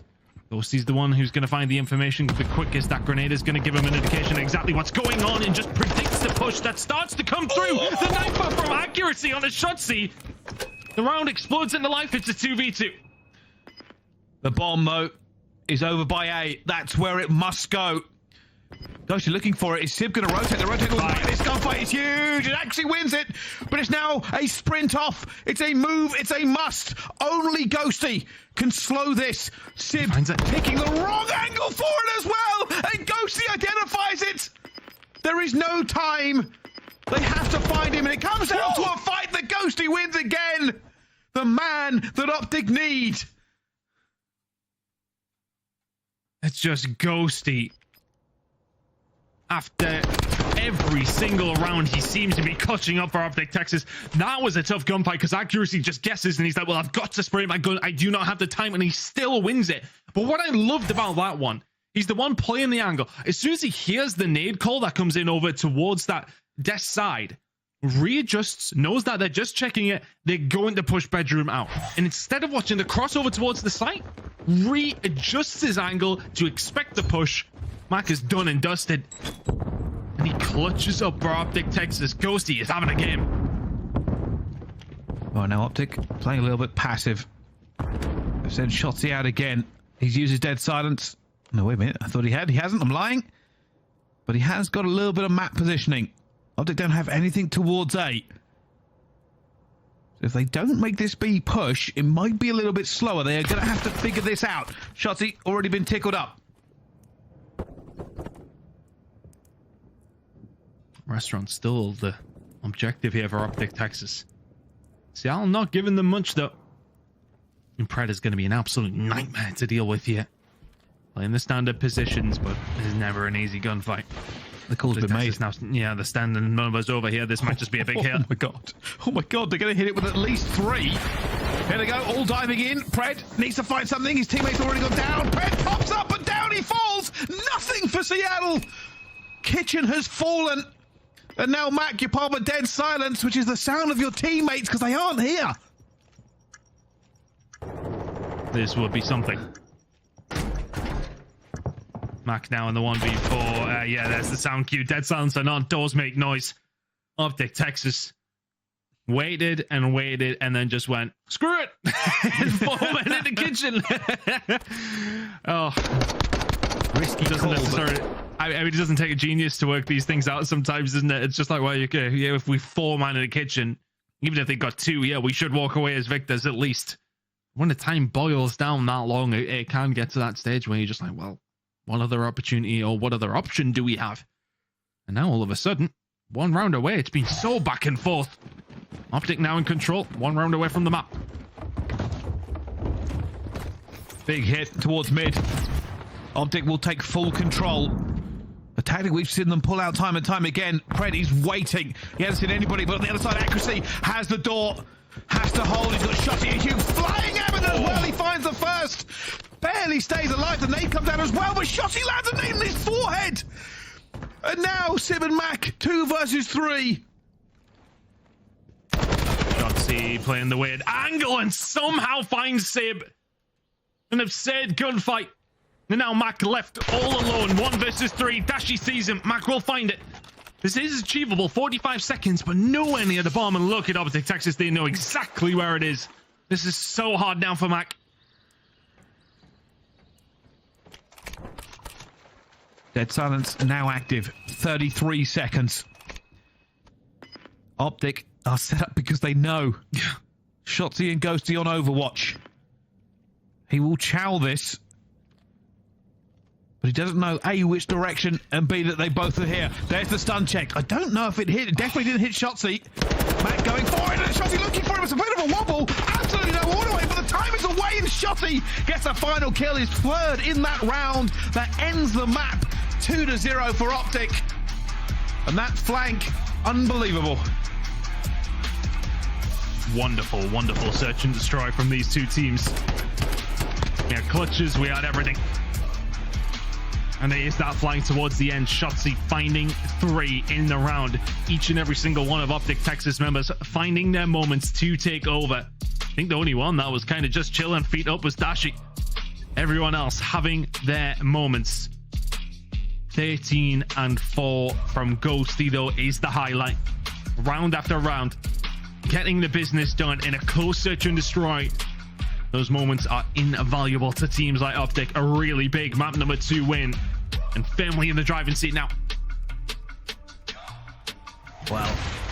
Sublime for accuracy on that last round done. It must have been terrifying seeing Huke and Shotzzy flying at you and moving. Almost made it. Almost had it. The frag grenade from Shotzzy, I don't even know when or where he threw it. I thought he was out the back. Honestly, I think Accuracy played that initial gunfight against Huke, because you can see Shotzzy goes over across to the open wall, and then of course then Huke's going to challenge from the close angle. He does so well to find those first couple of kills, that first kill onto Huke, but not well enough. It's a really, really tough one for Seattle, because there was just a couple of close rounds. If you think about that Ghosty one when the 1 versus 2, that doesn't happen all of a sudden. We are right now in around 11, so it's a very, very different story if Ghosty doesn't clutch up a really big search and destroy out of OpTic Texas. All to do now for Seattle Search.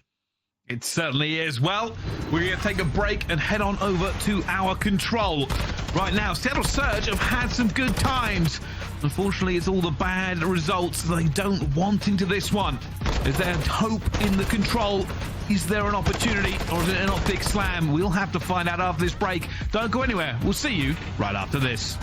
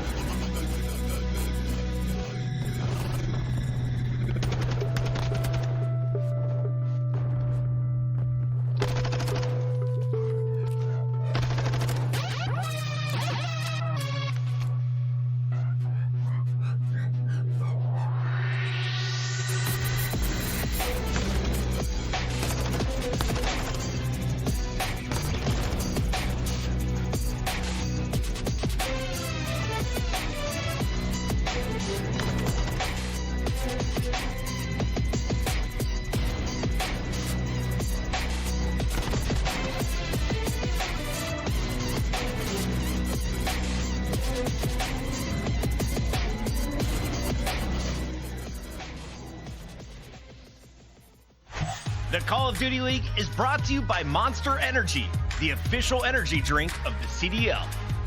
The Call of Duty League is presented by the GMC Hummer EV Pickup, the world's first all-electric super truck. And upgrade your game with the Scuff, the official controller of the CDL. Ladies and gentlemen, welcome back to the Call of Duty League. We are live with a beautiful game, Seattle Surge versus OpTic Texas. It's a beautiful game, but it's been nothing but pain for Seattle so far. They are down 0-2 against the Green Wall, Ton. Yeah, and honestly, it has been, I want to say, relatively comfortable for OpTic Texas. They did have to clutch up a couple of times in the search and destroy, but it honestly, it never felt like they were going to lose one of the first two maps. It just felt comfortable. Really good performance so far, but the stats were leaning towards them the first two maps. They do not in this one. 10-7 record for Seattle, and a lot of that record is really down to that offensive win percentage. Very, very good at attacking rounds. Well, Seattle Surge, as are OpTic Texas, but Seattle take the cake on that one. Defense pretty much tied, so keep an eye on these attacks. They are going to be very important. But with the way that Ghosty has been playing so far, it's a worrisome trend for Seattle Surge. OpTic Texas looking to close this out as quickly as they can, or have Seattle got something in this series. A little bit of a trade going through. Shotzzy shelling down Kremp before he can do any more damage, but it is a complete A takeover. Seattle Surge moving pretty. Are OpTic going to hit this again? It looks like they might go for it. Dashy's already going to be here. Wins the gunfight. 2 gunfights. And the pressure is coming through. Wins a 3rd gunfight. All right, Dashy. He's been a bit quiet. I wonder if he's just thinking about turning up eventually. He hasn't needed to over the first 2 maps, to be honest with you. The OpTic Texas boys have been absolutely fried. Dashy has just been there, feet up, doing what he needs to do. Seattle Surge are going to get a little bit of control over towards the A side, but it's OpTic Texas not willing to give this one up yet. They're fighting it to the bitter end. In comes Dashy again, but Pred is waiting for it. Still, OpTic committing players to this push. Huke gets the kill, and now they're going to have to get it against Huke. He's in control. They've poked players over towards OpTic. They're making sure that they don't throw this one away. Oh, nice play from Mack and Pred. Mack spinning around, helping his teammates out, and all of a sudden it's actually 4 dead, so OpTic Texas could be backs against the wall here. You can already see Sib and Pred making their way over towards B. No control for OpTic Texas mid-map. You're going to have to fight from the back foot here. A is gone. Time extended. Have they overcooked it? They're now going to make the kills. Dashy's waiting. Sib and Dashy going against it, but Sib's going to win that gunfight. OpTic in a little bit of trouble here. Seattle Surge committing more players to the point. They aren't getting the kills. And OpTic literal backs against the wall. 2nd tick now going to be in. Where are they? Ghosty will find 2, but will it be enough as Simp pushes forward as well? They have stopped it for a second. Shotzzy with an important kill as well. OpTic a little second to breathe. I have no idea how Ghosty's found those 2 kills. I don't know if it's a collab with the attack, but the problem is the pressure is still on. Slaying ability from Surge is very much here on the forefront of things right now as Pred looking to farm away. Huke is going to be the next one to fall. Shotzzy right there alongside of him. The pressure's still on. Seattle are completely unrelenting right now. They have the life advantage. They can keep this track. Wait a minute. Shotzzy finds 2. I was going to say Seattle want to keep this competitive. They want to get the trades going through. They have the life advantage. They still have 2. But Shotzzy is hunting. Dead silence reset. They have bedroom control as well. And Seattle were a breath away from taking it, but Shotzzy is taking over. Can we take a step back? There's 1 minute and 10 seconds left. There's 8 lives left. This is being absolutely ludicrous. Both these 2 teams have just been flying at each other over and over and over again, but OpTic Texas have now had time to dig those trenches. They can sit back, soak up this pressure that Seattle put onto them so fast, but the kill's starting to flow the way of OpTic Texas. Make that 3 dead. No lives remaining now for Seattle Surge, who are in such a commanding position. They still have an opportunity here, but OpTic Texas have held on somehow, some way. Still a few calls going down. It's 2 versus 4, though. All the cards for OpTic. Huke in bedroom control as well. 28 seconds on the clock. Seattle need a miracle. Not gonna happen. Dashy will find Pred. Sib will then fall. What a strange round. Seattle Surge, in that instance, the transition from A to B is very, very good. Of course, they find the kills on either side of the map, and you call it out. Had OpTic Texas overcooked it? I believe so. I think they did. They overcommitted over towards A. Obviously, hindsight, you lose the gunfights. If that doesn't happen, you're in a good spot. But they lose the gunfights over towards A. B then becomes open for Seattle, and they just do not want to give up the grasp, I want to say, that they had on towards B. It's that constant roll of kills coming in. You got the spawns over towards bedroom. Send it, send it, send it. They haven't had a chance to get that bedroom control. And ultimately, that's their downfall. They lose too many lives. OpTic Texas then get a little bit of a hold back.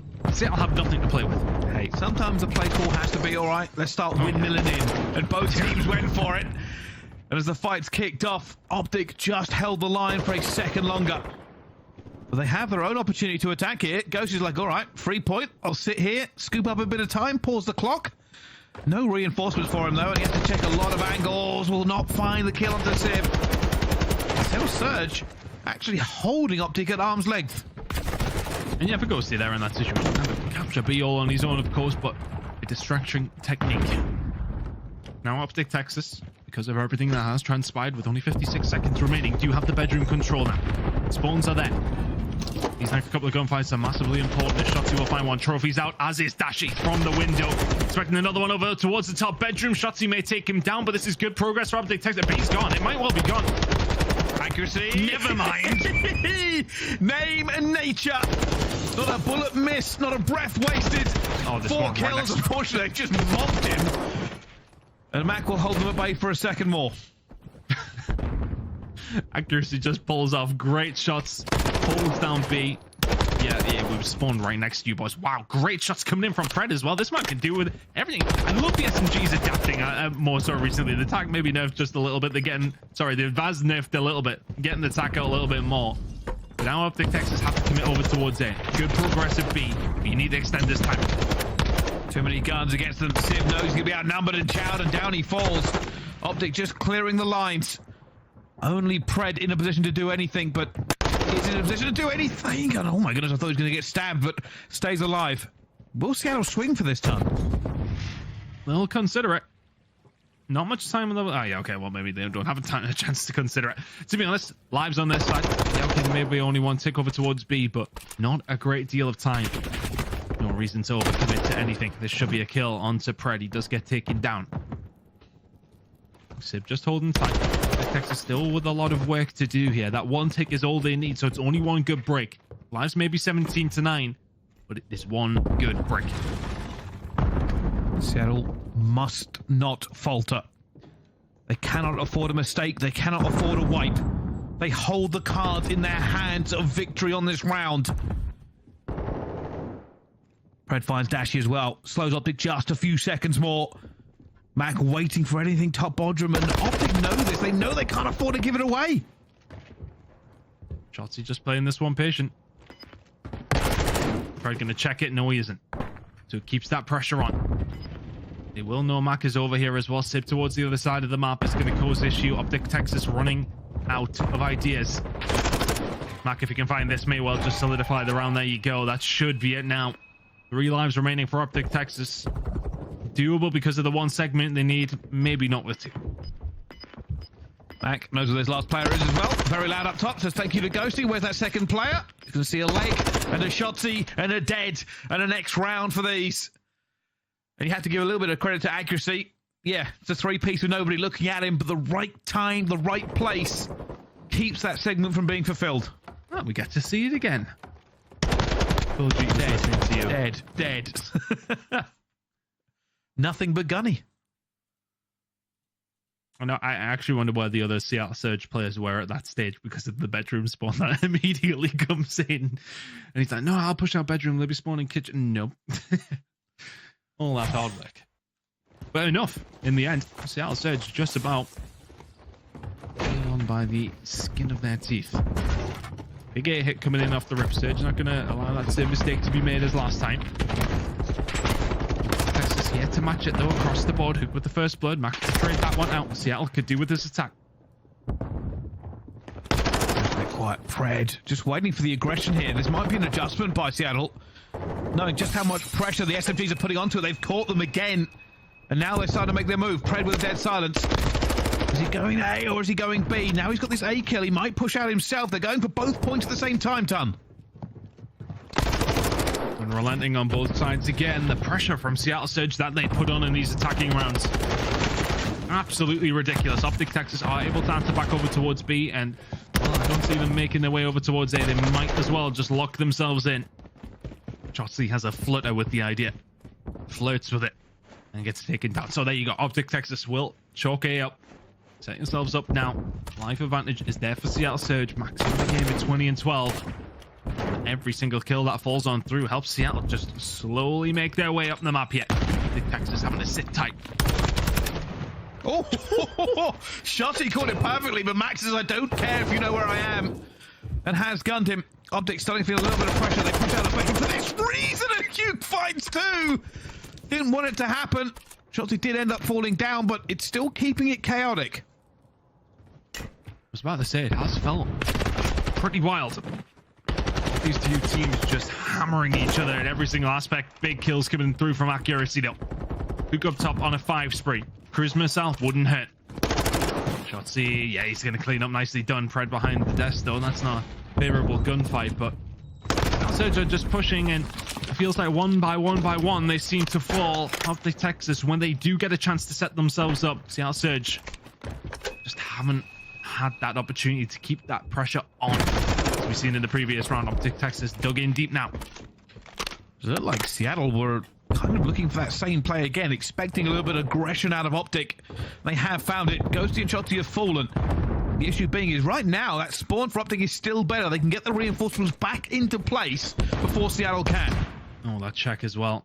Yeah, Ghosty doesn't know there's a lot going on over here. Sid will be the first to fall, knows exactly where Mack is as well. Can win the gunny. Good play from Ghosty. Shotzzy will clean things up as well. Accuracy may well be in bedroom, but OpTic Texas, 35 seconds remaining. Line's pretty much even. This will be a big gunfight win. Now you can force out the glass side. Shotzzy's waiting over towards the kitchen. But will get taken down. So still an opportunity here for Seattle Surge, but Huke in the meantime gets a hold of the cruise. Huke's just waiting. He's their ace in the hole. This is the last start because Seattle Surge are moving on to the point, but they have a Huke behind them. And Huke looking for an easy kill on the first. Looks for accuracy. Accuracy firing with all he's got here. Tack burning away, but it's not going to be enough. An 8 streak for Huke as he goes to work, and bedroom is his. Disgraceful shots coming in from Huke. The streak is ended. Mack, you just need to jump. It's a 5 spree for Ghosty as well. Good resolute defense from OpTic Texas. It almost feels like Seattle Surge, they put that pressure on, and if they don't have a lot of players forced up towards that side, they kind of seem to run out of ideas. But it's really good defense from OpTic Texas, making sure that they find those kills. You're sitting back, yeah, irons are up, and just make sure you find the gunny, and then you can push forward. And when they do push forward, it's very hard for Seattle to break them down. They really do struggle. If they can find those first couple initial kills over towards the B side, Seattle do seem to flow through. But they struggled when they couldn't find those kills. Look at the slaying difference, though.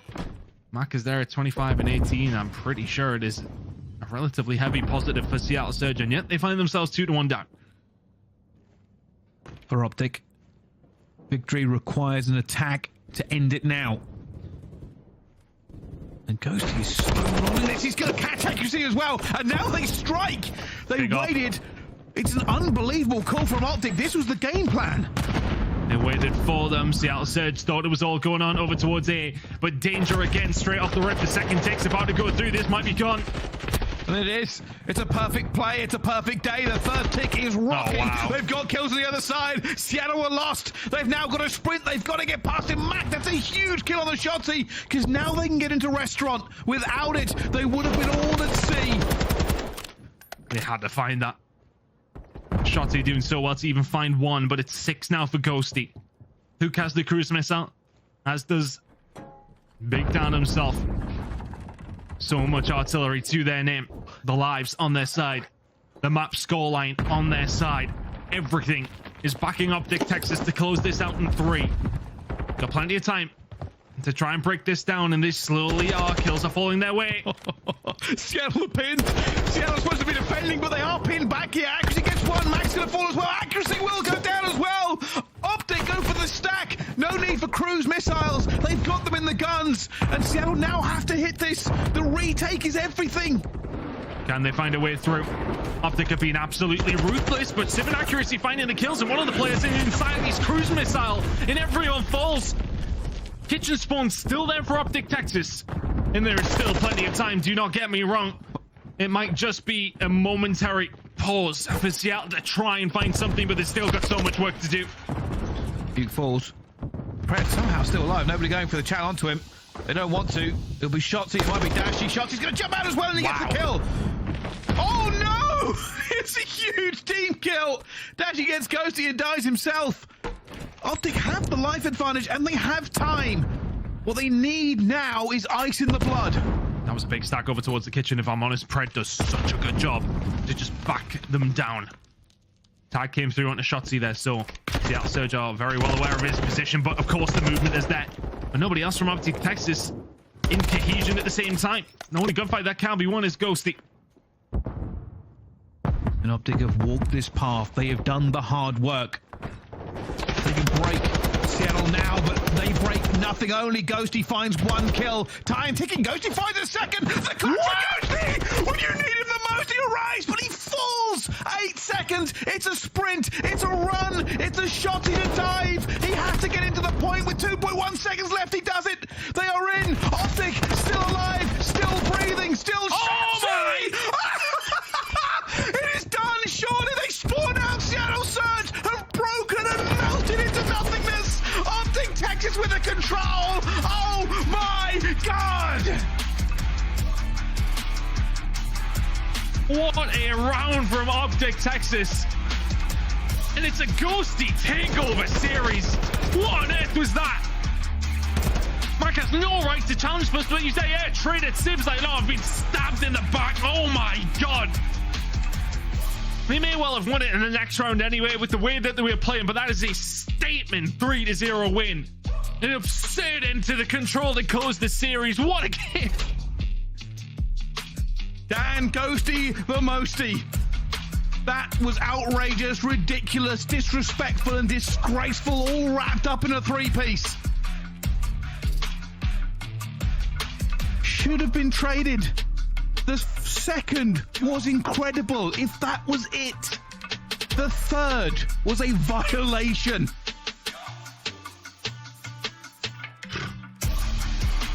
I don't even know how to break that down. My mind's went blank. It was just mental. Everything. OpTic Texas get it done in 3. Comfortable on map number 1. You win every single rotation basically on HyDra. You comfortably win it. Hotel search and destroy. Ghosty clutched up. Hotel control. Ghosty clutches up. Bearing in mind, Shotzzy actually turned on somebody towards the end of that as well. I'm sure we'll break that down on the desk. What a game of control that was. But OpTic Texas proven to us, well, something we already know. They are very well contenders for everything that's left towards the end of the CDL season here in Modern Warfare 2. Wow. Words cannot convey just what we have witnessed. We thought it was going to keep going. We thought Seattle Surge had done just enough. They did not count on a Dan Ghosty. Well, it's my pleasure to throw this one to the desk. I'm mind blown. Yep. I think OpTic is trying to be the highest paid per hour team in the league right now. They respected our time, but also what's going on with Seattle Surge? First at the major, you let Røkkr reverse sweep you. Now you are fully in control of control, and you let something like that happen, Allie. To be fair, like, this was a close series when it came down to the map specifically. I mean, a 50-point HyDra, I mean, that is one of our bigger maps. 6-4 in the search and destroy, a couple of hiccups there. But what we just saw in that last round of control was simply unacceptable from Seattle Surge. It was a beautiful defense of the A point. They let go of B early. There was a stack onto the A site to get that first tick. They get the opening kills, and they have the setup. They survive for a minute. And just when they think they're going to push it to the round number 5, Ghosty gets that first kill. Okay, I gunned out of your socks. Second kill, unbelievable. And then whoever challenged him for the knife, unacceptable. Should have just held the pre-aim and waited for the player that had to push onto the point. You are on defense. Seattle Surge, not a good look. I mean, honestly, down the stretch, in the search and destroy, in the control, it's Dan Ghosty. I've never been more wrong about a guy plugged into a team, because, dude, this guy is making plays. I mean, comms leader, in-game plays, and like as he's gotten more comfortable, he's gone out there and he's getting it done in the kill department as well, putting down damage. That was a highlight reel play. Let's just keep it a buck. He gets the first kill. The next guy goes and he's weak. he doesn't immediately chow Ghosty. It's right here. So Ghosty gets first kill. Ghosty is one shot. This guy double hesitates, and it was Mack. And then Simp is flying out for the trade. It's a breakdown in communication, and one guy is allowed to be the hero, and it's no other than Ghosty, who also did it in the S&D. Top catwalk finds the kill. He's ridiculous. Hey guys, can we do this one more time? Let's call it our scuff play of the game, shall we, community? Because I don't think it gets better than what the rookie of the year Mack's got a chow is bringing. Or hide. One or the other. Chow or hide. I mean, just pick one. He hesitated, and then Simp flies in for the trade. Meanwhile, accuracy snaking the table. The point is that they didn't have to do that. You could have just sat back, 10 seconds on the clock, waited for the guy to push the time. He had to push. There was everybody else dead in the kill feed. A typical play from Dam. I mean, the shots were gross. The knife reaction was insane, but a huge blunder from the side of Seattle. Listen, I can take a 50 cal to the knee and survive, but I can't take a knife to the toe. I feel for Sim and the Seattle Surge on this one.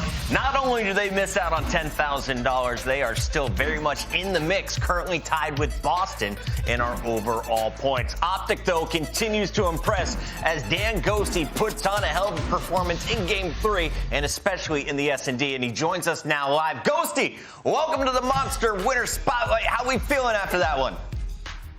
We're definitely feeling good after that one for sure. Talk to me a little bit about the engagements at close range on that map in particular, because it looked like you're pretty comfortable regardless who's on the other side of that wall. I mean, I'm going to be honest. My teammates give me a bunch of confidence, so I feel like I can chow anything. Dan, again, you're a rookie plugged into one of the biggest franchises that we have in the league so far. And obviously it's been Scrapz kind of been in that front running for a while here. Even off your debut, it was still a couple of question marks. But I think off of that performance alone and your performances recently, you're obviously entering that conversation. Talk to me about what that pressure feels like for you. Because again, biggest franchise, rookie of the year. You were in literal college, brought up to this team to fix its problems. I want to hear your perspective. There's definitely a lot of pressure, but at the end of the day, I got amazing teammates. I got a great coach, great people over at OpTic, so I always have full confidence. Even though it was a little bit of a shaky start, I never lost faith, and they never lost faith in me. Dan Ghosty, you guys have been incredible the last two majors and now online as well, keeping the ball rolling. I want to ask you about the efforts in control. It's been the one game mode where we can look at OpTic and be like, they need some improvement there. What have you guys been working on? I mean, we've just been working on playing more together, ironing out our map pool. I don't want to talk about it too much, you know, because we got champs coming up, but we've definitely been working on that third game mode, the swing mode, as some would say. And Ghosty, final question for you. If each of your teammate was an animal, what would they be? Oh, dude, that's a good question. Ant, maybe some kind of monkey, you know, he's definitely climbing shit. A hedgehog. I feel like Brandon is maybe like a rhino. Like that? Gorilla something. Strong rhino, Kyler, I don't know. Kyler would be like the opposite of Ant because he runs a sub, but like smashing. That's what I see like my teammates doing. I like that a lot. Smash heads, you know, run forward. Yeah. Wait, what are you? That's Dan Ghosty. I'm told I have to let him go. Ghosty, you and I need to be a giraffe. The GOAT. All right, thank you, Dan Ghosty, joining us as OpTic Texas picks up $10,000. He's going to go spend it. We got to talk a little bit about the final matchup of the day. It is coming up here in just a moment. Subliners with an opportunity to earn $10K, but Joe Thieves wants to get in their way. Thoughts on this one coming in, Ant? This is about to be a DoorDash challenge. Whoa, my bad, LAG. All right, well, we got to go to a quick commercial break. When we come back, get your challenge points ready. Channel points on the line. Can LAG pull off another upset like we saw from Florida? Or is it the favorite Subliners walking away with another 10K?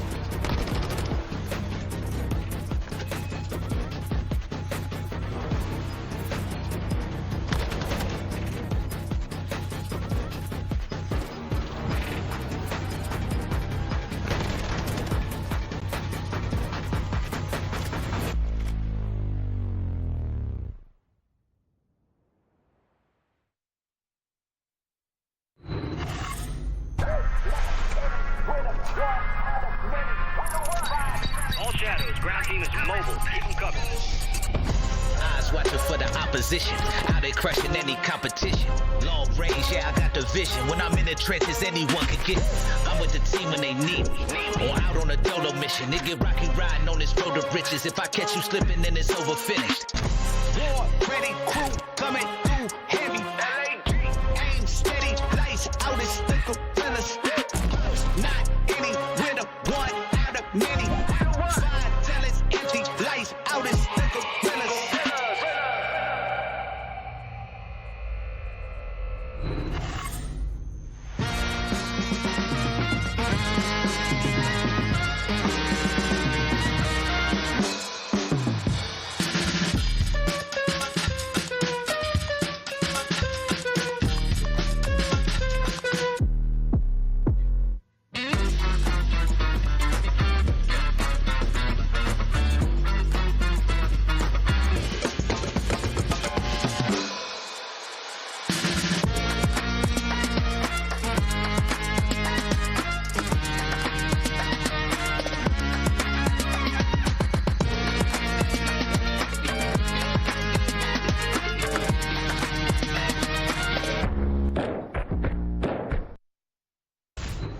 Welcome back in, everybody. The New York Subliners, winner of Raleigh, are now taking on our number 11 seed in LAG. This is a bounty match with $10,000 on the line for a New York squad that's already locked into champs. They needed a little incentive, but I just wonder, what else are they playing for at this point, Ant? Listen, they're playing to make a run and also to get to champs, right? These guys have clinched champs if you're the New York Subliners, so now it's about making it into winner's bracket and getting that final run in here at Major 5. When we talk about this New York team, they win Major 1. Yep. Fall into a lull in the next couple of majors that followed it. We're not great, let's just be honest. At this most recent major, though, they bounced back, had a hell of a run where they lost a 1v4 to aBeZy. You got to think they win that. They could have carried that on further in the tournament.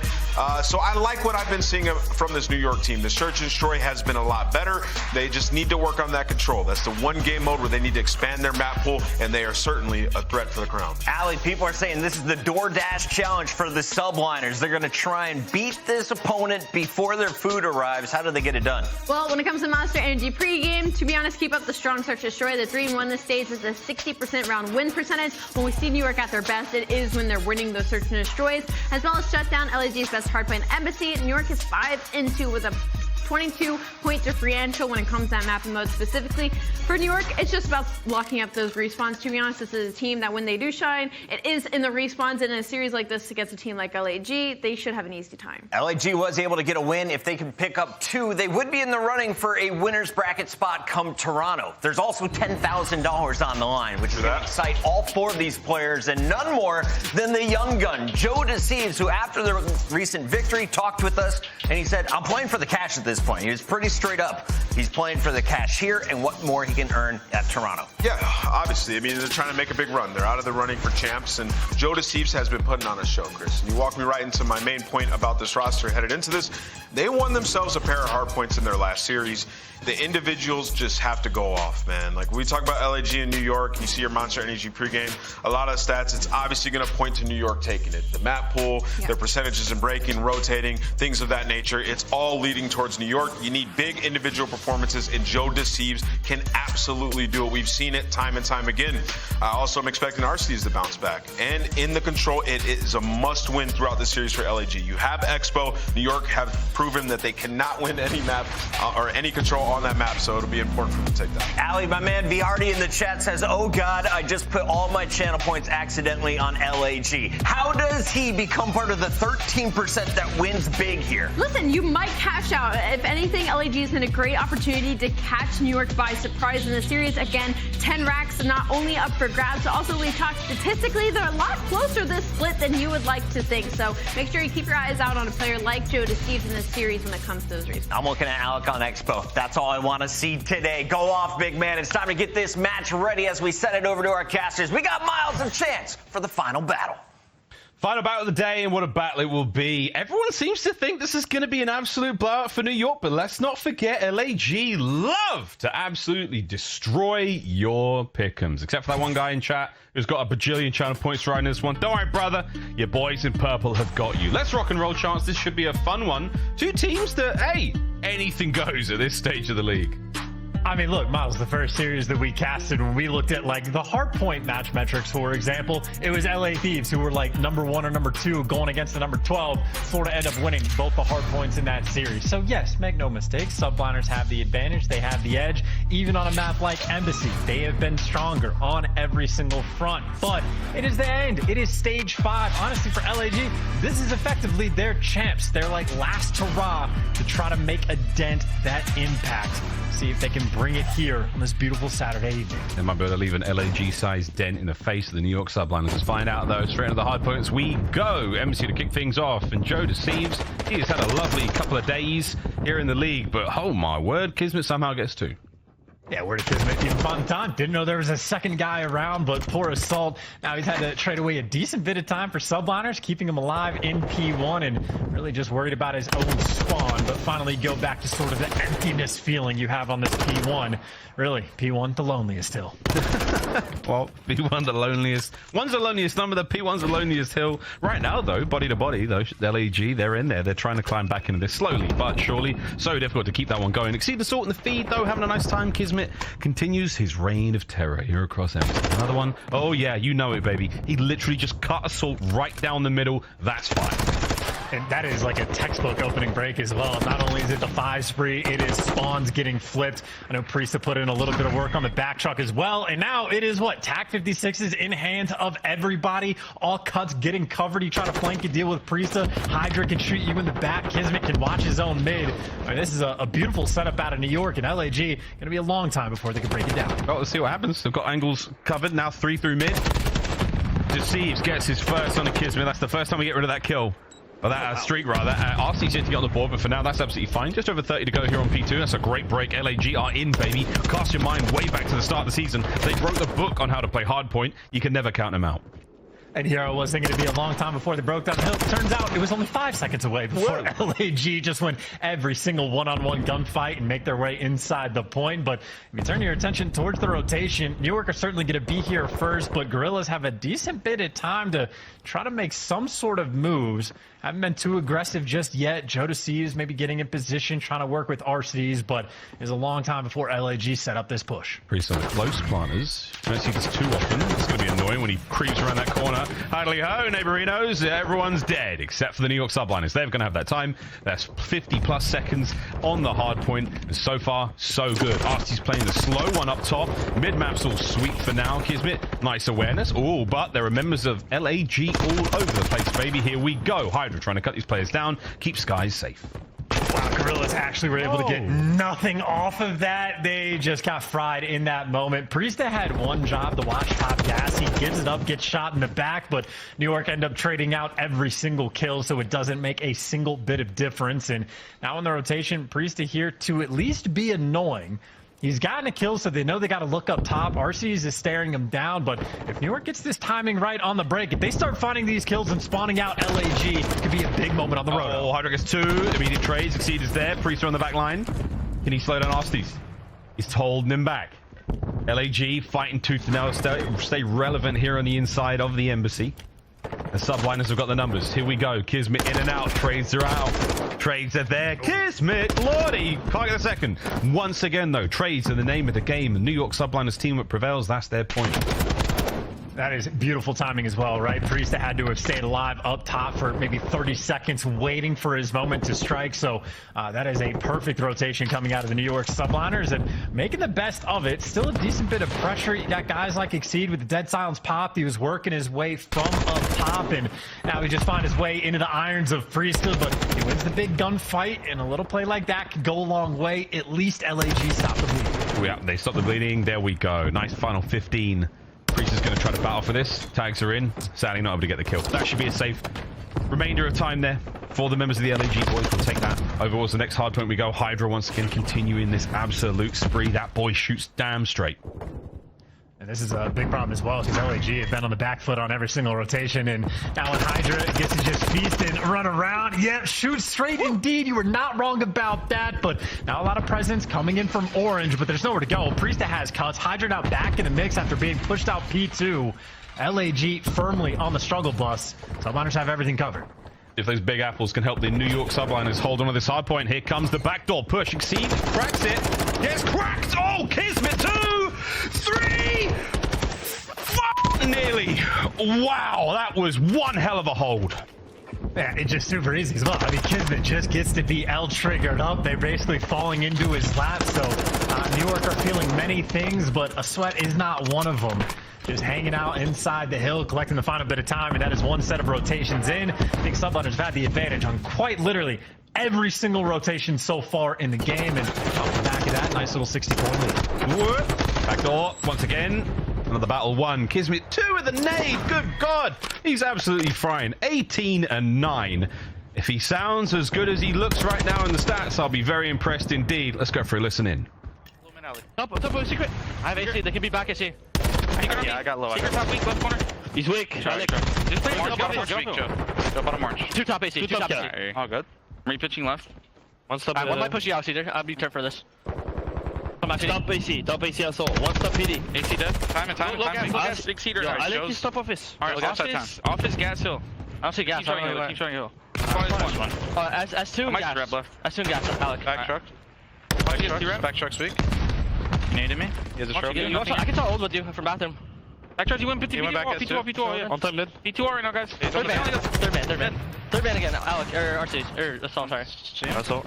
Yeah, Assault. Don't see him. I have a pitch. Top gas. Every third man right side. Absolute dead. I'm one shot. Absolute. Top gas. One kill pitch right, yeah, he could be. He's be S2. I'll get time. I have S2. No, I have your S2. Wait on me. I got time. Big boy, take your time in the back. I have your S2. Nope, truck is. He help him in the back. Go bottom gas. Taking this shell. Should I? 4, guys. There's 20 P1. Yeah. I'm gonna gas. Low gas. Yeah, my gas. Low gas is dead. I have my laundry. I have your P1. I have my laundry door from hill. I just want to. I'm SPD, lucky, I guess. I'll make gas, guys. Yeah, watch your back. They're gonna time. Touch is dead. I'm watching my back. Low gas. Or top gas. I have gas. Yeah, I'm playing my backside hill. Bottom gas. Bottom gas. Shit on. Top gas. Weak. Half out. Alec, he's just white. Nah, KiSMET, he's having a day. These gunfights are absolutely preposterous. The LAG are struggling to contain him. Yeah, I mean, he's quite literally just pub stomping. I mean, not even making like the smartest of channels necessarily, just throwing the ego out front and center, and for good reason. Was picking him apart. Jodeci is maybe a little bit of a bounce back, but guess who found the heady, the one to be on? You get a two-piece out of Jodeci. Priestahh strikes right back, and again, just like every single hill this entire game, York win the rotation. I will say, Exceed actually got a crazy spawn in the middle of the map, so an opportunity to make the play. Shut down immediately. Priestahh got the win. Yeah, that's not. Priestahh back at it again on a 4 spree. Looking for that time. We call him P-Dog, P-Snake right now, because he is absolutely flowing. Look at this awareness. Exceed. Nice shots. Not enough to keep him at bay. Hard point still ticking away. Up close and personal assault. Whoa! Priestahh finds another one there. RC is now finally able to get in there, but you have reached 200 points for the New York Subliners. Yeah, what nice little 5 spree there from Priestahh the previous hill. I think KiSMET also went on like a 5 or 6 sprees. So looks like New York maybe just taking turns to try to make a highlight reel play. And if you look at the rotation, I mean, both teams have swarmed it for the moment. And for the first time, I think maybe the entire game, LAG are out in front of the rotation and actually have a sizable advantage. It's only Skyz behind enemy lines, but Assault with snakes like that, certainly ready for the backdoor hit. Yeah, the backdoor's all good. Here comes the battle through the tight alleyway. Priest is in. Exceed 21 to 15. He's having a game as well. Can he keep it going? Skyz has pumped the back door wide open. Is he still holding this one? No. Oh my God. I thought he had something there. Subliners right back in here. LAG are battling tooth and nail. They have thrown everything they have possibly got at New York to hold on to this point. And for the first hill that they've actually gotten to first, I mean, so far so good, winning a decent chunk of the gunfights. New York are really setting up the pinch though, and poor RCDs gets left alone and quadruple challenged at the end. So talk about how the coordination on point right there from New York, able to collect those final 20 seconds of scrap, and frankly just built too big of a lead. Gonna be about 10 seconds away from winning game number 1, and well, obviously for LAG gonna have to chain maybe 3 hills back to back to win. Hey, that's not impossible. Here we go. Starts with 1. Deceives again with a sweet 2-piece. 10 for 9 for the win now for the New York Subliners. It starts with 1 hard point, and here it is. Hold on, LAG. got the cuts covered. You know, Salt gets a nice little 2, gonna call stuff out. RCDs has another wing covered, get some intel maybe on HyDra, but now you can pump the brakes, set up your time, and literally just one set of kills and you win this game. Yeah, here it comes there. Whoa, nearly. HyDra opens up the front door. Skyz is in. Can Exceed win the fight against him? HyDra back him up once again. Skyz has done it. He's broken the door right down. He's... Wow! Okay. Absolutely melted him. Throw in the towel. Map number 1 is done. The Subliners have absolutely devoured LAG on aBeZy. Nice little quick walk through and through. Bunch of players taking turns for the highlight reel play. KiSMET goes on a streak. Priestahh responds in kind, and even towards the end, TikTok duo HyDra and Skyz. Well, actually, I mean Priestahh, but HyDra doing stuff towards the end as well. So pick your poison on which play was your favorite. The game awarded it to KiSMET over in the Kitchen Hill, but doesn't make a difference towards the end for New York. Happy for that game 1 win. Whew. Very happy indeed. Nice start for the Subliners. LAG not quite out of this yet. We saw some wonderful individual runs. Quite a lot of the players actually, but at the same time, not enough to really pull it together. 180 was all LAG could muster here on aBeZy. We'll see if that bites them later on in this series. But for now, we're going to have a little look at some stats, think about those highlights, think about all those nice plays the New York boys made, and then get ready for that search and destroy. In all honesty, I mean, I know like you got outslayed by a decent margin for LAG, but on the damage front, they did a pretty solid job of keeping up. I think they just literally lost almost every single rotation in the game except for like the final 2. And only losing by 70 points is, you know, if anything impressive. It's just a lot of the important ones they were not able to connect with. There's KiSMET literally right from the jump starting on a 5 spree, but I'd say they were winning about like the, you know, on the 50-50 gunfights, LAG was breaking even. On the important gunfights of like, you need this to secure the rotation, New York Subliners picked them apart. Yeah, that's the sort of priority, you know. It's like you can get all these gunfights, keep them on the point, you can win those big ones, but you're going to win a gunfight that's going to get your guys spawns close to the hard point or keep them away from it from a good 10-15 seconds. That's the difference maker. Subliners, they got those nearly every single time. What a 3-piece in Kitchen this was. If you got that 4th, I might have let an actual bomb fly. Wow, what a play out the New York Subliners. KiSMET had himself a map. The Thieves as well. I mean, Joe was putting up the work. Not able to quite get anything going here. Priestahh, his top AC plays were absolutely nutty. Your boy was frying. You can see P-Dog back at it. New York Subliners, we have not seen them be a real force to be reckoned with since Major 1. To turn it around this late in the season, wow, well, that would certainly make Champs a scary event. Even that moment that we had from Priestahh top AC is like sort of a painful one from LAG, right? Because like Joe Thieves picks up 2, makes a big play, maybe sets you up on rotation, and then Priestahh just makes the bigger play to set you up on rotation and goes on like a 5 spree. So you're exactly right. That momentum, trying to just kick it back in gear. And I mean, KiSMET certainly throughout stage 1, he was your Major 1 MVP. Back into gear on that map, 27 kills, led the lobby by a fairly decent margin. And obviously as a team, the KD singing sweet for the Subliners. Certainly. 1.15 there for the Subliners. 0.87 for the boys of LAG, but we won't worry about that anymore because we're going to Hotel. Search and Destroy map number 2. We've got the Expo Control coming up. It's going to be an interesting one. Mikado aBeZy for the distance. Will this go their way? I mean, New York Subliners don't want that whatsoever. They'd like to close this one out in 3. Hotel up next, though. Search and Destroy chance. HyDra snipes. We can only pray. On occasion, I think Skyz maybe uses it a bit more on Hotel, but they certainly go back and forth a little bit. And honestly, if he wants to try to make the highlight reel play, opportunity is going to be there. That being said, it was talked about sort of in the keys to victory towards the top. Shout out to Monster of New York Subliners have played this map in 8 of their last 11 series. So there's no secrets about what they're going to be doing. If Skyz is going to be sniping, it'll be from top bedroom. He'll be looking through the crack in the door, occasionally going over towards lights. You know, guys like HyDra are going to be dancing, trying to be aggressive to, on offense, fly towards bottom bedroom. You have to be aware at this point, HyDra also loves to just hop on the bomb for the defuse. He's gotten a couple of those on this map as well. So on the intel front, on the preparation front, LAG certainly should be able to put in the extra mile just because of how often New York Subliners different things. I know, it's a double-edged sword having so much sort of information on these teams because you are expecting their tendencies, but Subliners, man, we know those comms are fantastic. We've heard them in hard points. They're willing to make adjustments. They've got lovely small talk between the crew. You can never trust the play. Subliners will get the crazy stuff done. Let's look at the match metrics so far. Their win percentage ranks in each game mode. This is going to be a fun one. Let's see what LAG have got. Sheer determination, chance, force of will this late into the season. Let's see if they can pull it away. certainly considering those win percentages, the largest gap being in control. For LAG, a bit of a must-win here on the Search and Destroy. These are going to be the most even stats we have on any given map between these two teams, so LAG needs to make sure that they take full advantage. Incredibly comparable on the first blood front. LAG even have a better round win percentage, so certainly the opportunity on this map is going to be present. But again, as you pointed out, it doesn't matter if you know exactly what HyDra's going to be doing it. Stopping it, very different. Oh, yeah. And the boys got go. Yeah, you called Let's it, man. get it, baby. That's what I'm talking about. Let's go. HyDra hit a shot for daddy. Or not. No one's going to be there whatsoever. Everyone from LAG over towards B. And that's exciting to start things off. Those nades are all good. But Priestahh, he's going to be the man to find that information as the sole member of the New York Subliners. The whole pack towards A. He's gone lone wolf.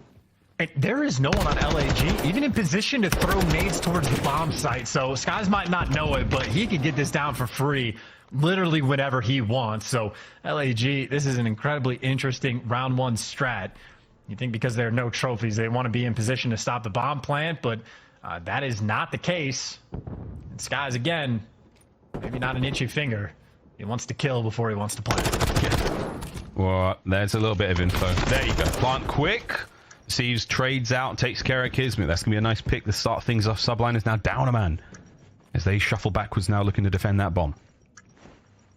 And I think Assault's maybe waiting for someone to push top bedroom to try to get across, but New York Subliners sent no one on the cross, so LAG, limited information for the moment, even with the man advantage, and that man advantage just disappeared. And it's about to get a whole lot worse. Priestahh pops steady. There's still a player hitting their way through steps. Whoa, Exceed could not get both. That would have been unbelievable. 2v1 now. Assault the last man. Can he go toe-to-toe with Skyz? On the Godhead, a lot of noise been made. Skyz rips him. That's the round. Yeah, I mean, look, round one, there are no trophies out. It's just the easiest thing in the world to get the information on a guy trying to go for the B-bomb plant. Use your stuns, use your nades to get him off. LAG had different ideas. They played for picks and they got the first blood. And then the bad news is, on a retake, still not an easy thing to do. I know Priestahh has to make a big play, but, I mean, we saw in the first map on Hardpoint, Priestahh was there making the big play, so kicks off round number one with a dub. Yeah, nice one. Interesting position, that post-plant spot. All of them in lobby, like, backed way on up. They waited for anything to happen, didn't see anything out of LAG, and played it in a fun way. Cool to see that out of the Subliners. This time, though, bomb leaning fast towards B. The kills are there to back it up. Subliners going to cut the map in half, try to not let the remaining members of LAG get there, but I think it might be too little too late. You could get the bomb down, or you could fight your way across towards the other one. RC's gets on the board. Yeah, I love that dead silence use as well, right? RC is pulling out the Vaznev to make that happen, so knows the opportunity you have with the dead silence, makes a big play, and I mean, HyDra got a pick on the flank, but outside of that, LAG, strong advantage in this round. Got the tack in hand as well, so you get the information on Skyz, bomb planted, snake fest inside of B. LAG, no way they lose this round. No way, right? No way, right? That's not a good start. Skyz on a 3. HyDra up close on the inside. And here we go. It's noisy. It might not matter. The wallbang spots might be checked. Due diligence done. Deceives hides his toes. There he is. HyDra sent in for the kills. HyDra! Oh, God. HyDra sent in for the kills. He gets it all done. The one variable LAG forgot about. Oh, my God.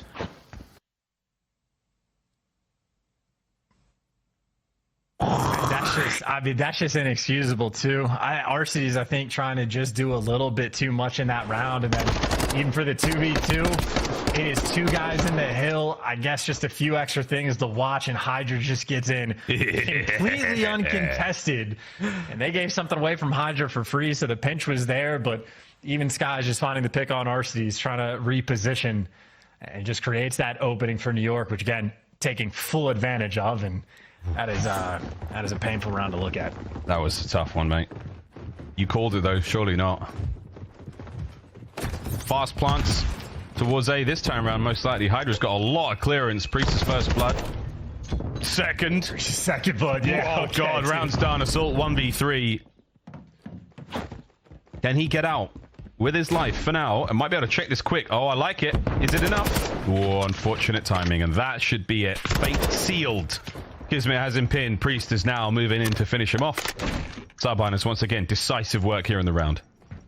And well, I mean, aBeZy could do this in a spot from a 1v4, but unfortunately, I don't think Subliners are going to make anywhere near that same type of mistake twice. Yeah, he'd have to absolutely gun literally all three of those players, which, I mean, getting one would be impressive, but the next two is simply not going to happen. And all smiles on the East Coast right now. New York not breaking a sweat. Not at all. Very different climate to the Californian cousins right now as the Subliners. Feeling real good in this one. So far, early days in the search and destroy. We've seen crazier comebacks happen, and LAG are still a team you cannot take lightly. Round 4. There's what, HyDra for round 1 on offense, Skyz for defense round 2. A couple nades out as well, looking for the errant pick, and RCDs doesn't give anything away. The bomb is going towards B, but Assault's already been picked off by KiSMET. Put out the tack for this round, so once again, advantage towards the Subliners as RCDs might be playing a dangerous game. Woo! My word, going right back at it. Skyz, double dips, normally bad manners. Hey, RCDs makes him pay. 3v3. Daddy out. That's a great challenge out of RCDs too, yeah. Really nice. Oh, come on. One more tag in and HyDra's toast. Those curtains do not offer much protection. All right, Deceives the other side of the map. Exceed gets involved, and HyDra now 1v3. Woohoo! What a round out of Asties. Okay. Good stuff, man. Bounce back as well, even after Assault get picked. Not just RCDs on the flip side, catching Skyz with a snipe, but Exceed and Joe Deceives working together down the restaurant side of the map and evens up the odds as well. So great plays the whole way around, and RCD's nice little bounce back from a few rounds before. Couple more of those, you're right back in it. I wonder what they are saying right now. Again, Exceed, most of the spitting. Nasty's backing them up. They're having a little to and fro about what to do here in this round on defense. You've got a couple of looks out of the Subliners so far. You've seen 2 different players snipe 2 totally different occasions. Here we go. Yeah, and if the retake was a struggle in a 4 versus 3, don't want to give away that bomb plant for free. So a lot more presence towards the middle of the map. And New York does have a trophy down on the cross HyDra. I don't think he got spotted. Well, if you see, didn't see him before, certainly saw him now. Got a HyDra in your bottom bed. Good luck with that. Yeah, that's a real problem. Oh no, there's HyDra. He gets into it. Nice tags out of Deceives. Young Joe has a lot to contend with here. He's never going to read a HyDra that close and that quiet. Steady of his own, making a decent amount of noise. HyDra's not going to budge. Subliners recover the bomb. And here comes that plant on A. And Skyz actually gave up the bomb to hand it to KiSMET just to have the AR watch over the SMG for the plant. But you get it down. You got a 4 versus 2. Uh-oh. You even check the corner. No. You do. Does it matter? Not really. Trades are there. Subliners with a confident round win. Making sure they give no momentum to LAG. Didn't really waste any time in that round. That was a great start. And a cool position to be in again. HyDra, once he gets that couches control, he doesn't relent. He sits down, he waits it out, and then as soon as he saw his boys grab that bomb, make the play towards A, he's like, I have the entirety of mid covered. I can't see archers, Priestahh is there, no problem. New York Subliners, a watertight setup, nothing got through. Teamwork once again on point. It's also got to be one of the scariest call-outs to hear in the league of no, HyDra got a cross, he's in bottom bed, his dead silence popped. Good luck with that. Someone try and kill him.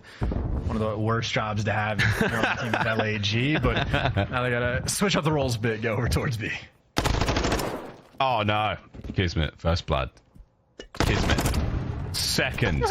Okay. KiSMET, third. Yeah, okay, dude, okay. Sure. KiSMET might be able to get the ace here. He's going to race his teammates across map for it. Go on, Kiz. Get him, son. Kill HyDra. He's going to... Yeah, there you go. There you go. Get us all. He's all yours. He actually smiled at the player cam, too. Just laughing at him. Does not care. Yeah, we got bomb. 2 dogs guarding the bomb.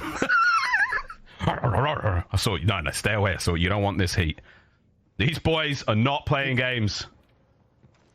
And he just popped dead silence and back spot when the bomb is down in restaurant, so he has to cross the map, and he gets halfway across before it runs out. Now you have 25 seconds to make a play where they are absolutely going to hear you. Here comes the ace. 3, 2, 1.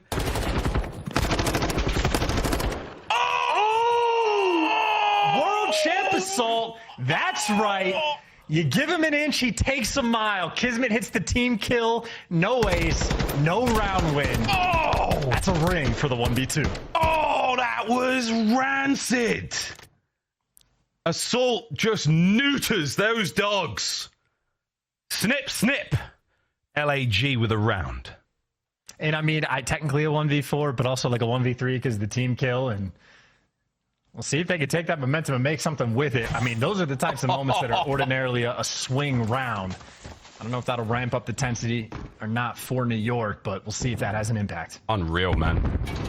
Exceed. Okay, nice first blood from Nasty's not able to hit the snipe. That would have been great openings from the LAG boys there, but we'll take that for now. Back on him. Exceed can stay down here in what we call lights or luggage. Oh, tagged heavily. No one's there to really to back him up top bedroom now. We're going to take a moment or two. It's KiSMET. Oh, dear. Gets in. His plans have been foiled, though. Now all down to Priestahh at 1v3. Oh, that's beautiful, too. Just to make sure you get the trades on KiSMET as well, so the stat completely on point. So you get everything you want, including the information. Assault should start booking it over towards the A side, and you know exactly where Priestahh is. No funny business just yet. You got all crosses covered. Priestahh, again, just going to have to gun people to win this round. Dude, Nasty's that little sub, man. He's been working the Vaznev as of recent. Lovely work to bounce back there. LAG, that's 2 sweet rounds in a row. RC's a dangerous player. He's actually been doing this for a few years. It's like he's got that like main AR quality, but in Search and Destroy for a few years now, he is happy to pull out the SMG and make some sort of a play. So I don't know if he pulled that one out at the start of the round or just picked it up off the ground, but he is lethal with whatever gun is going to be in his hands. And I mean, keep in mind, it was a very trolly round that the New York Subliners gave away for LAG to get back in this game, but that lead is dissipated just a little bit.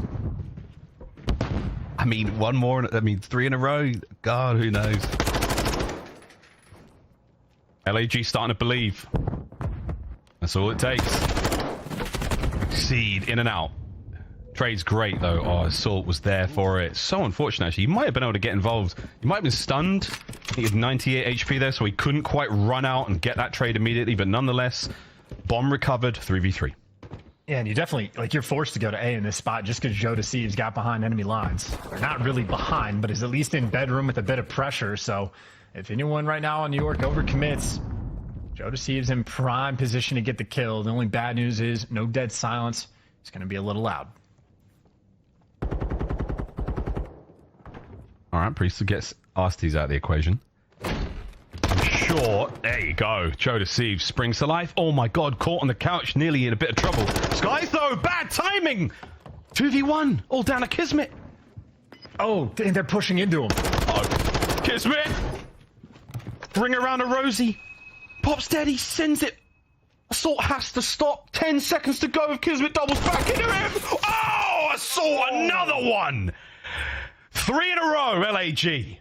I felt like I was watching OpTic for a second of like the bomb is completely free over by the A site. They're pushing over towards B with the clock ticking down, but Assault, again, absolutely a heads up play. Knows the rechow's coming through, plays the angle perfectly. And we kind of chuckled at the one where KiSMET doesn't get the ace and Assault clutches the 1v2, but that is a massive clutch to be able to get. So Assault right now delivering for his team. World champ MVP. Beautiful stuff. 4 in a row. In the kills department, we're all tied up 4-4. This one's going to be a big one. Oh, a lot of members of the Subliners over by the A bomb site this time. Not a huge amount of presence from LAG. It's Arcites and Assault and top and bottom bed.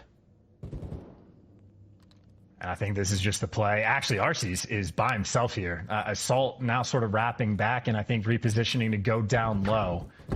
So it's 2 mid ARs looking over towards the A site and... Oh, nice nade. You know he's on bomb. Does this connect? I should.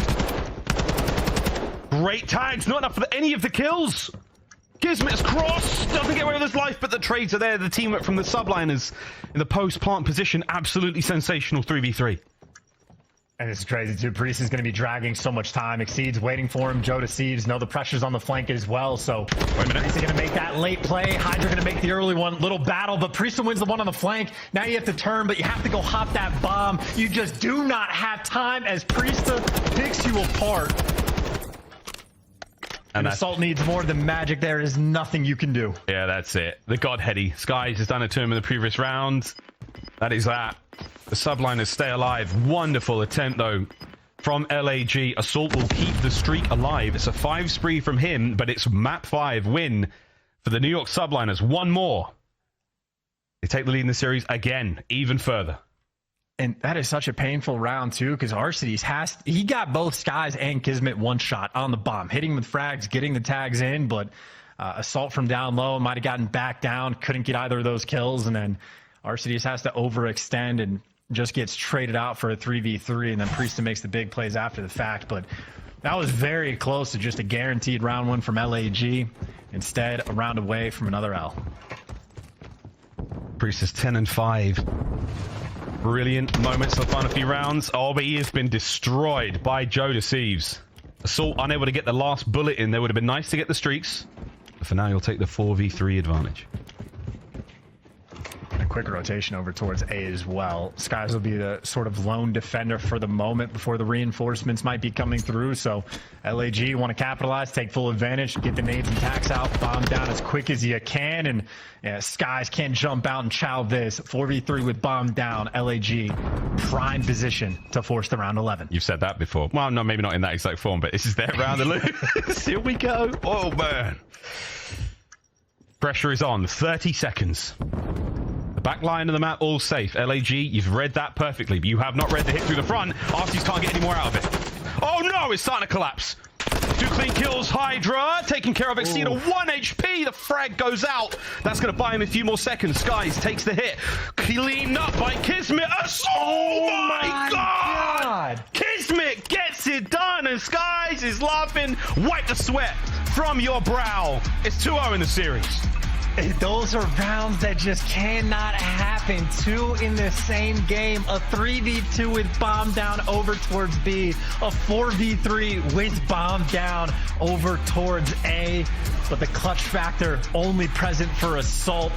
No one else. And New York Subliners get it done again. 2-0 lead in the series, and if they weren't confident before, they certainly are now. Going into a control on cruise control. Feeling all sorts of positive feelings. Man, that was a really good search and destroy from both teams, but at the end of the day, Subliners, a couple of breakdown rounds where they just walked away with it. Same could be said, though, for LAG, but hey, 6-4 the final score. Whew, what an unbelievable series we have had so far, ladies and gents. Far from over, potentially. Expo Control coming up in a moment. But for now, chance that Breburg Hotel, an absolute banger. And I just can't believe they actually got through that last round. I mean, those 2 players on New York finding like that open lane through mid just to make the big plays. But I mean, as soon as Exceed wins the gunfight on HyDra, gets away with 1 HP, I was thinking surely there's no way. There's only 14 seconds left on the clock, but KiSMET just too quick on the trade. So impressive stuff, I'd say, out of New York Subliners towards the end. Impressive stuff, and never call me Shirley ever again. Ladies and gentlemen, on the other side of this break, we've got ourselves map number 3 in this absolute banger of a series. New York Subliners, LAG. Last match of the day. We'll see you after this.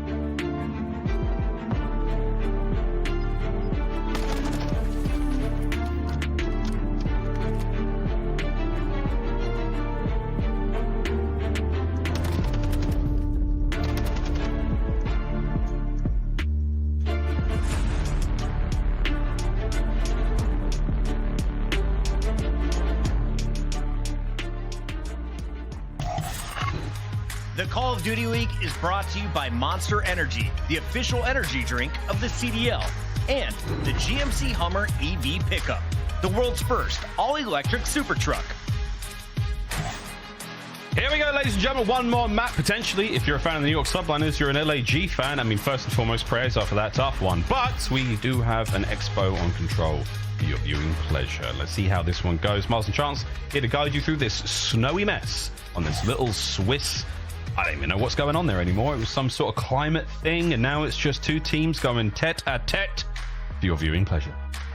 That's a British phrase, I am sure. Not familiar with that one, but I will say, and I am familiar with, the fact that Expo brings in a new dynamic for all these teams in Control. So there's teams that, for example, don't like aBeZy Control, like OpTic, who are now happy that there's a new map in the mix. But Subliners is one of the interesting ones of, like, they enjoyed the aBeZy Control. How well can they perform on the new map? We've only seen it one side of the Subliners. It did not go well, but will be interesting to see if they could try to master this in the same way. Add it to the repertoire, because obviously the late stages of the year, you really can't afford to have a single bad map. You got to make sure those pick and bans stay deep. Jumps is, what, a matter of moments away, it feels like. Well, Major 5, first and foremost, May 25th to the 28th. Get down to Toronto, boys and girls. It's going to be an absolute delight. But for now, we're going towards A. The Subliners have soared. They are in, and here come the nades, tax, and everything in between. Plenty of pressure on the point as well, but obviously with no tax coming through, KiSMET in exposed position, yeah, the nade's just going to rain on top of you. So, oh my God, I'm sure they delivered there in the moment. Great damage coming through, and Subliners definitely want to keep the pressure over towards A, but LAG not making it easy. No, not at all. A little bit of iffing and butting there on the point. A zone safe for now. RCT's at range. Finally gets the better of Skyz. It's going to be 3 dead. Or 2 for a moment. Priestahh manages to keep a foothold forward for his team. That's the bar just to his right, and with that, he's got a lot of avenues, angles. He can go pretty much wherever he wants quite quickly. That's going to be the main sort of artery for his boys. Flying forward, and fly forward he does. Nice too. Yeah, and look, I was going to say, maybe even wants to jump over towards A, but going to be playing for a couple of these spawn kills. So you see what they're doing, actually, for the Subliners. It is just going to be Skyz by himself on the point, everyone else playing for kills. And maybe create 2 different ways they can win this round, because the kills they continue to collect. It's only a 3 life advantage for the moment, and it looks like that's probably not going to be enough. So double it up, get the zone done, go about your day. Priestahh and KiSMET, that will be B claimed. That territory has been marked by those dogs, and now the trades are done as well. Over towards A we go. Just over 1:40 to play with, and we've got 22 lives for the Subliners. And they're going to have to clear out the restaurant at some point. LAG have stacked up everybody. Thieves left by himself on the flank, and Thieves has a bigger responsibility off spawn. Actually spawns up right behind KiSMET. They might have a standoff again. KiSMET can hear it from a mile away, but Thieves, good awareness there to take him down, but that is trades all the way through. Everyone falls. LAG, last one standing was Exceed. He did not last long, and you got the full 4-man stack coming through. 4-man stack, stand clear, and that is one hell of a round from the New York Subliners. LAG back to the drawing board indeed. All it took was a couple of kills. And I'm so distracted by the little battle that, okay, look at nice and cinematic from Priestahh towards the end. You appreciate the energy. 10 out of 10 on the dives. Only the Russian judge gave it a 9. But either way, a blink and you miss it round. I mean, New York Subliners not wasting any time. They got the full 4-man wipe. Everybody jumps on the point, respecting our time. There's Puckett bringing up, you know, those guys earlier today, OpTic. Respecting the schedule. Well, indeed. Let's go. LAG now. It's a heavy hit over towards B. Priestahh says, no thank you, sir. Stops Thieves at the door. Pressure is on. Can Exceed get in there? I don't think so. Oh, nice tags. Good bit of crossfire on. Perfect work. Exceed gets himself 2 out of that. Manages to save his teammates. Assault in it, and that should be a stack. Hey, nice opening break as well. I know Priestahh gets the first blood, but LAG bounced back instantaneously, and now they'll be seeking for, you know, the same moment that the Subliners were able to create, right? Looking for a clean 3, maybe 4-man wipe to work the A zone, but that'll be a little ways away. And actually, they're getting a couple of the kills, so a lot of the pressure that the Subliners are trying to put on defense, about half of it has been stripped away. See what they can do with the other half. There's Thieves on screen. Over 2 minutes to play with here. LAG, what have you got? We're going to see a couple of different attacks here. Or will they be as efficient as the Subliners were in that previous round? Get it done in 1. Ooh. No hops, though, so he gets punished. And, yeah, talk about the number one. You are back to square one. Stuck in your spawn. Subliners have a stranglehold on the map. No avenues of attack for the moment. You're gonna have to win a couple gunfights. There's one. Skyz with a backup. Priestahh and KiSMET, I mean, they are, we've said it a few times today, farming the members of the LAG in their spawn. RCTs, no hope in hell. That's an 8 spree now from Skyz, streaks, and some. You name it, Subliners are running it. It hasn't died in quite some time. You have a little bit of pressure on the point, but HyDra contesting it, so you're not getting any value off of it just yet. Now the question is how well do you read HyDra just being above you as soon as the point comes through as well? And Skyz, that'll be number 10. That investment going a long way. Skyz decimates the competition, and there may be a few more here to the right. Oh my, no. Whoa, God, he nearly got them both. 10 and 2. 10 and 4 for his comrade Priestahh. I guess a freebie once again. No Deddy, no problem. Exceed cut down. This is getting real ugly real fast. A minute to go. Subliners are singing. Great stun, 0 follow-up. That was not really well timed there with attack, and an unfortunate moment too, because KiSMET, I think, just found his brand new home. Yeah, he's chilling here. He is chilling. No way he leaves this restaurant. Service is appalling. He will be here for quite some time. 40 seconds to go. Here comes Joe to Thieves. Not going to check this, is he? He does. Not quite enough, though. KiSMET finds it. More information passed over. Here come his teammates for the kills. The pressure is simply unstoppable right now from the Subliners. Another glorious round from them. Just over 20 to go, and they'll be 2-0 up. I thought he was going to stand on top of the door for the second. I'm waiting for stun number 3 to come through from Joe to Z. He's trying to deal with KiSMET. And he's just having a problem, man. KiSMET has just had his number around the restaurant. 10 seconds to go for LAG. Someone's got to hop the point. RC is going to have to be that guy. But unfortunate for him, it's just a Vaznev lying in wait. Can't check everything. And Subliners almost assuredly going to get this done. Joe to Z's last man standing. He drops and 2-0 up. Got New York Subliners looking for the 3-0. Yeah, that's a manhandling if ever we've seen it there on Expo. Extremely strong defense out of New York. The attacking round was pretty clean as well. If they can do it here as in this final round for them, truly one of the more succinct rounds of control we have seen, ladies and gents. Well, let's see what happens. LAG, it's time to get going.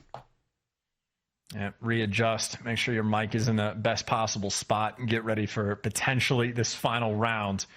I don't know how many times Skyz has died in this game. A grand total of 4, so he's been feasting. And on the flip side, the ARs, good lord, 6 and 22 combined. That is rough for the Guerrillas. Yeah, they are struggling. Not a whole lot of love either way. Priestahh snaps everywhere. Skyz are 2. KiSMET 7 spree for him. I mean, it is just simply getting out of control. One segment gone at A. A 2-man stack. Looking for a few more. A couple of kills are going to get players on that point, but it is a very, very well orchestrated staggered push now from the Subliners. Priestahh in the feed. Skyz, HyDra. Yeah. Holy, it's done. A's gone. I mean, the ARs on LAG just can't win a gunfight right now. Even KiSMET pulling out the TAC 56 and just doing whatever he wants. I mean, he's on a 7 spree. Last round, it was Skyz. This time, it's now HyDra, the only man with the Vaznev. Finally gets traded, but the damage has been done. Subliners still with the pressure on the point, and KiSMET yet to be stopped in this round. They're trying. Here comes the hit from backstage. Skyz, though, with a perfect coverage. Thieves trades them out. Nades are there. Okay, you bought a little bit of time, but have you got enough to get on the point? Priestahh is the next man up. He's flying solo once again, but this doesn't seem to be a problem as my good God. Subliners having their way right now. Oh, he perfectly gets through the nades as well. That timing is so unfortunate for Exceed, and well, now unfortunately you are just running into death. I mean, making it easy. Nice long dive, and Assault and RC's finally get a couple of kills. So the ARs with a little bit of pressure, but now you got to flood into death. Good luck with this one. KiSMET trying to put the stamp on the round. Yeah, it's more than a stamp. It's done. Game. New York Subliners. I cannot believe you may never see a cleaner Himmelmat Expo in your entire lives, ladies and gentlemen. GG's, a clean 3-0. I don't think any real fighting after that search and destroy. Guerrillas had some opportunities, but after a game 2 like that, series was basically over as soon as that final round goes through. So New York take care of business. You know, maybe some questions about they lose out back, or how good can they be on Expo. Still very few reps that we have seen them work with, but at least there in that game looked absolutely clean. So I don't want a long-term sort of front. Got to pay attention to the Subliners control game. And on the flip side, I mean, that's what, 10 and 32 combined there from the AR players of LAG. I mean, that is unacceptable. You're never going to win with that. No, it's not going to happen, is it? I mean, New York Subliners has returned to form. This is what you would expect of them, to take down a team in the sort of the lower end of the league. Subliners, scary prospect coming into Toronto with this kind of fire in the belly. See if they can keep it going. That's the real question of all of us. It's a strong team. They won Major 1. They haven't really been a noisy squad since then. This could be it. Are the New York Subliners back? And, you know, one of the most wild, I'd say, New York Subliners data view towards the end. I don't know how often I've seen HyDra go negative, everybody else go positive for a dominant win like that, but that is just the difference of ARs and Vaznevs on a map like Expo Control. But the question as to whether or not they're back, well, certainly in this stage they've been looking good, and in this series looking absolutely spectacular. So clean little 3-0, keeping things going, staying about their business. Sublime showing from the New York Subliners. We'll see what happens with them a little bit later on, but that's Super Saturday now in the bag. Desk, how the hell are you doing? It's still sunny outside. This is a crazy Saturday. No matches going to a game 5. New York banking 10K as fast as they possibly could. Yeah, blinked and that was over. At least the series went as expected, per usual. Now, as we take a look back here, and we were kind of eyeing up this Subliner squad. You're in the top 5. You're in the middle of the pack when it comes to the qualifier, but you're showing potential that you could make a run at champs and going into Major 5 at Toronto. Yes. What do you see from the team today? Who's their strongest player? What's their strength? I mean, it was a team effort today. You talk about their strengths. It's usually been in that hardpoint game mode. They played great there in the search and destroy on Hotel. Saw some big plays, but the most impressive map in the series was this control. This is the game mode that they need to add to like their strengths, man, and they can make a run and win a championship. We saw how they could only play Asilo because they were terrified of playing a map like Expo. Nobody wants to play them on Hotel, so they're forced to learn this map, and it looks like their efforts are working. They played it a couple of times so far, and getting the 3-0 here, effectively getting the spawn trap. Skyz starting out 10-1 on a 10 streak. Those are the things that you like to see if you're the New York Subliners. So for New York, they're looking like they're in a pretty good spot. I completely agree with your point about the control lows when it comes to this team. I mean, in this split alone, they are bottom 2 in both categories. So I don't think only just adding this to their map pool, but for their confidence as well in a game mode like this, because we have found that when teams start seriously losing control, it definitely gets in their head in some of these series. So for New York, I think this is a big confidence boost for them. Well, it's like one of those things where, you know, a lot of team strengths is LSilo. Now, granted, at the last major, they won 2 of those in back-to-back series, which allowed them to get the placement that they did. You're not going to win that every single time. You have to have 2 strong suits, and now that they do. So in the veto strategy, it gives them some leeway going forward. They get a commanding 3-0 victory. You're happy right now. Skyz with the 2.67 in control, the 10 streak taking over. But we got to talk to the other AR in the mix. The man who got the crucial kills in hardpoint. Priestahh is on the line. P-Dog, welcome to the Monster Energy Winner Spotlight. How do you feel after the 3-0 and another 10K in the bank account? Yeah, I mean, feeling good. You know, getting an Expo dub under our belt feels really nice as well. And that was just a strong showing from us. So we're all feeling really good right now. Well, congratulations on the big W and the extra 10K. What do you think you're going to spend it on? Did you know you can buy a desk made of a Corvette with that 10K? Maybe so like all of you could buy it, and you could like split the cost. You know what I'm saying? Okay, and we might have to invest in that then. Sure. Might have to invest. I mean, okay, to be honest, most of my money goes to food, so I'm probably spending it on food. Smart man. Love it. P-Dog, I want to ask you, you guys are getting clutched on, man. What is it with these colossal breakdowns like we saw in that game? Talk me through that round. What went wrong?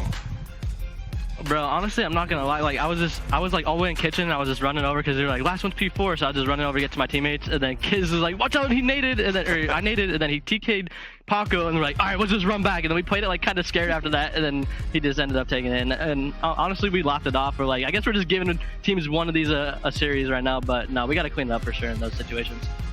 You know, obviously clutches happen to everybody, happens all the time. But for you guys, it's been a couple of times now in like series defeating moments. Has it been to the point where you guys have had to discuss like how you approach these situations when you have man advantage? Have you guys had a long discussion about it? Not like a super long discussion. I feel like we kind of just knew like right after, like when these clutches happen, like what the issue is. Sure. Especially the FaZe one. I mean, like he just kind of got good timing on me looking bedside. I didn't see him jump out. He gets a freebie, then finesses. So I mean, it just kind of depends on the situation and just making sure we're playing confident. I think that's the biggest thing. Priestahh, who's going to challenge you in Toronto for the trophy? I mean, we'll see. I mean, every team's pretty good right now, so we're just gonna go out there and do our thing. And whoever we match up against, we're just gonna try our best and try to get the dub. Looking clean tonight, man. Best of luck as we head up north in 2 weeks. We look forward to seeing your match tomorrow. Thank you. I appreciate it. Have a good one.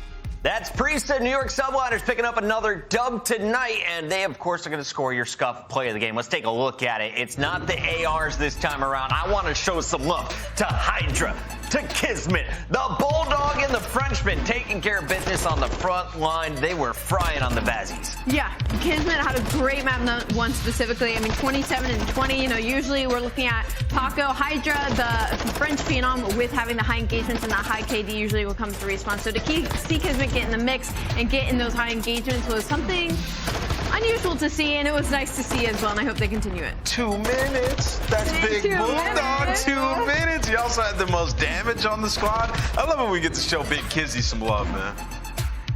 Great stuff from the New York Subliners. They make it swift, the 3-0 that started with the hardpoint win before clutching up in Search and now Control on Expo. Let's take a look back at all the matches, though, because we started the day here with another 3-0. Nameless talked me through it. Match number 1 of the day. What did you like? I mean, Atlanta FaZe, right? They had to come in. They had to get a big win, and they did just that. Everybody played well. Obviously, you lose that control. You lose all your offenses, so it's going to be something that they have to go back and fix. But pretty clean sweep, honestly, throughout that series. Yeah. I have no complaints with what they did.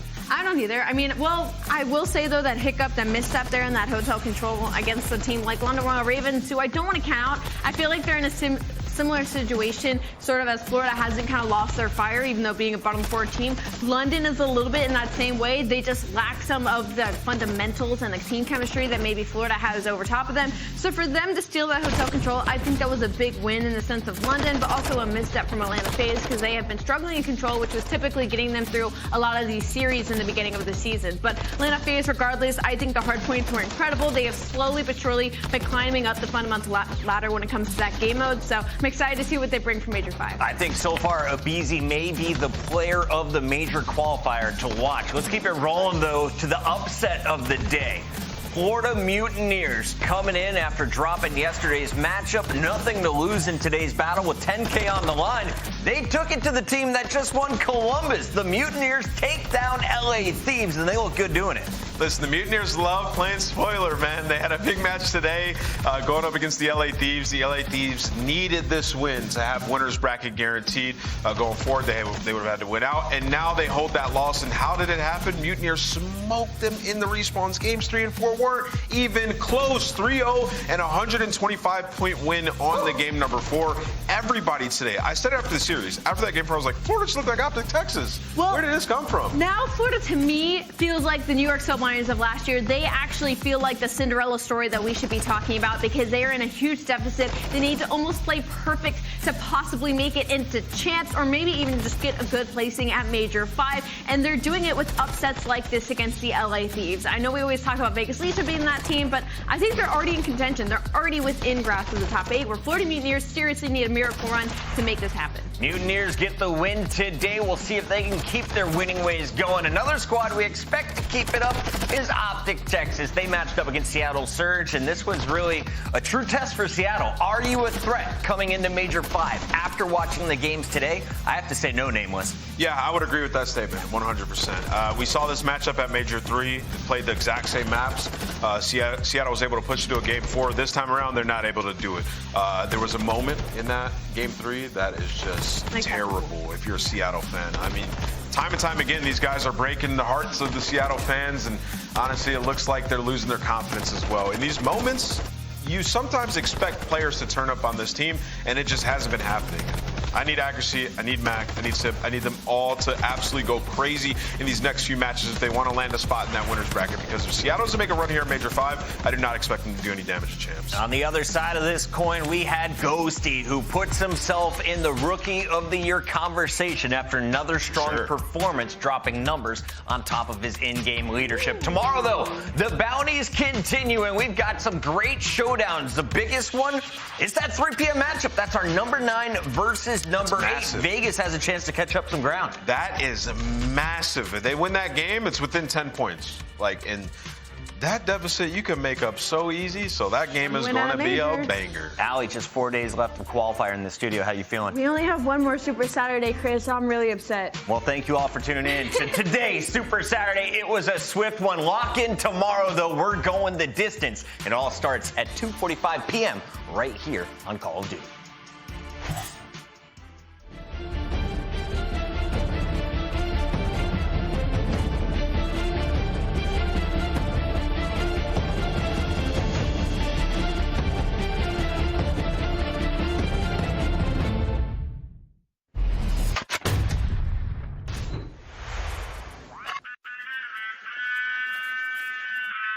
Pick up where I left off, it ain't over. Whole squad on the gravel, all I know, I'm a soldier, stand up, add attention, shake it off, tell us swift, forget the trip, track the mission, no surrender, just commitment. I see visions, eyes closed, shut, heart monitor, going crazy, medics panicking.